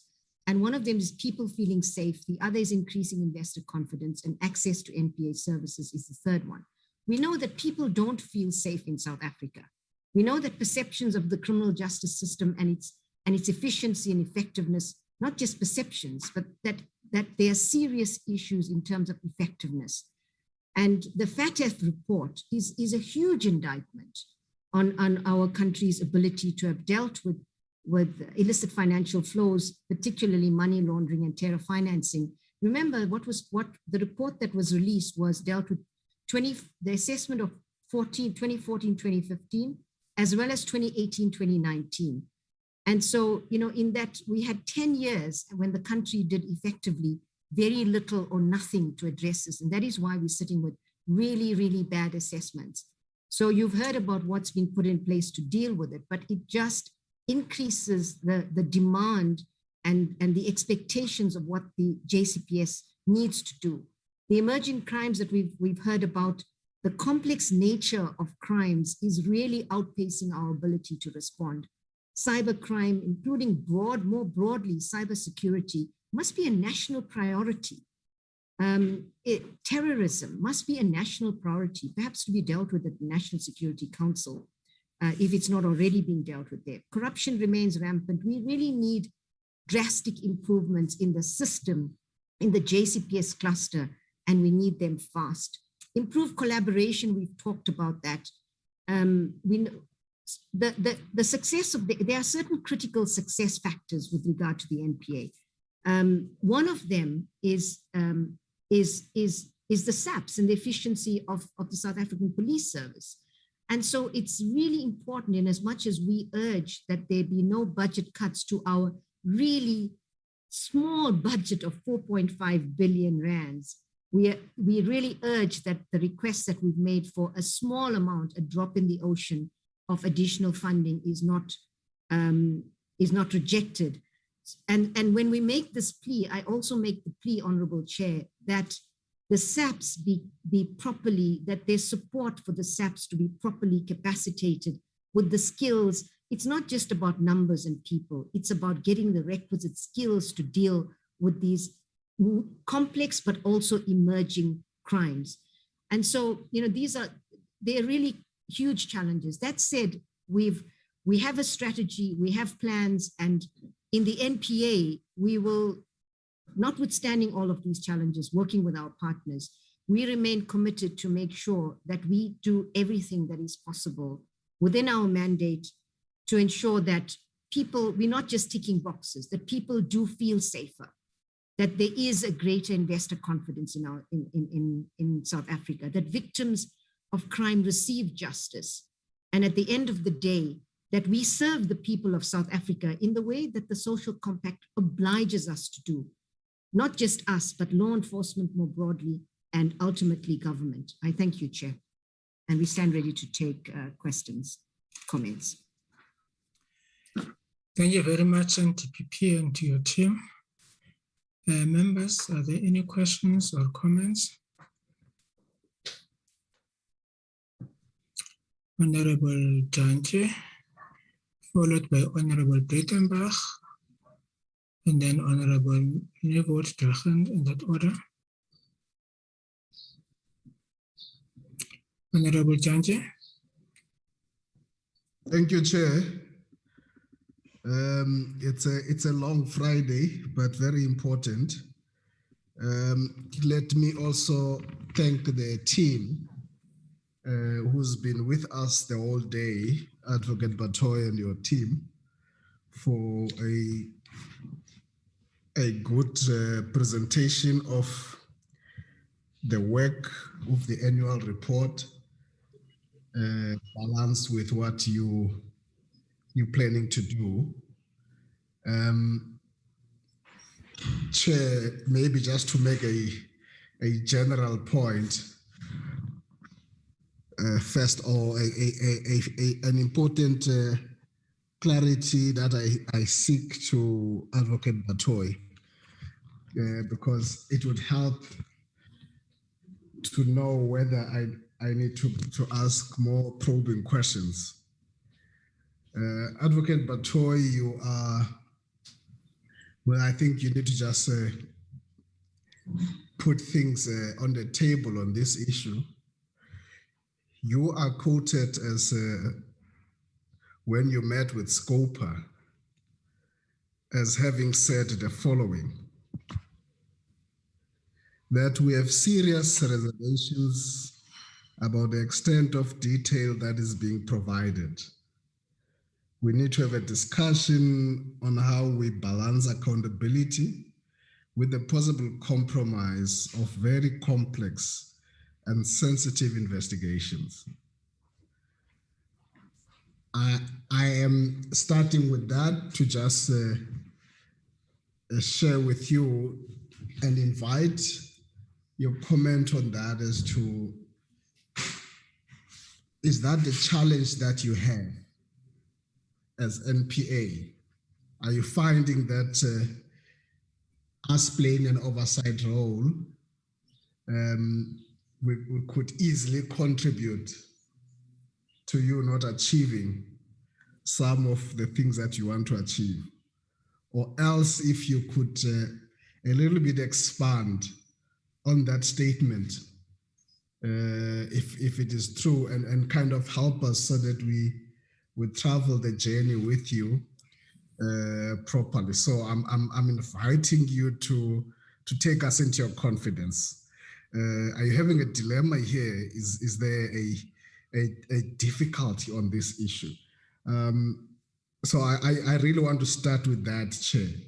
And I've got just 3 other areas that I want to probe. Because the kind of report I've been with you in your journey, as you know, from when you're born, when you were 9 months. This is now another milestone, and every turn of that, I would have summarized what your presentation is. And today, I have a sense, having listened to you, that you're giving us a mixture of something. That the annual report of the period under review, from where I'm sitting, I just have a sense that you could have done much better, and that is being modest. You could have done just much better on the period under review. But when I balance that, and you really, with your team, have crafted the menu that you want to bring to us, because when I balance that with what we're putting forward as forward plans, the overriding feeling I live with is that there's a very good promise going forward under the NPA, which overshadows my little disappointment about that annual report, the report of the previous period under review. I'm more excited about what either from your Rodney de Kock, yourself, as you concluded, and everybody else, about what you are saying to us from now on. This is what we're putting in place. I'm really excited about that packaging of things, as compared to the record that is being presented that says, this COVID year, this is what I was able to do. I thought I must just share that so that you understand I have mixed feelings as I interact with this, but it's more positive when I'm beginning to look forward. There seems to be a lot of things that can bear concrete results with this. And I also, Chair, just want to add my voice because throughout this journey with Advocate Batoy, we've always been very, very firm and clear about us opposing as a committee any reductions in this institution. And I think we have not changed that position. If there is a need for us to step up on that issue, I'm sure, Chairperson, we certainly can agree to do that in relation to issues of funding and so on. My next point, Chair, is I am very serious about this FATF matter. It's a serious issue. Part of the problem is that the country for years has been inward looking. For years, the country has been inward looking, let alone the state capture phenomenon. But the country has been inward looking, and that report demonstrates that we have overlooked so much, as you have indicated, on these issues. And I think it's an area, Chair, I would have an interest on, in terms, even if we have to come back on that issue, to follow that issue and see how far we go on that, because South Africa will never be an island on its own, whatever that we do. And then my last 2 points, Chair, the Office of the Witness Protection. This had occupied headlines, correctly so. Not because people are theorizing about it, but you're dealing with real issues and problems. And sometimes very unfortunate that we have to talk about loss of life, which it's always difficult to deal with. And there seems to be a growing list. There seems to be a growing list of people not satisfied. Others have written books about how that environment, how that institution is not taken seriously, which is very critical in the fight against corruption, because your focus is very clear. I have no doubt about it. I have no reason to not believe it. But that fight about corruption that you are lobbying us for, which I am in full support, you made the point. This fight is not just an NPA fight. It's going to need capacitated subs, your hawks. It's going to need all the other role players. But there's also the Office of the Witness Protection is a serious contributor to this fight against corruption. And I think it's got to be seen in that way, that when it is pushed back in the way it is, it becomes a serious matter. And I think there, Advocate Konye raises the issue of Kara, Chair. And I think would have listened to Advocate Kosana earlier, demonstrating how Kara funding is prioritized. And I think from the criteria that he was putting, there is no reason why the Office of the Witness Protection and other initiatives cannot be lobbied for and assisted in that regard in terms of Kara. So I just wanted to make that perhaps more as a comment. My last comment is your red notice. So maybe you need to speak to us about that.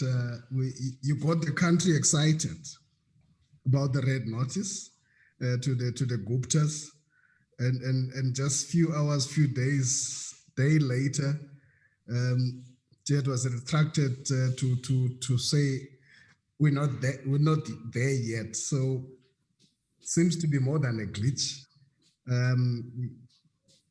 maybe if you can just comment on that and elaborate on that issue. Those are just a few issues, Chair, in the form of comments that I really wanted to make. Thank you very much. Thank you very much, Honorable Janji. Honorable Glenis Breitenbach. Thank you, Honorable Chairperson, and good afternoon to everybody.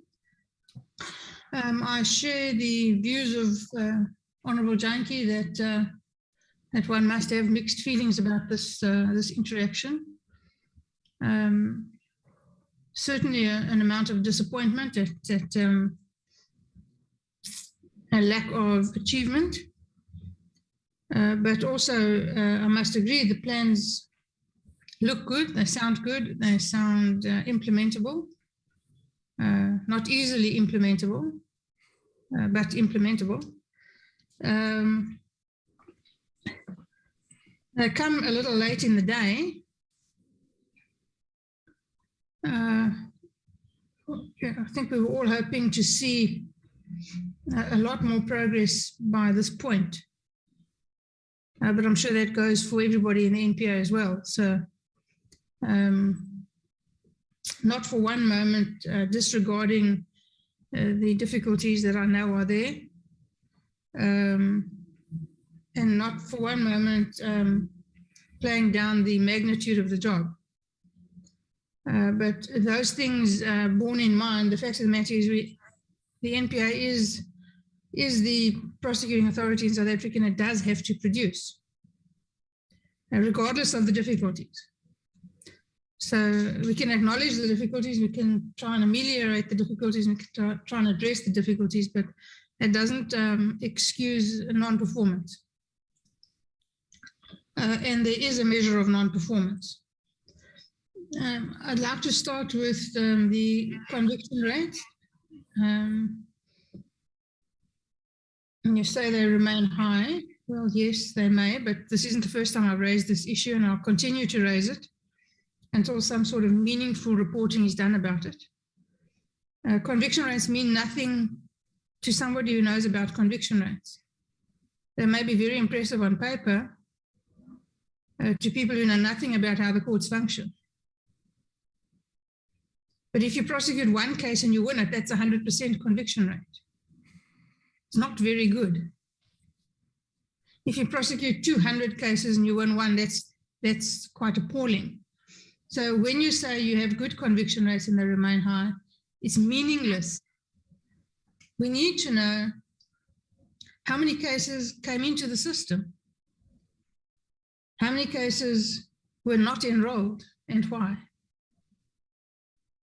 how many cases were enrolled for prosecution,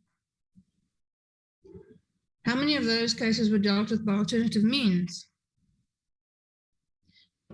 how many of those enrolled were withdrawn and what happened to them after they were withdrawn. How many of those cases finalized with a conviction? And how many were acquitted? If we have that information, then we can decide whether your conviction rate is high or not. Is it good or not? High is irrelevant. And unless there's some sort of meaningful reporting on a high conviction rate, the fact of a high conviction rate imparts absolutely no information and means nothing.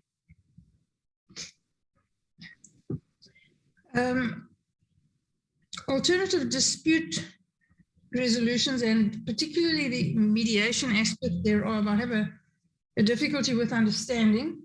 So I would like to know what the criteria is. Again, this relates to the conviction rate and the different methods of dealing with matters. What are the criteria? Who conducts these mediation efforts? What kind of quality control is there with regards to these activities? What kind of reporting is done with regards to these activities, and why do we not see it? I need to know where this is reflected and meaningfully reflected. So with sufficient information to be able to understand whether it's working or not working, whether it's an excuse to deal with criminal matters in an easy fashion, So I would like to see some more information on that. Then the CORA fund is a little worrying for me. Who audits the CORA fund? And where is this reflected? Who decides what funds are allocated where? And where is this reflected?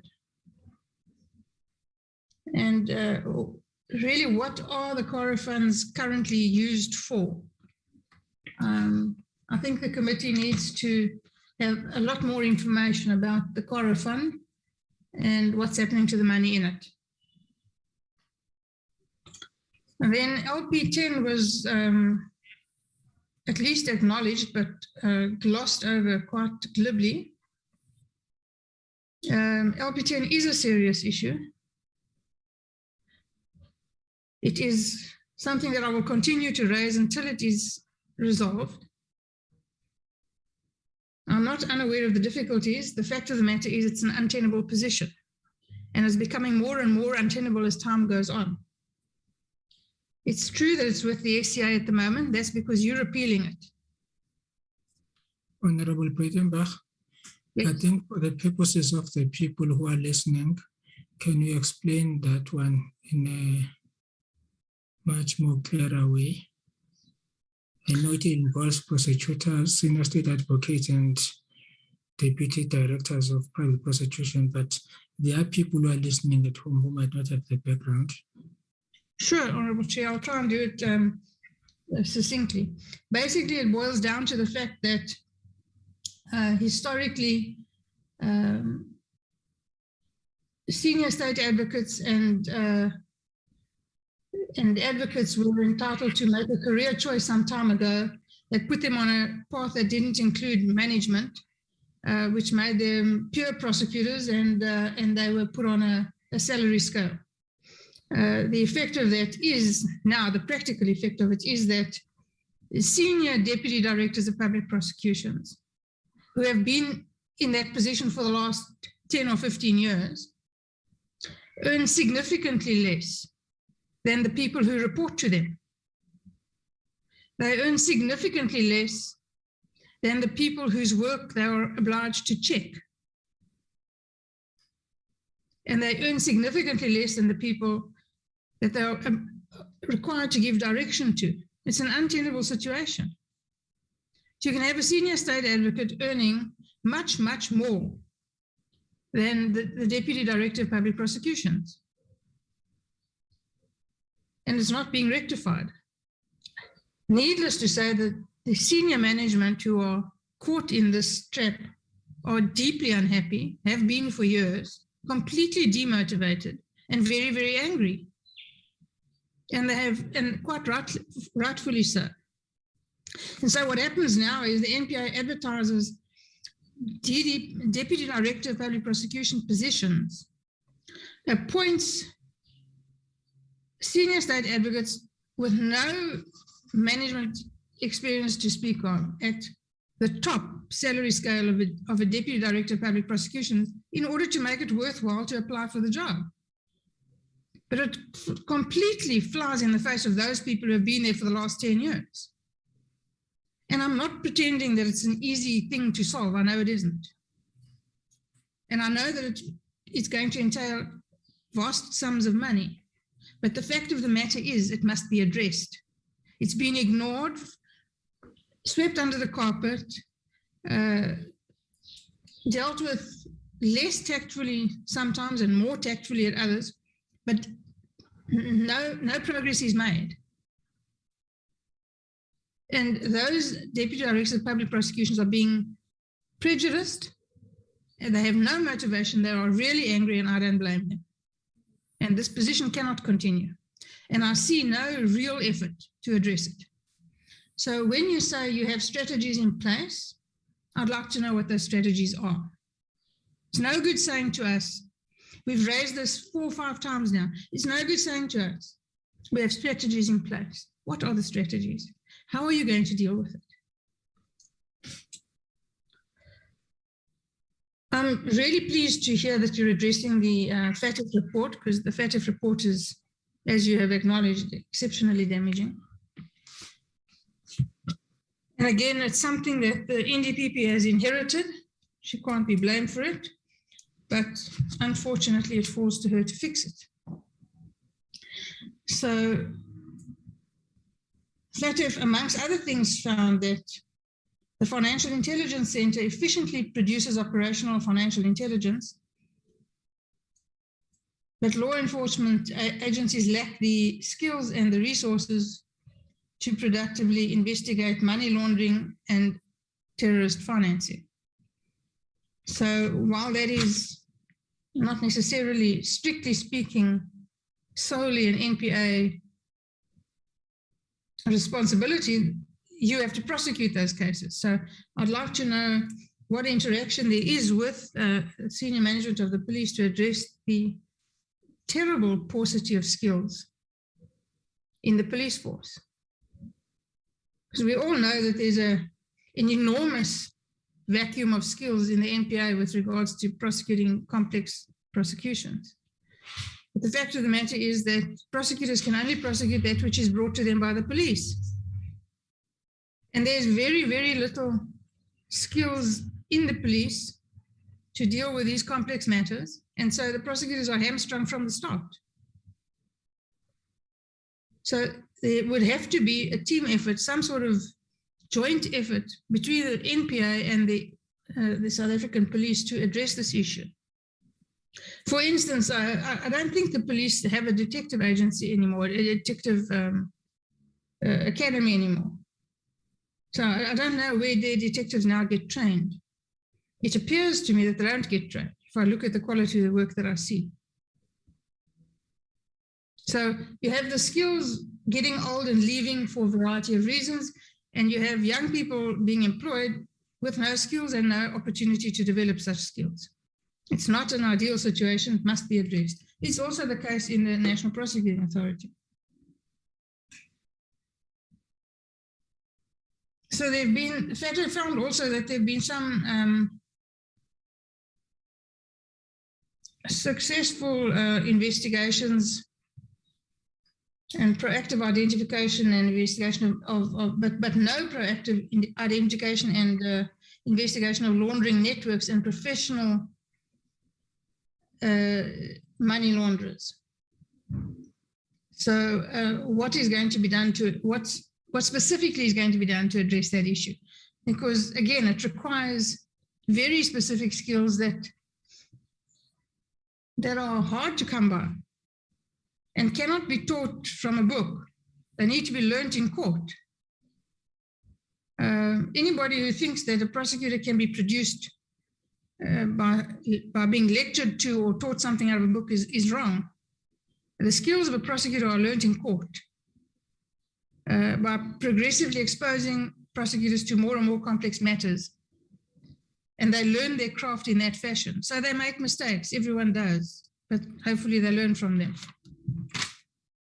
But the skills that are within the NPA that could still deal with these matters are, again, growing old and leaving. They're either retiring or they're going to greener pastures where they get paid more. So what is being done to address that issue?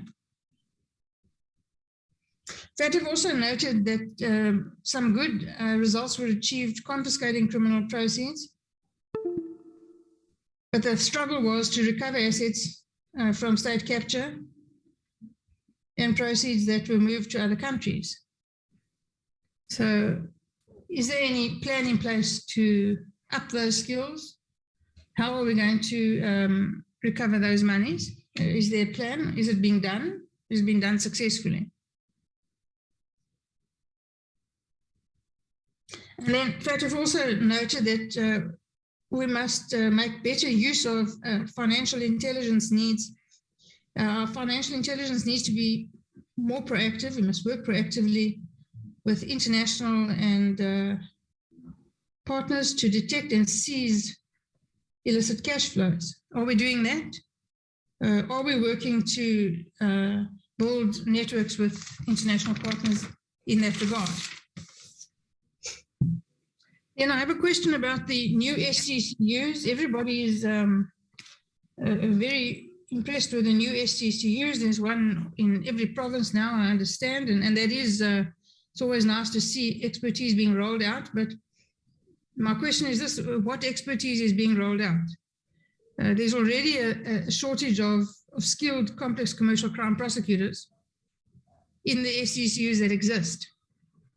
So where are the skilled prosecutors in complex commercial crime coming from to prosecuting these new SCCUs?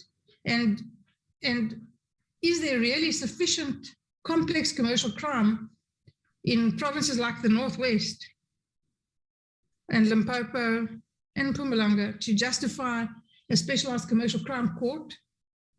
Or would it not have been more productive to, as was done in the past, send prosecutors from offices as close by as possible to prosecute in those areas as and when the need arose, and to upskill the prosecutors in those courts to deal with commercial matters? Is there seriously sufficient commercial crime in those areas, complex commercial crime, to keep a specialized commercial crime court running? And then this is said somewhat tongue-in-cheek, but it's almost ironic that the investigative directorate now needs funds. When we asked 2 years ago if they needed money, I remember very clearly Advocate Cronier's statement that they had plenty of money. I was surprised by that then, and I remain surprised by it. I see that the ID is looking at the alleged serious corruption in the State Security Agency, and it's ongoing. Well, I'd like to hear about some progress there. South Africa has a very definite interest in that corruption and the shenanigans that went on there under Mr. Fraser, and what's happening with the PAN network investigation, and why is no one being held accountable for the vast amounts of money that we misappropriated? When the digital forensic capacity of the Zondo Commission is migrated to the NPA, is that, or to the Investigative Directorate, is that in a permanent capacity, or is it based on contracts and consultants? Because if it's based on contracts and consultants, then it's not really a solution. And then just the general skills deficit in the NPA, what is being done to address this? Very experienced people are retiring now, I'm sure every month. They go home and do some gardening, and their skills are lost to the National Prosecuting Authority. Is there a plan in place to retain their skills? Is there a plan in place to use them as mentors for young prosecutors? Is there a plan in place to perhaps use their skills at Justice College? Because in prosecuting, there's just no substitute for experience. And it's a terrible thing that this kind of experience is being lost. And I can name 10 just sitting here now who have retired, whose skills are vital for the NPA. And I know that they're sitting at home planting daisies. It's a terrible loss of experience and know-how that appears to me to be a huge waste.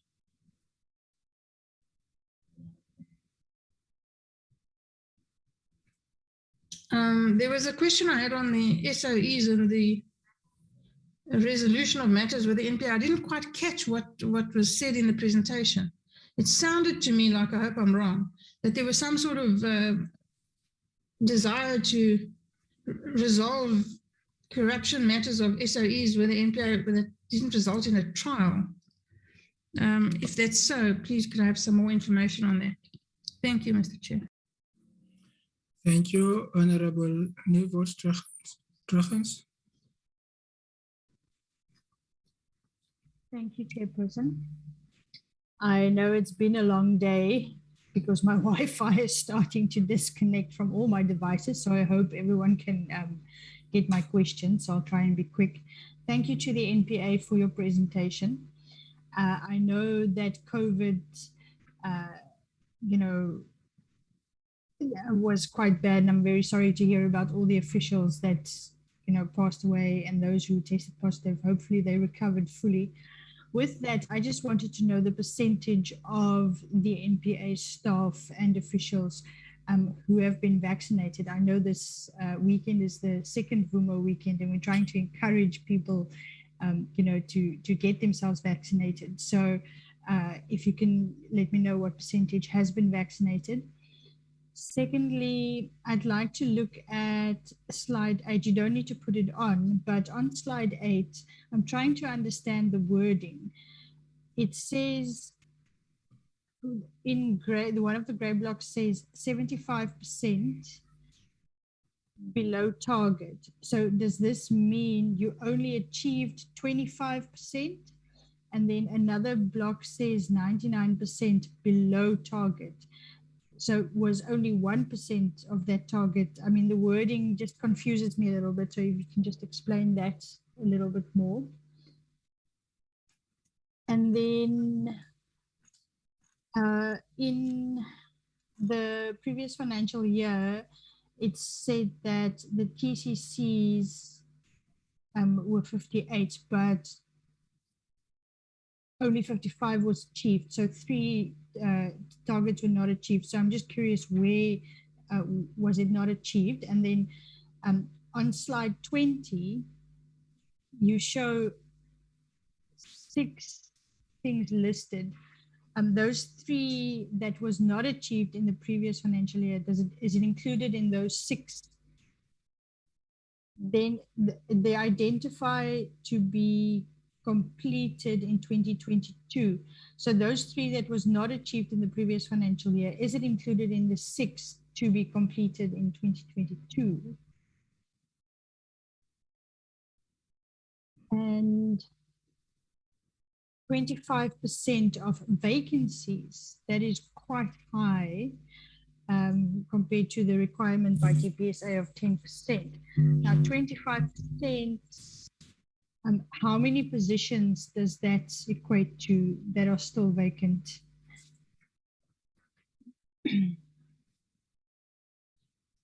And I see you, the numbers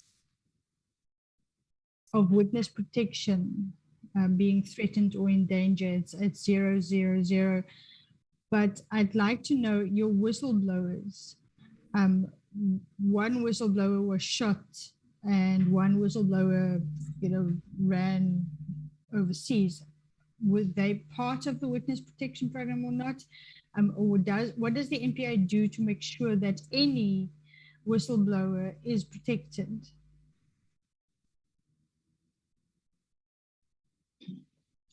And then the Fusion Center.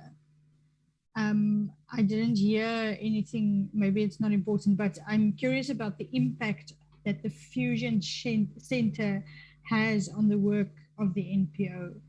And I think that is all for now. Thank you, Chair. Thank you very much, Honorable Masako Chela.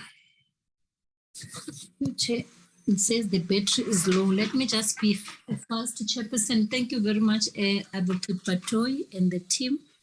And then also, I think my colleagues have covered so many areas, Chairperson. I can only, I'm trying to get some more of power. So I'll be very much short. I can only emphasize on one issue that just Honorable Verma just raised, the issue of whistleblowers. Let me just say, particularly those that went to Zondo Commission. What is happening with them? What are we doing? Are we part of assisting in making sure that they are safe, including with many others, but in particular with that one, Advocate Padu. Also, the other question, I'll only maybe have 1 or 2 or 3. I just want to know exactly when are we getting a serious, tangible progress on the issue of the perpetrators of the apartheid era, Advocate Batoi, on the issues that came from TRC. If we can get a report on that one, and also if there is no progress, why?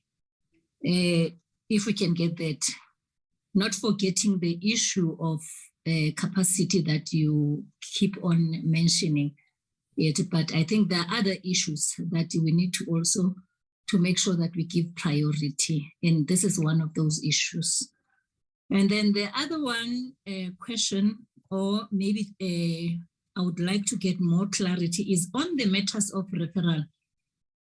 I'm not sure if my colleagues have covered us on that one, because you know this gadget on we're in, we are out time and again. But particularly on the issues of COVID, the corruption COVID-19 matters, the SOE, and the municipality. If you can just give us information on the municipality and departmental corruption, and many more maybe that you would think that we might get information from your side. But lastly, Chair, is this one of the ID, which is really giving us a concern when it comes to the issue of stability. They have not yet, it seems as if they have not yet got into shape, because they even talk about the issue of they still don't have space of their own. Maybe in better lack of better words, we say they're homeless. If they can also give us more information on that one. Thank you, Chairperson. No, thank you very much, Honorable Chair. Just a very few things, because a lot has been covered by other members. One, can you give us an update on the stain of matter? And then in the case of the state versus Toga, the decision by acting judge Nogaitobi, is the NPA preparing to appeal or not? And then in the recent cases, or the recent incidences around the issue of violence that erupted in July,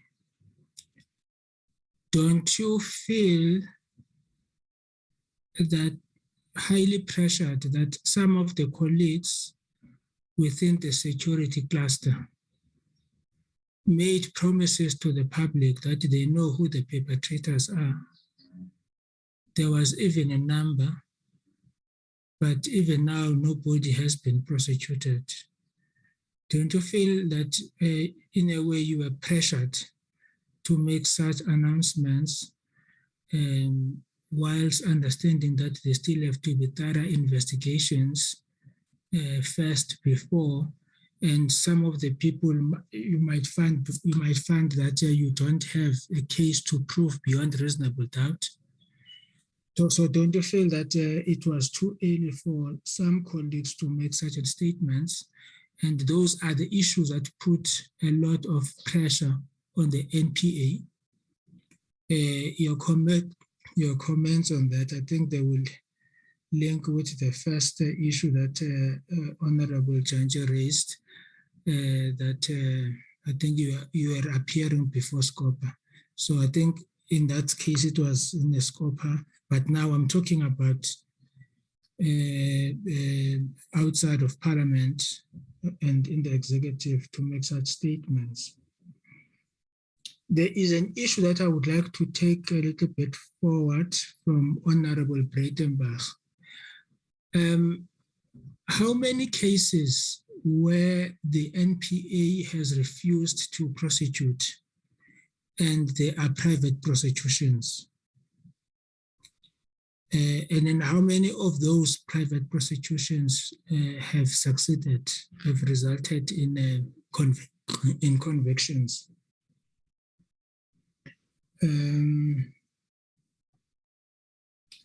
I am still very concerned about the targets, especially for the recovery of money, because I am from a school of thought that says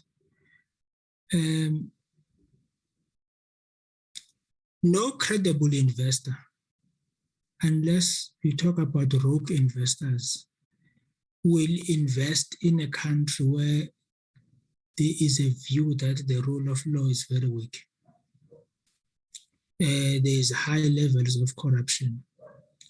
Now you have a situation where people go to newspapers, go to the media, talk about hundreds of billions of rands that have been stolen, 500 billion.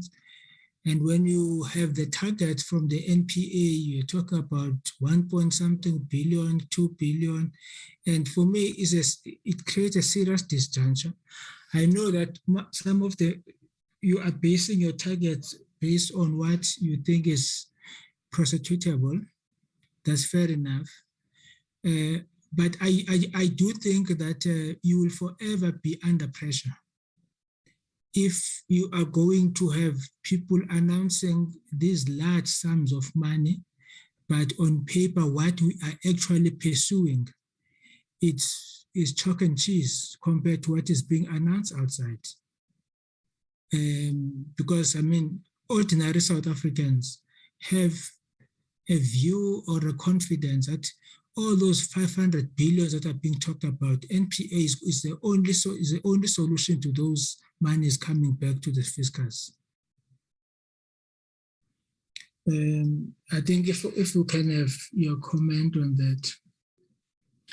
And then there is a fruitless and wasteful expenditure here relating to the abuse of a state vehicle. What were the circumstances around that? I know that it has been picked up by yourselves and the Auditor General, but we would want to know what were the circumstances around that. But I am extremely tempted to agree with the view raised by Honorable Breitenbach around issues of convictions.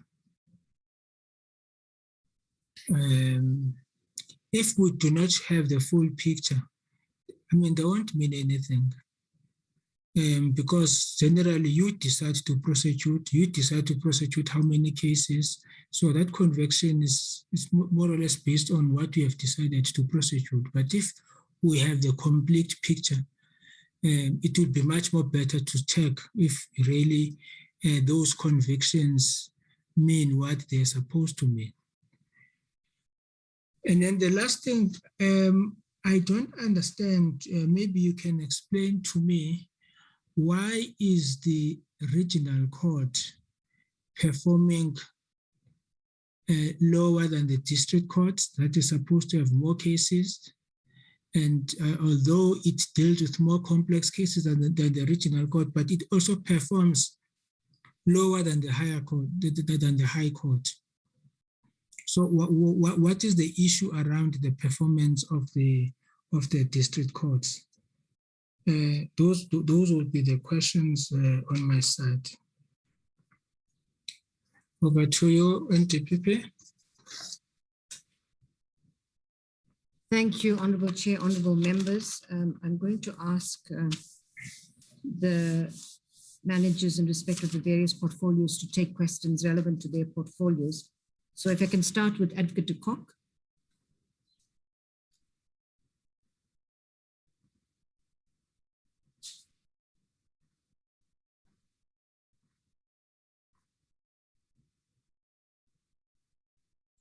Advocate de Kock, are you there?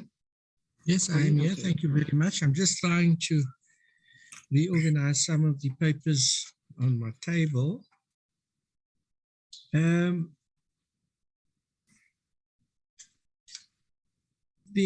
First question to Honorable Breitenbach around the issue of mediation. How does it work? Are there quality control measures in place? And how exactly do we approach it? So I think the starting point in relation to mediations is that the MPA has a policy framework in respect of mediations. It's contained in part 7 of the policy manual that has been approved, which deals with diversion, restorative justice, informal mediation, in respect of adult offenders. So I won't touch on diversion and restorative justice, but as far as the informal mediation is concerned, this is an alternative way to finalize and resolve criminal matters that are brought to the courts. Because of the historical issues of backlogs at our courts, years ago, the MPA embarked upon this process. It has always been part of our justice system. In the early years, prosecutors, lawyers would approach prosecutors or the senior public prosecutors and often engage around questions of how to resolve a case. And some of that led to withdrawals. So in the past, it was often just reflected as a withdrawal. As we matured in the system, we measured that as well, because we said you can't just reflect the case as a withdrawal when there was a reason why that matter was finalized in a particular way. So this was an attempt to demonstrate how matters are finalized in our courts. And over the years, we then looked at this question alive to the fact that we need to be consistent in the way in which we approach mediations in our courts and in the justice system as a whole.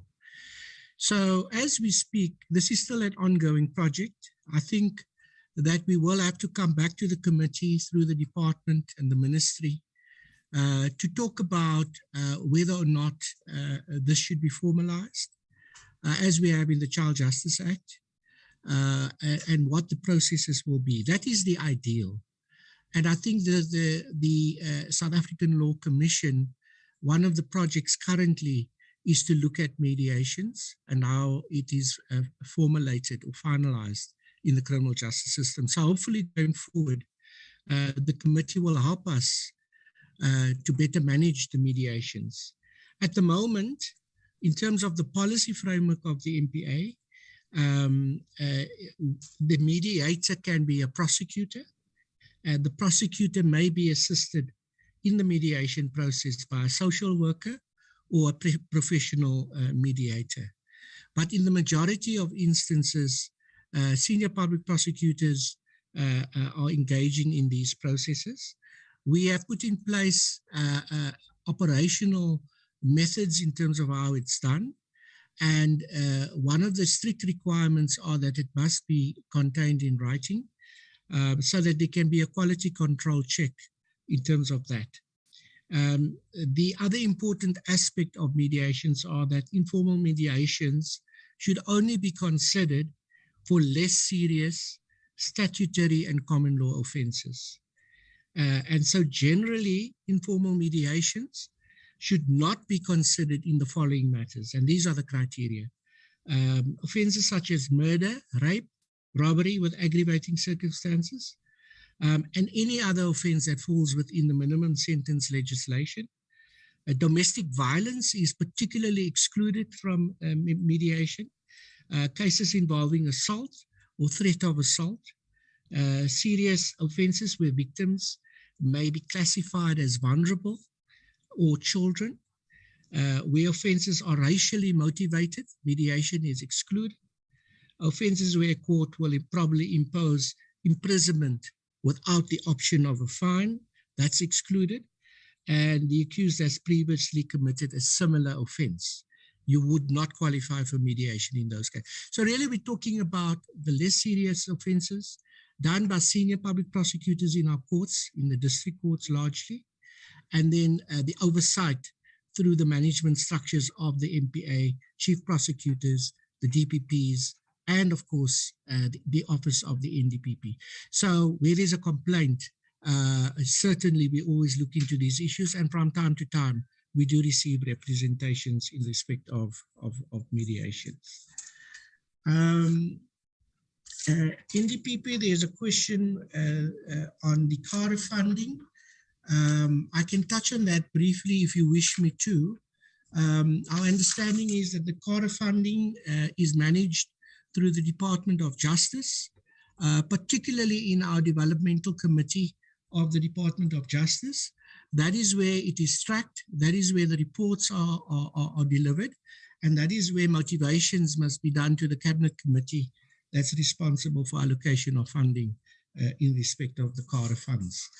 And so when we say that needs to happen, I think that the motivations for funding of CARA, new funding, that has not taken place. And I think the urgency around that is what is being sought. I'm just trying to locate some of the questions on my sheet. There was reference to the FATF report that we have set out in detail in the report that we presented to you earlier. And some of the questions related to the Financial Intelligence Center's reports and law enforcement not activating investigations in respect of that report. Now, this is an area that we are aware of, and this is a concern that the Financial Intelligence Center has directly addressed with the cluster and with the DPCI in particular. And so measures are being put in place. And as indicated in our report, we are now involved in close collaboration as far as our training is concerned with the investigation. And these are not new investigating officers. These are seasoned investigating officers of the DPCI and seasoned prosecutors largely located within our specialized commercial crimes unit. And so we're doing exactly what Advocate Breitenbach is proposing. And the training that we've completed now in October 2021 was training that included money laundering training and identifying exactly those suspicious transactions that are flagged by the FIC. So one, joint training. Two, to experienced investigators and prosecutors to enhance their ability to be able to do this work. And we're confident that this will lead to results. So we're going into a second phase of that.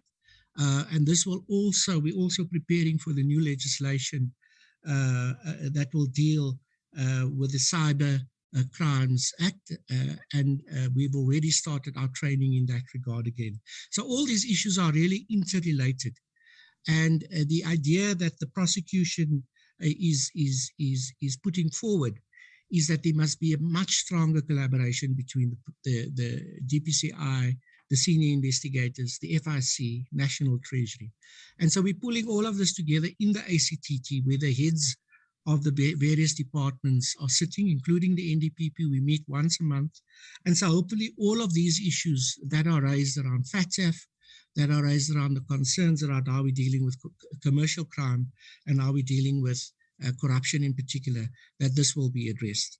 I also wish to remind the committee that the National Anti-Corruption Strategy has been adopted, and this will become our founding document in terms of the approach, in terms of how we're going to move forward. It speaks to many of the strategies that we are flagging, and in particular, it also speaks to the issues around whistleblowing. And so if we go to the anti-corruption strategy, we will see one of the key recommendations that have been flagged in relation to whistleblowing is the development of a national whistleblowing agency. So the whistleblowing agency, if this is going to be approved, will really look at how do we protect, how do we ensure that whistleblowers have a kind of one-stop center to which they can go where they can receive services, including legal services. Often whistleblowers have to deal with labor disputes. So the idea will be whistleblowers need to be protected, but it cannot just be a criminal justice function. It's a broader societal function. And so hopefully those kinds of measures are the measures that have to be addressed going forward. Currently, through the ACTT leadership, through the Department of Justice, there's going to be a strong focus on reviewing the legislation that is dealing with whistleblowing. The legislation is key to ensure that we've got a better approach. But all whistleblowers will qualify for witness protection.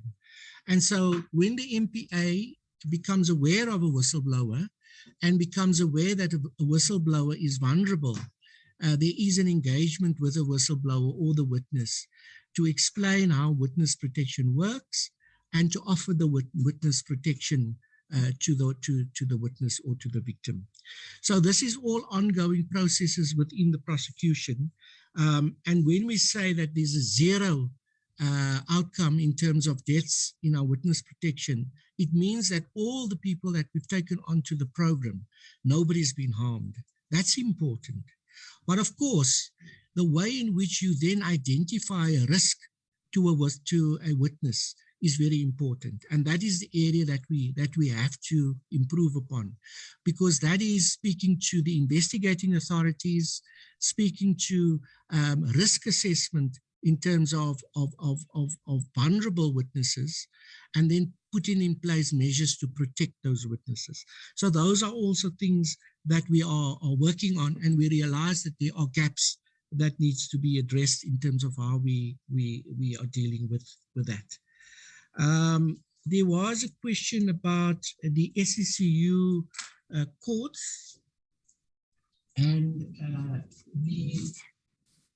the rationale behind the creation of the various specialized commercial crimes courts in different parts of all the provinces. I think as a matter of policy, it's important to ensure that there's uniform services to all our citizens, and the quality of our services need to be enhanced. So I think the rationale of creating the specialized commercial crimes courts is easily understandable. And I think we all must agree that going forward, whether it's a sexual offences court, whether it's a specialized commercial crimes court, whether it's any other specialized court, we need to have a uniform approach throughout the country. Of course, there are always going to be budgetary constraints, but I think that provides the rationale. And so what we have done is we try to ensure that there are adequate personnel that are appointed to each of those courts, particularly the provinces where this has not taken place previously.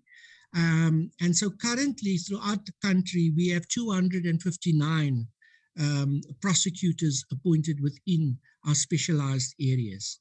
And Chairperson, you will be aware that in many of the areas like Limpopo, Northwest, there are serious corruption cases that one are finding in these areas.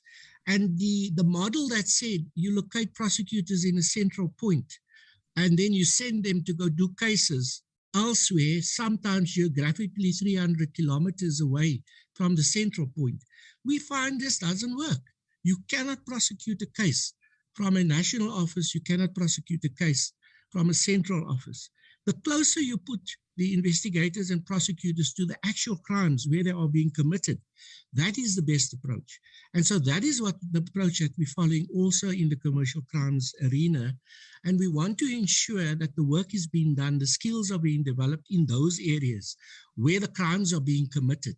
And so our commitment is really to do that, to ensure that those colleagues in those regions have the ability to do the work. So the role of our national office becomes one of supporting, one of strategy, one of enhancing the skills, one of development and training, one of ensuring that there's sufficient resources for us to be able to do the work. So we're confident that this model is going to help us. But just to add as well, out of the 259 prosecutors that we currently have within our commercial crime space, 169 of them have experience of 10 years and more.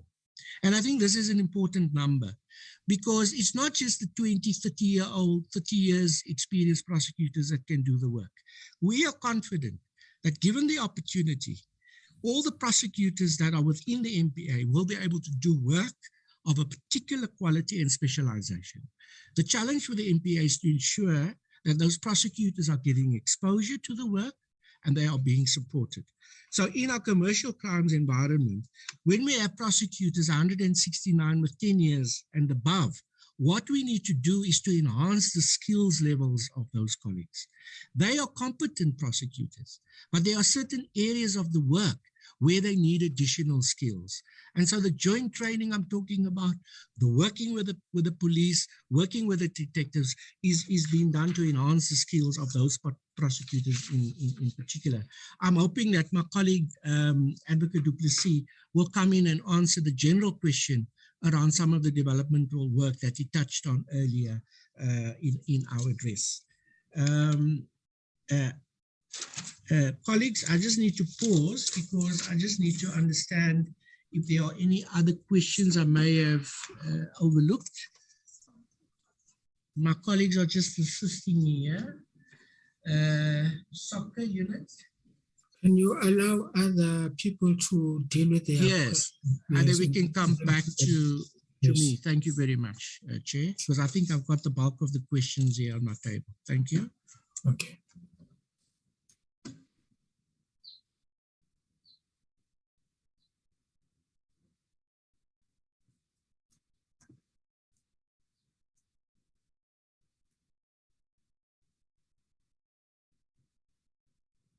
Rodney, so can I hand over to Advocate Bonnie Karigamo will take the question on the TCCs. So perhaps she can just answer that question quickly for us. And Advocate Toko, it's the rape appeal in the Eastern Cape. I think that yes, the chair asked. Please go ahead. Yes. Thank you, Bonnie Karigamo. Good afternoon to the Honorable Chair and the Honorable members. The question that related to the TCCs, indeed, the target was 58 TCCs. That would have been an increase of 3 additional sites to the existing 55. The sites that were earmarked were Paarl in the Western Cape, Cradock in the Eastern Cape, and Gapani in Limpopo. As indicated previously, 2 of the sites, Paarl and Cradock specifically, are already rendering services. These services are being rendered to the victims that come from the relevant police stations that would be serviced by Cradock and Paarl TCCs. For this financial year, 120 victims have already been seen at Cradock and at Paarl TCC. I would also just add that at the Paarl TCC, a case manager has already been appointed, that is an advocate. And so therefore, that case manager is already studying the dockets that would come to a Paarl TCC, is already consulting with witnesses and aiding in dealing with the GBV cases that come through the Paarl TCC. Then in addition, a case manager has also been appointed at Gapani already and will now also be utilized for the work relating to Gapani TCC. So although not fully operational because of various factors, including that the space issue, we are ensuring that services that can be delivered are indeed delivered. I would also just add that in addition to these 3 sites, we have also embarked on a mission to identify potential new sites. In all, I think we are at, in addition to these particular 3, we're also looking at about 11 additional sites across the country. We are looking at donor funding, and we've acquired or engaged already with certain donors that will build for us, for example, in Limpopo, a TCC. So we are not just relying on the CARA funds. We are looking at other means and ways in which to establish additional TCCs. We are also looking at basically using a project perhaps that is started by a different stakeholder. For example, in the Mitchells Plain in the Western Cape area, where a NACOSA has been received funds to build a structure, we have engaged now with NACOSA to say, you have the funds to build the TCC, but let us run it once the structure is in place. So already we're engaging with our stakeholders, with the police, with everybody, to ensure that that will also come to fruition. We are really engaging with the Department of Health. All our TCCs are on the premises of a hospital, an existing hospital. So we are looking at where are these hospitals in our various provinces, and we engaging with DOH to see which other sites could we use as suitable potential new TCC sites, and we are engaging with the various stakeholders. The stakeholders being SAPS, DOH, DSD, and of course, and as I said, SAPS, and of course other NGOs that may be active already in those areas. So some of the sites we are looking at March 2022, some March 2023.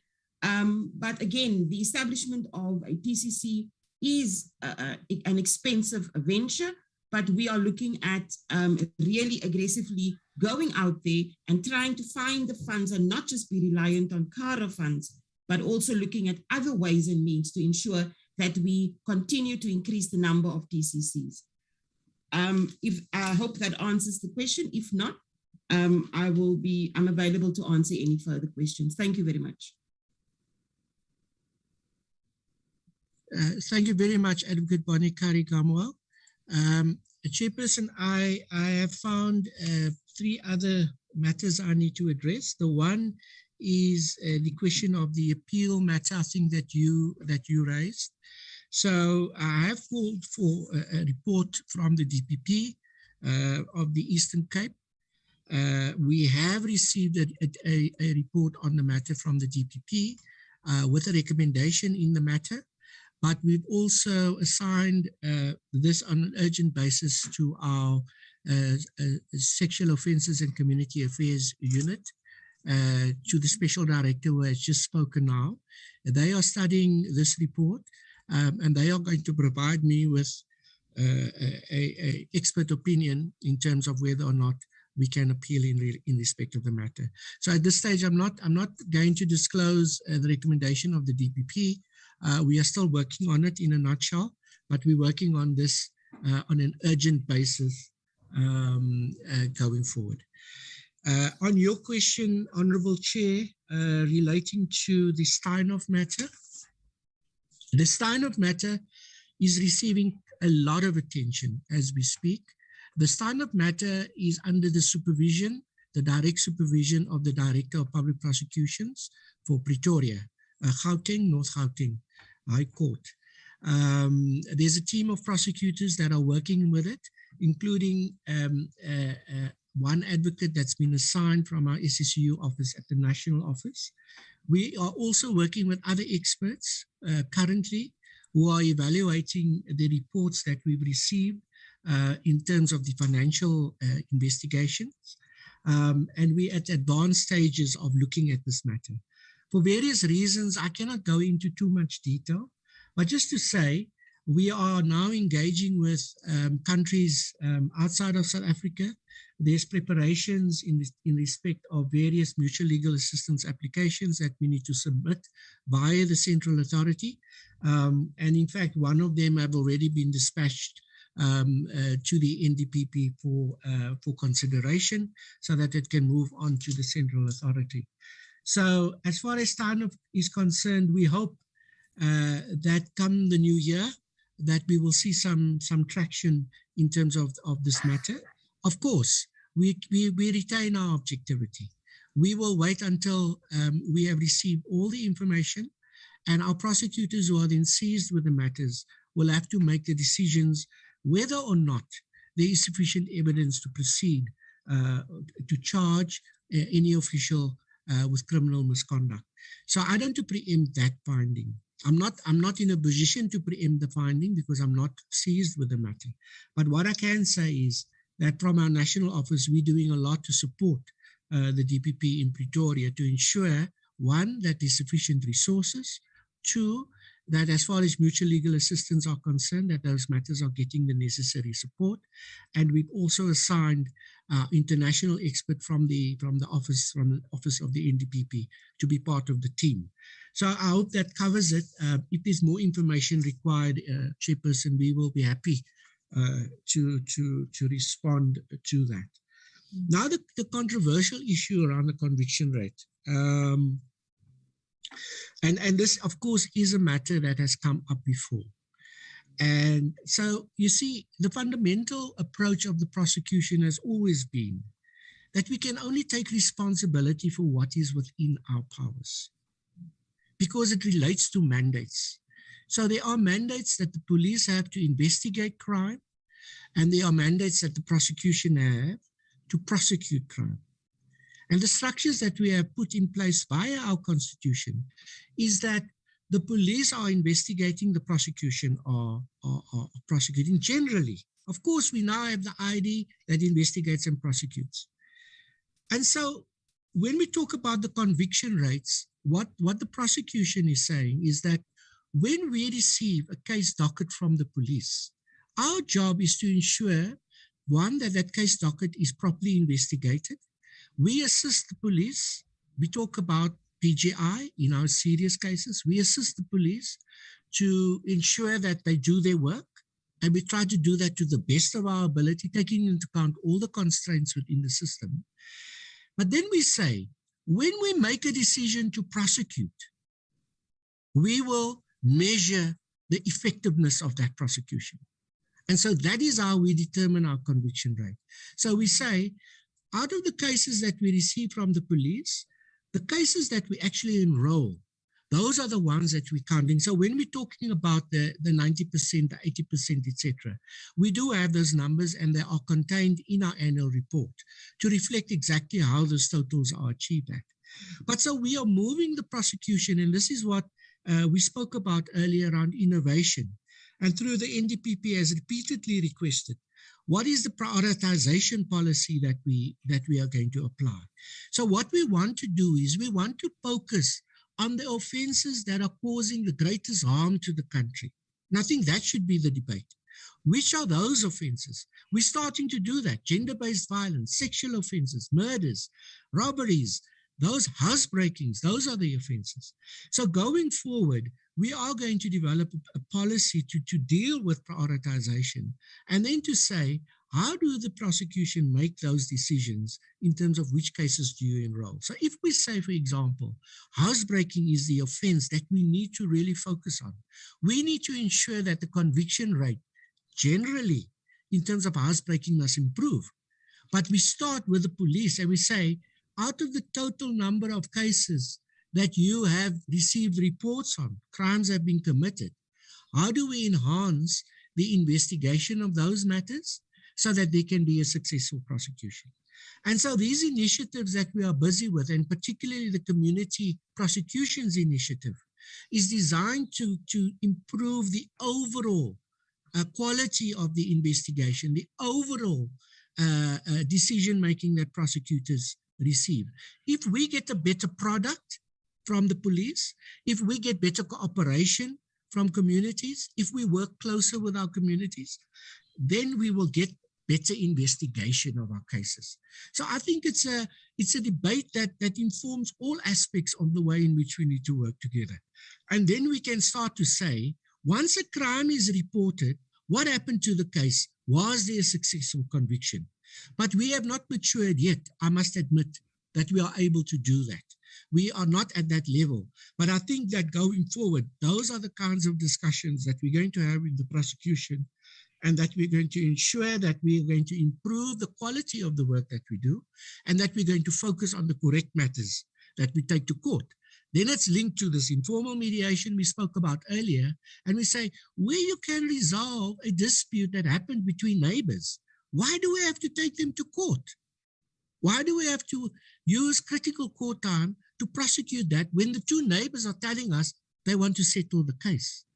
And so we want to say, there are certain offenses that you are not going to take to court. You are not going to prosecute.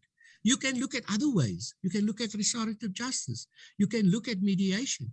But then there are certain offenses that you say are absolute priorities. And I think those are the offenses that we want to ensure. We want to improve the quality of the investigations so that ultimately more and more and more of those convictions are sustained in those matters. But as we speak, that is the way in which we are counting them. But we are really focusing on the quality of the work that the prosecutor does. Because if that conviction rate dropped, and let me remind the committee, when we started 20 years ago, the conviction rate in rape was 42%, if my memory serves me correctly. We then made a decision to make an intervention. What was the intervention? Sexual offences courts to Tutuzela care centres. And currently, the Tutuzela care centre cases are achieving a 76% conviction rate.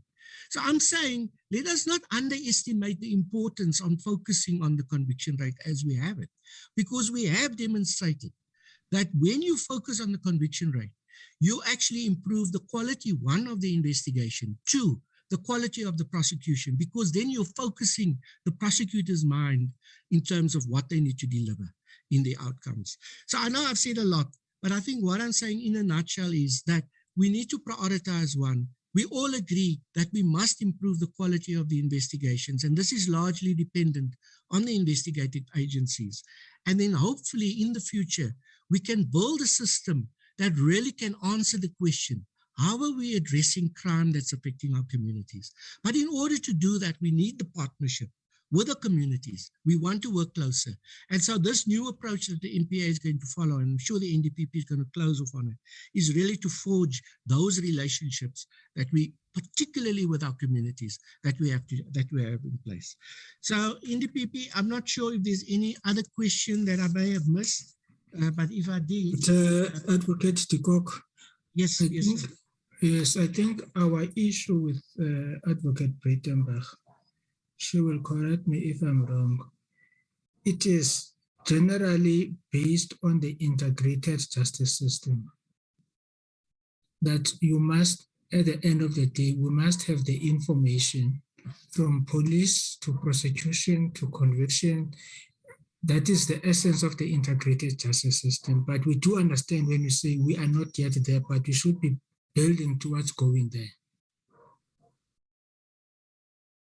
Yes, we wholeheartedly agree, and that also talks to the modernization of the system. And so those building blocks are being put in place, and I think Advocate du Plessis did flag some of that. And we agree wholeheartedly with you on that score, Chairperson and Advocate Breitenbach. Thank you very much. Thank you, Advocate Koch. Yes, on that, Honourable Chair members, the IJS is really critical. I mean, we cannot overemphasize that. And it is taking a long time, but there is progress, I understand. The Department of Justice hopefully reported on that, but it is, we really need to make sure that we, progress in that regard is really stepped up considerably.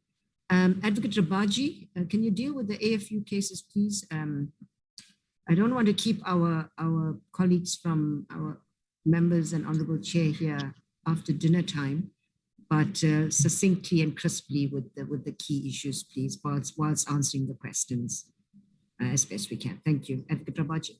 Okay, thank you. Yes, thank you very much, NTPP, and thank you for those questions from the honourable members. There was a question on slide 8, which is the AFU E&E targets below 75%. Are you saying you've only achieved 25%? The answer is yes. 99% conviction based recoveries.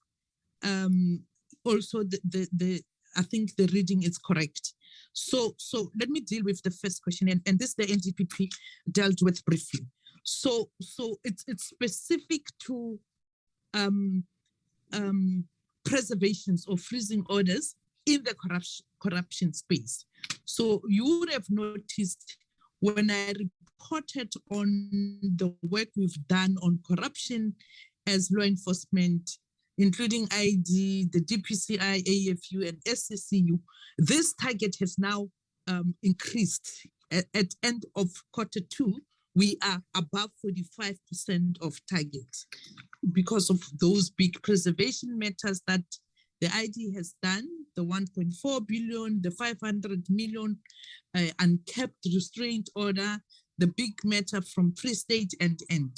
So this has changed. We're sitting at 45% above target. So at the end of the next financial year, we would have very good news as far as that target is concerned. The second target, yes, it's sitting under AFU, which is where you've got recoveries that where matters where people have already been convicted for corruption matters. Now, equally, this is sitting predominantly in the ID space, state capture, the very matters that it's the first target where we've done extremely well in preserving or freezing the assets. The convictions, the cases must be finalized before we can forfeit those assets finally. So it's a leg issue. You need 3, 4, 5 years before you can do you can achieve those convictions. Then just a quick one on who audits CARA. It's Treasury. Where is this reflected? What are the funds for? The funds, it's stated in POCA that the funds must be used to fight crime. So the funds must go back to law enforcement agencies. But NDPP, through you, I would like us to write a report on CARA funding, where it started, because there's AFU that puts money on CARA and there's put so much in CARA since inception. There's the 6 billion that has gone back to victims. I want us to do a full report on this matter. I think the last question was on what we call recommendation number 8 on FATA findings, where the issue is there hasn't been process from convictions of corruption in state capture matters. And I think it goes back to slide 8 again. There's very good work that's been done here. And I think Honorable Yankee's confidence in NPA on this one is not misplaced when he says, I can see there are good plans. So this is one of the issues that between AFU and ID, as well as the financial regulators and FIC, we are tackling recommendation number 8 around state capture proceeds and money that has left our shores.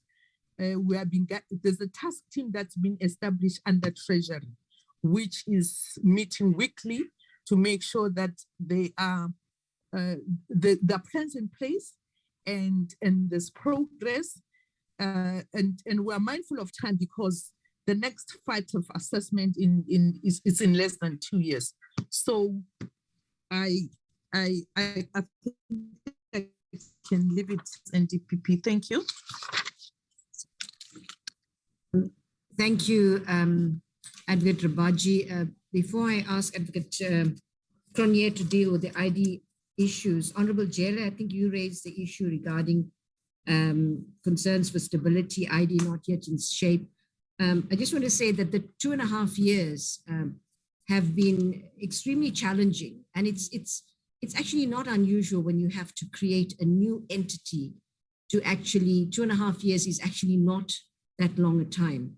There were various issues that needed to be dealt with, getting the strategy, the structure, looking at, there's so much in terms of resources, and the ID is moving into the building, has moved into the new building. So as Advocate Cronje said, they are finally have their home. And as she also said, the ID is well positioned to deliver in the next 6 months. So hopefully you will see significant progress in that regard. Hermione, over to you to deal with the questions relating to the ID. Advocate Cronje. Thank you, NDPP. Thank you, honorable members. The first question is, what happened with the Gupta red notices? I think, firstly, we have to concede that putting out a statement saying that red notices were issued in relation to all the 4 members of the Gupta family, in respect of which we applied for red notices, was a mistake. What happened was there were 8 accused that were no longer within the borders of the country, in respect of which we requested assistance from Interpol. Interpol responded saying all the 4 of the 8 they had issued red notices. The other 4, they said, were still under consideration by the Commission for the Control of Interpol's Files, the CCF. The CCF is an independent legal body that ensures that all personal data processed through Interpol's channels conforms to the Interpol Constitution, and in particular Article 3, which prohibits any intervention or activities of a political, military, religious, or racial character. What the Interpol system allows for is that an affected party can challenge the issue of a red notice if they believe that the attempt to extradite or return them to the country where we wish to prosecute them is motivated by political, military, religious, and racial concerns. So our red notices are going through a process of review. We've been asked to make submissions. I presume the affected parties have also made submissions, and the outcome is awaited. Unfortunately, our extradition treaty with the UAE came into operation just after we had submitted our request for red notices. We are now obliged to await the outcome of this process before we can proceed directly to request extradition from the UAE in terms of our treaty with the UAE. There are some concerns about whether the Guptas are in fact in the UAE, and it's for that reason that the red notices are essential, because Interpol has about 160 countries that will monitor borders to see they're passing through. So through the red notices, we will be guaranteed identification of where they're located and can direct our extradition request to the correct place. So we follow up weekly, in fact, with Interpol to determine when we'll get a response and when we can proceed with our request for extradition. Our request is ready. Once we get the red notices, it's a question of translating the documents into the country where they are located in terms of that country's requirements. So I hope that answers the question about the red notices. The next question I want to address is the questions raised by Advocate Breitenbach. So the question about whether or not the ID has enough money. I think what I've said and what I will continue to maintain is that many of our problems in the prosecution are not strictly issues of budget. And I think Advocate Breitenbach and I are agreed on one thing, that a skilled prosecutor doesn't come into existence overnight, doesn't come into existence from reading books, but comes into existence through exposure to court in and out day after day. And Advocate Breitenbach identified that a number of prosecutors, experienced prosecutors, are leaving the system or retiring. On that front, she said she knew about, she could list 7 offhand. 4 of them I've already signed contracts with for them to work with the ID on 3-year contracts. And so if she sends me the names of the others, we'll certainly look into it. But I think the issue is greater than just budget. It's a pipeline of growing your skills, of giving people exposure, of training them, and then of keeping up with a rapidly changing world. So Advocate de Kock was saying, we have hundreds of prosecutors in excess of 10 years of experience in the prosecution.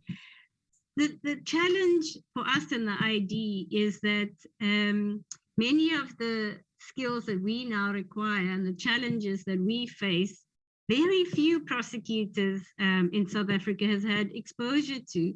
In complex commercial crime cases, I don't know many prosecutors, if you count experience in terms of days in court fighting opposed matters, I don't think we have that kind of experience, and ways in which we can build that kind of experience is our biggest challenge.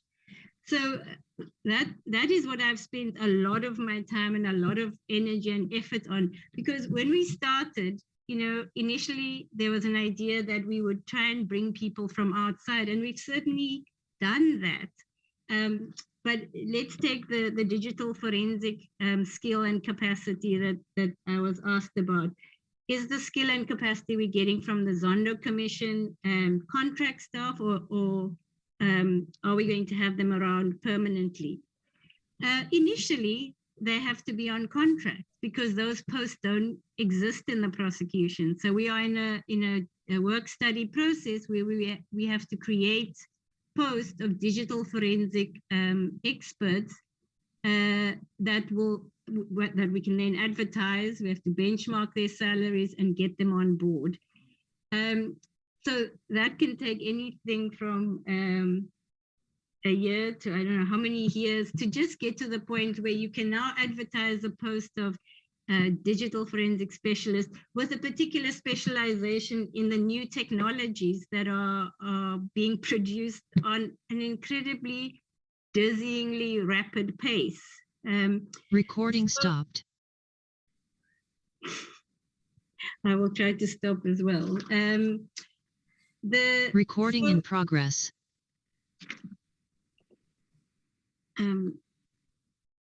Chairperson, so the budget and the strategy that we've asked for additional budget to help us recruit 20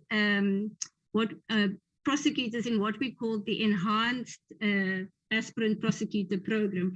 And the idea there is to recruit people not straight out of school, but university, but 1 or 2 years out, people with specializations in their degrees, in technology, in programming, in those sorts of skills, and then match those people with the senior counsel that we have on board, so that there is a synergy created between what is admittedly very expensive skills out there, which we will also be lambasted for if we rely exclusively on, and growing our own recording stopped.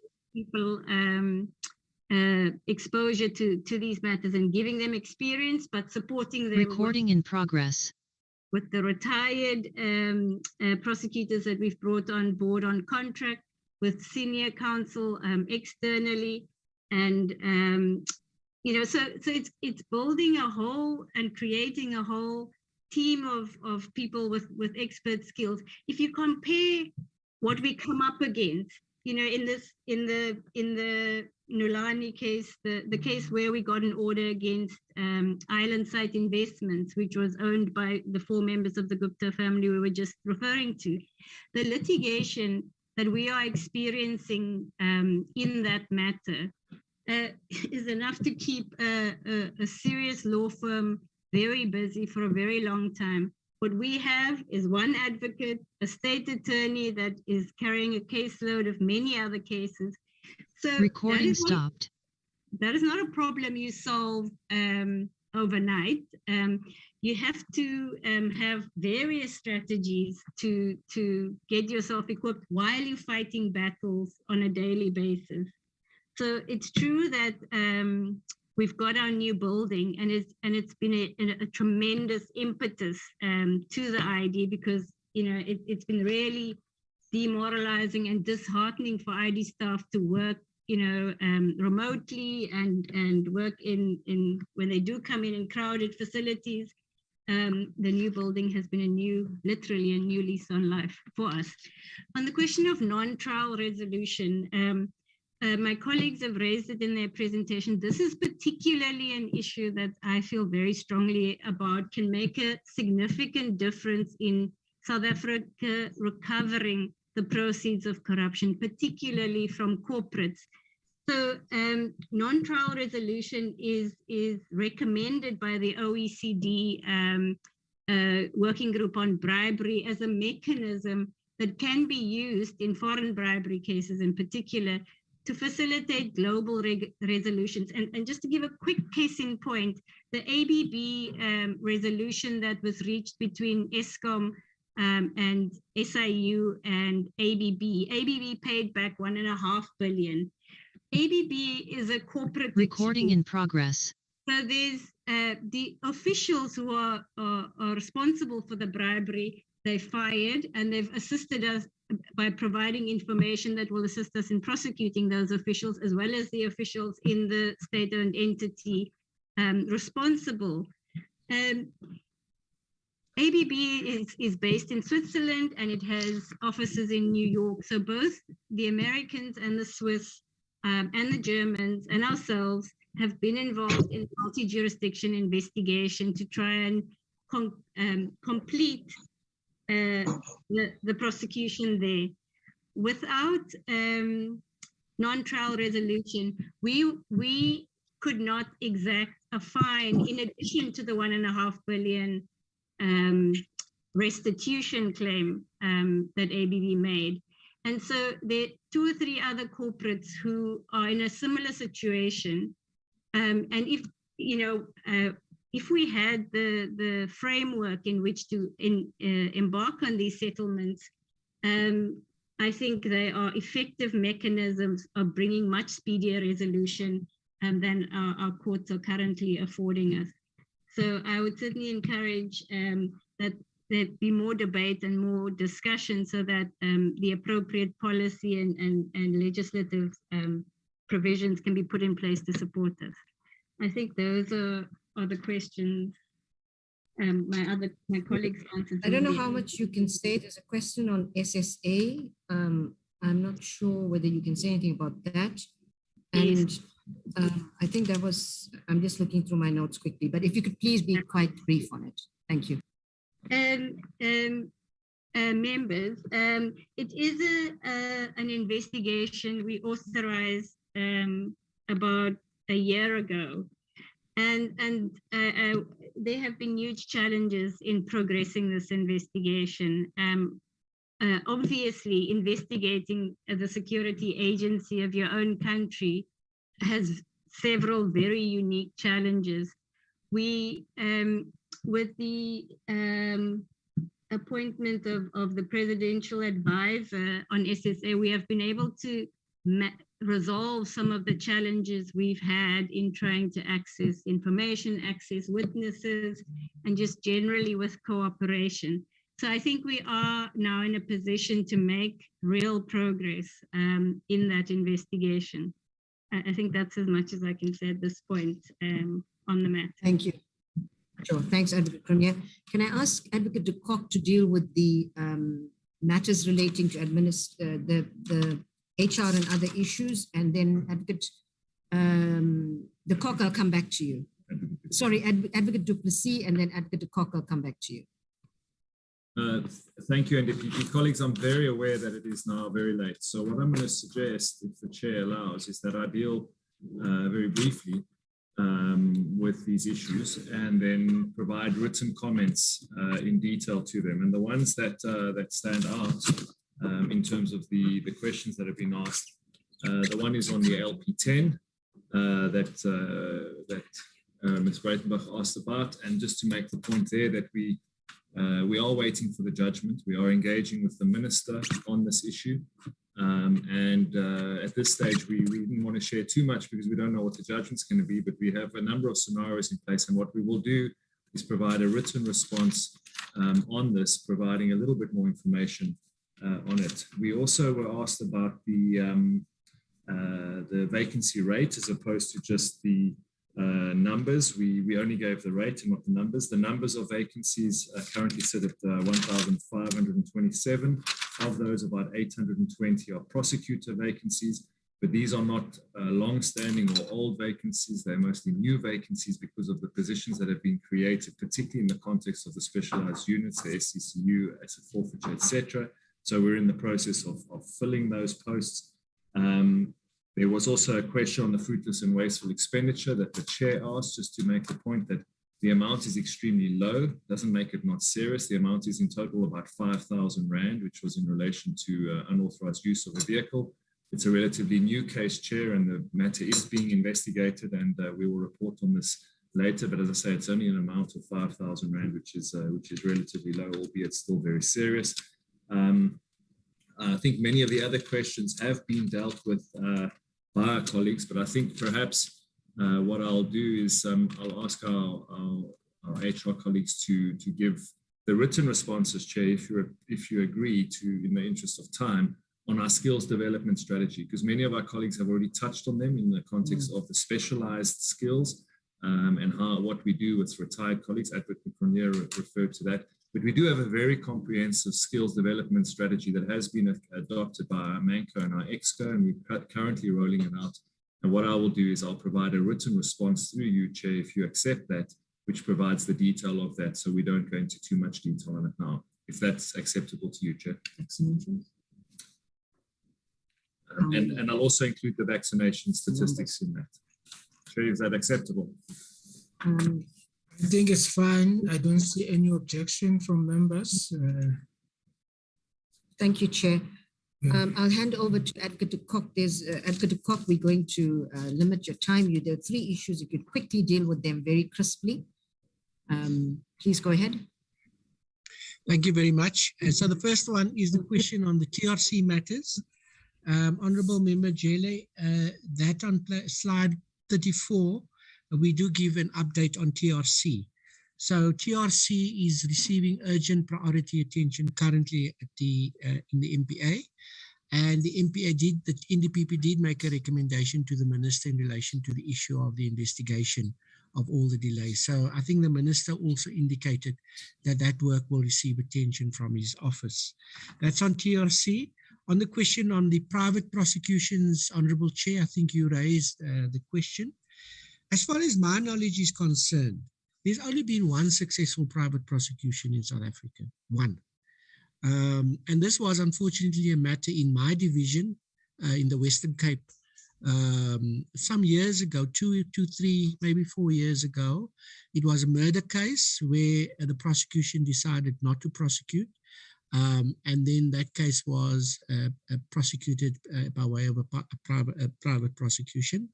Subsequently, we did get involved in that particular matter as far as monitoring the proceedings. There was a conviction, and that matter went on appeal.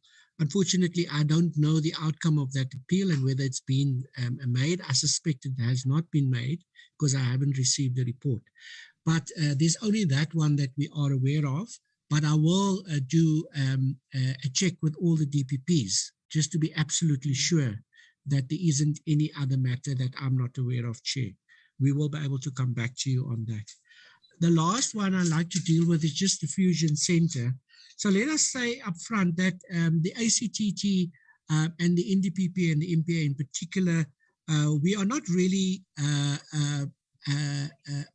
happy with the performance of the Fusion Center as a whole, and we think that a lot more can be done to enhance the work. This is part of the work that we're going to do on focusing on corruption and taking those issues that we highlighted in the new priority plan in terms of how we want to approach corruption. But I will give you the most recent stats of the Fusion Center. So there are out of the number of incidents registered, there's 233 incidents that have been registered. Of those, 185 are under investigation and 48 have been closed. So an incident is where there's some indication, either through the media, a whistleblower, that there's wrongdoing. And then that is how it's recorded in the Fusion Center. A total of 191 cases are registered. 110 of them are under investigation and 51 have been closed. So an incident becomes a case and then an investigation. And then 30 cases are currently in court with 65 accused person. 16 court cases have been finalized, 15 convictions and 1 acquittal. So those are just the general statistics that we have in relation to the Fusion Center. But like I say, and I emphasize that we also believe that the work of the Fusion Center must be enhanced. And that is something that's been discussed as well at the leadership level in the anti-corruption task team. Thank you very much. Advocate Cock, I think there was also one question with regard to numbers. I think it was Honorable Jele that asked it. Sorry, I didn't refer this regarding COVID-related corruption. I think in particular, also corruption, SOEs, municipalities, and departmental, and the numbers. So, Chair, if we could also respond in writing to that, so that we can give you some of the detail that's requested, that was requested in that regard. Honorable Chair, honorable colleagues, there are just 1 or 2 questions that I will deal with, a couple of questions. The first one by Honorable Janche with regard to my comment that was made at Scopa. He's absolutely correct. I did make that comment. And the context of it was that the request that came through asked for a lot of detail regarding the investigation of certain cases. And we found it was a bit uncomfortable to give that level of detail.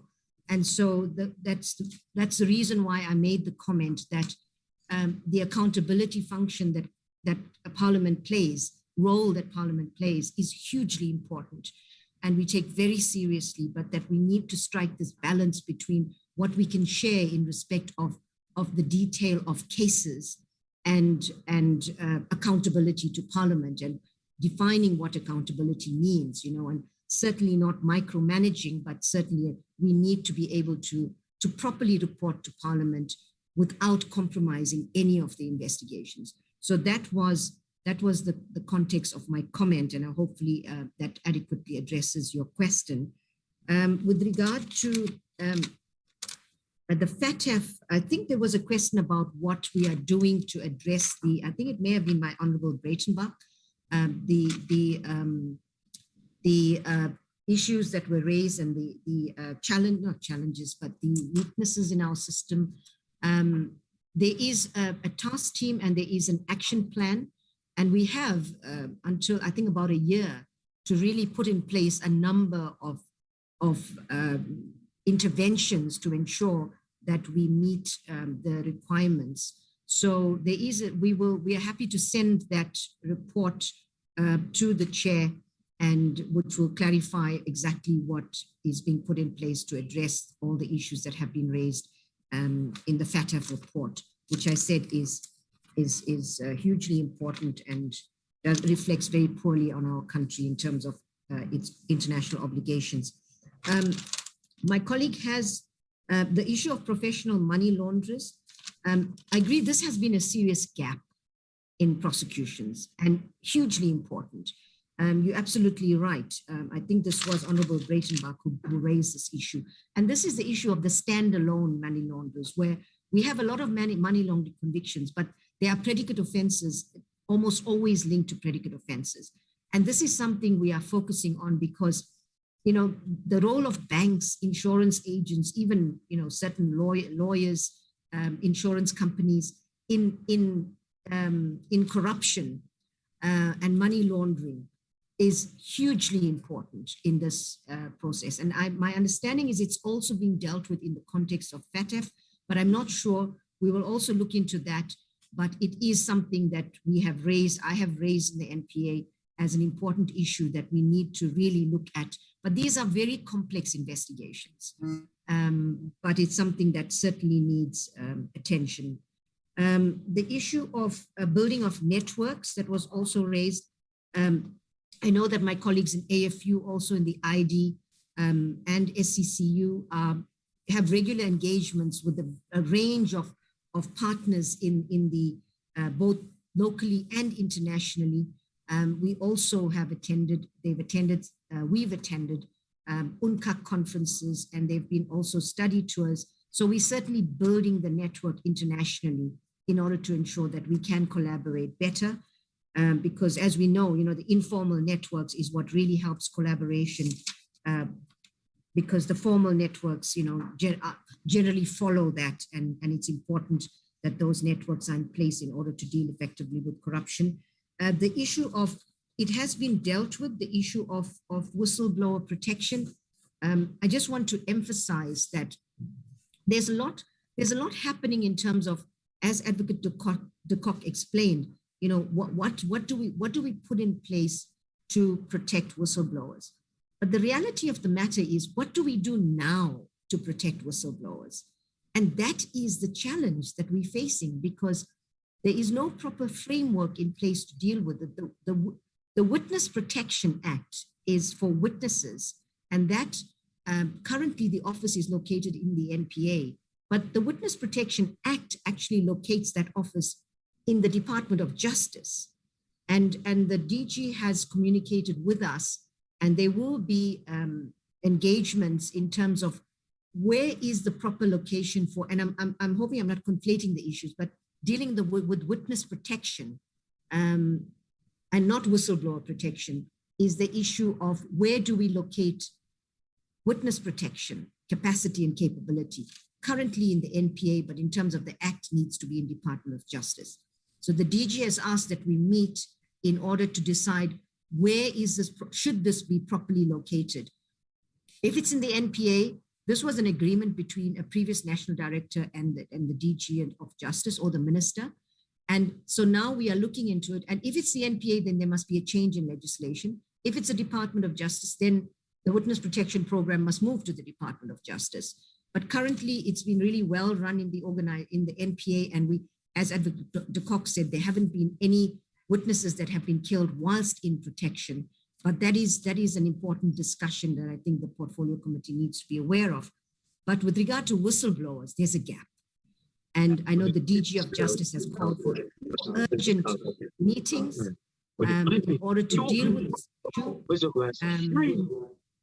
Colleagues can please mute, Chair. Masango, can you mute? Can you mute yourself? Thank you very much. I'll die. I will be drunk for the whole 5 days. You. Mr. Masango? Mr. Masango? I'm not sure. Colleagues, we're not muted, so please. I think they're muted. Thank you, Chair. So on this issue, it's a hugely important issue.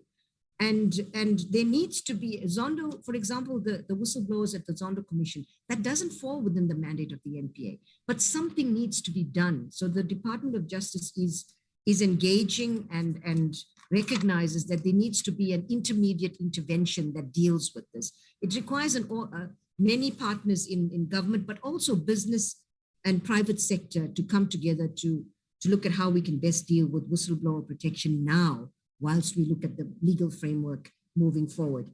Chair, the issue of, I just want to make sure the violence in July, which was raised, as I reported previously, I'm not sure if I did actually, maybe not, but we've been collaborating very closely with the South African Police Service in terms of dealing with bringing to book those most responsible for the violence. The thing is, we got the lower level, we've got the intermediate and the highest level. This was, Chair and Honorable, the biggest, one of the biggest attacks on our democracy.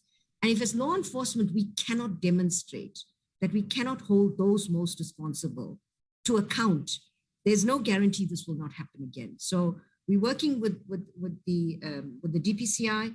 There are some challenges with regard to capacity and capability, but I know that General Libya is trying to really address this, and I think that he might be able to better address this. But as far as the NPA is concerned, we are, we're not investigating it, but we're certainly working with the police. But it requires a lot of very, important skills, and hopefully that's all in place.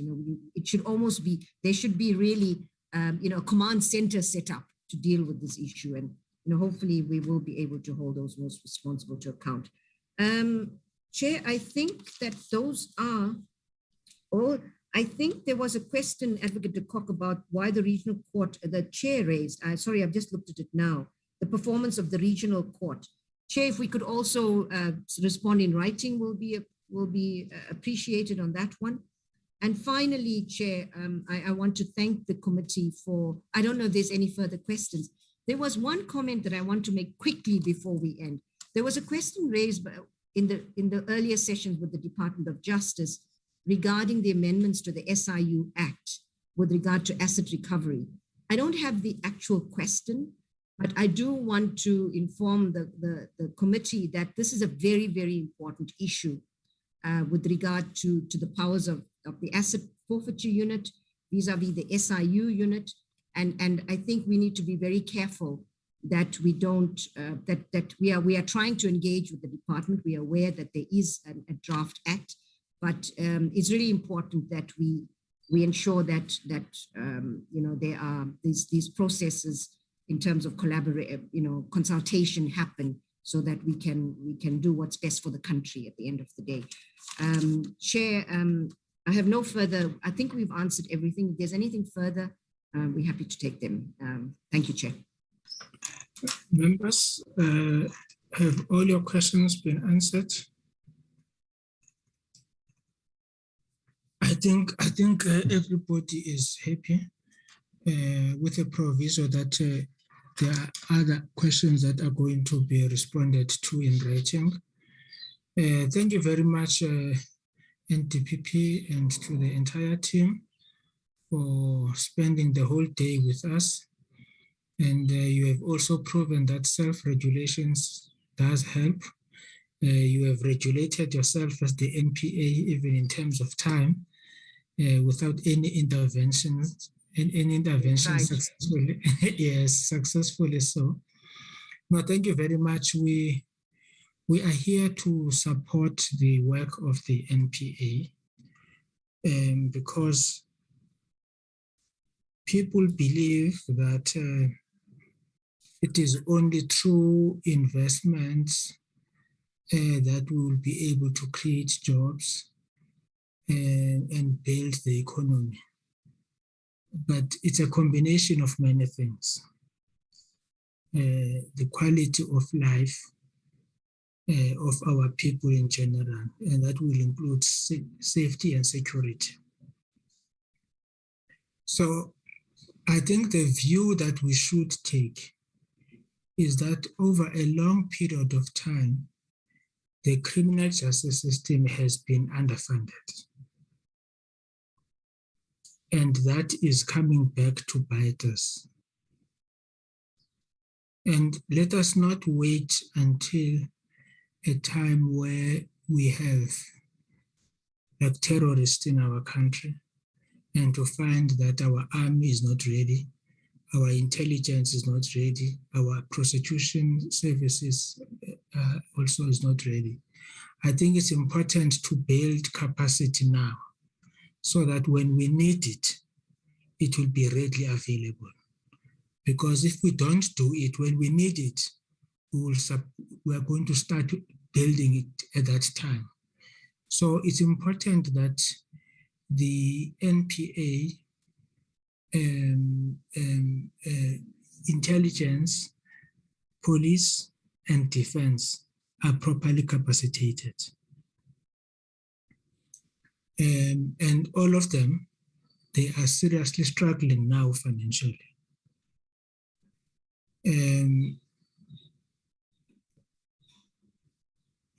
The debt we owe as Africa is less compared to the money that goes out of Africa illegally. Yeah. Okay. So, and that is partly, that is a criminal of, I think that is part of crime. So one dimension of crime is linked to economic survival of our country and our continent. So it's very important that you are given the resources to ensure that you develop, especially the skills that you are talking about, the commercial prosecutions, dealing with complex commercial crimes is very, very important, because I think even the Financial Action Task Force,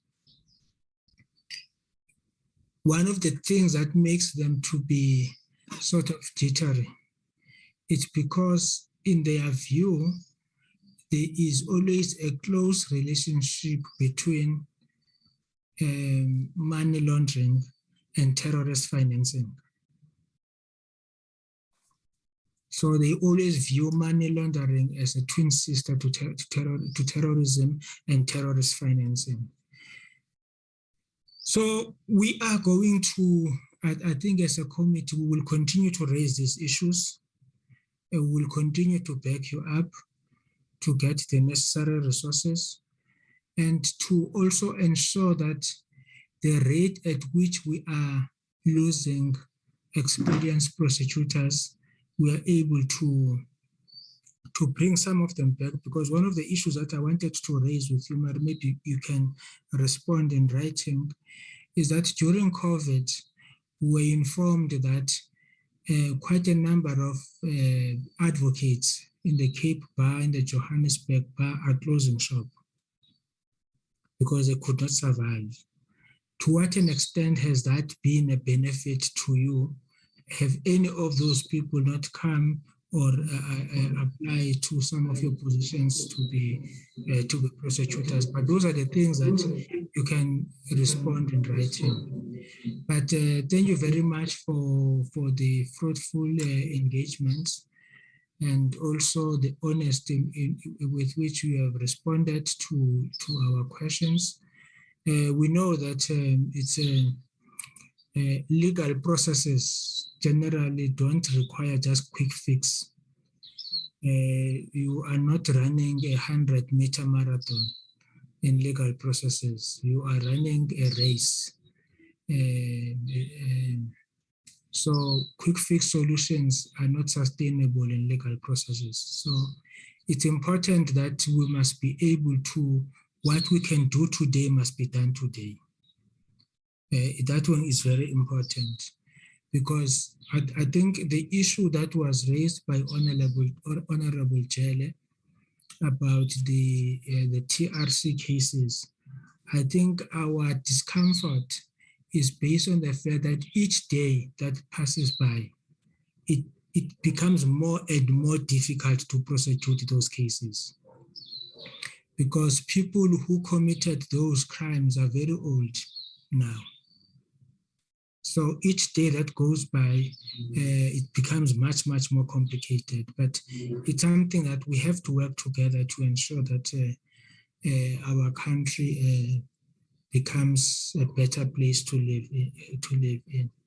So we will raise this as part of our BRRR reports of much more resources to the MPA and many of our institutions that reports to us, because also we don't want an approach that you have one island of prosperity surrounded by a sea of poverty.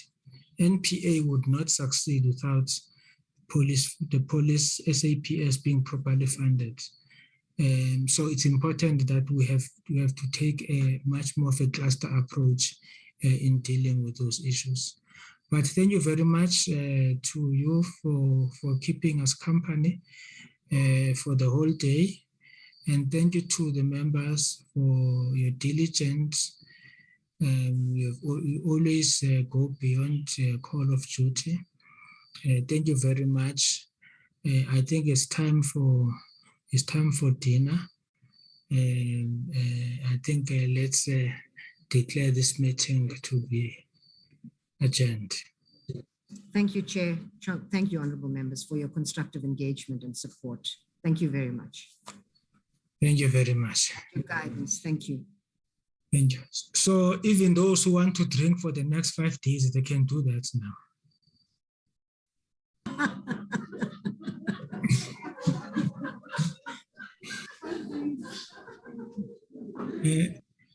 Thank you very much. Thank you, Chair. We'll restrict it to the weekend, Chair. Or maybe just Recording stopped. Friday and Saturday. I think we get the recording stopped now, Chair. We have carte blanche. Thank you. Have a good weekend, Chair. Bye-bye. Thank you. And colleagues. Bye. Bye-bye. And thank you, colleagues in the NPA. Thank you. Bye.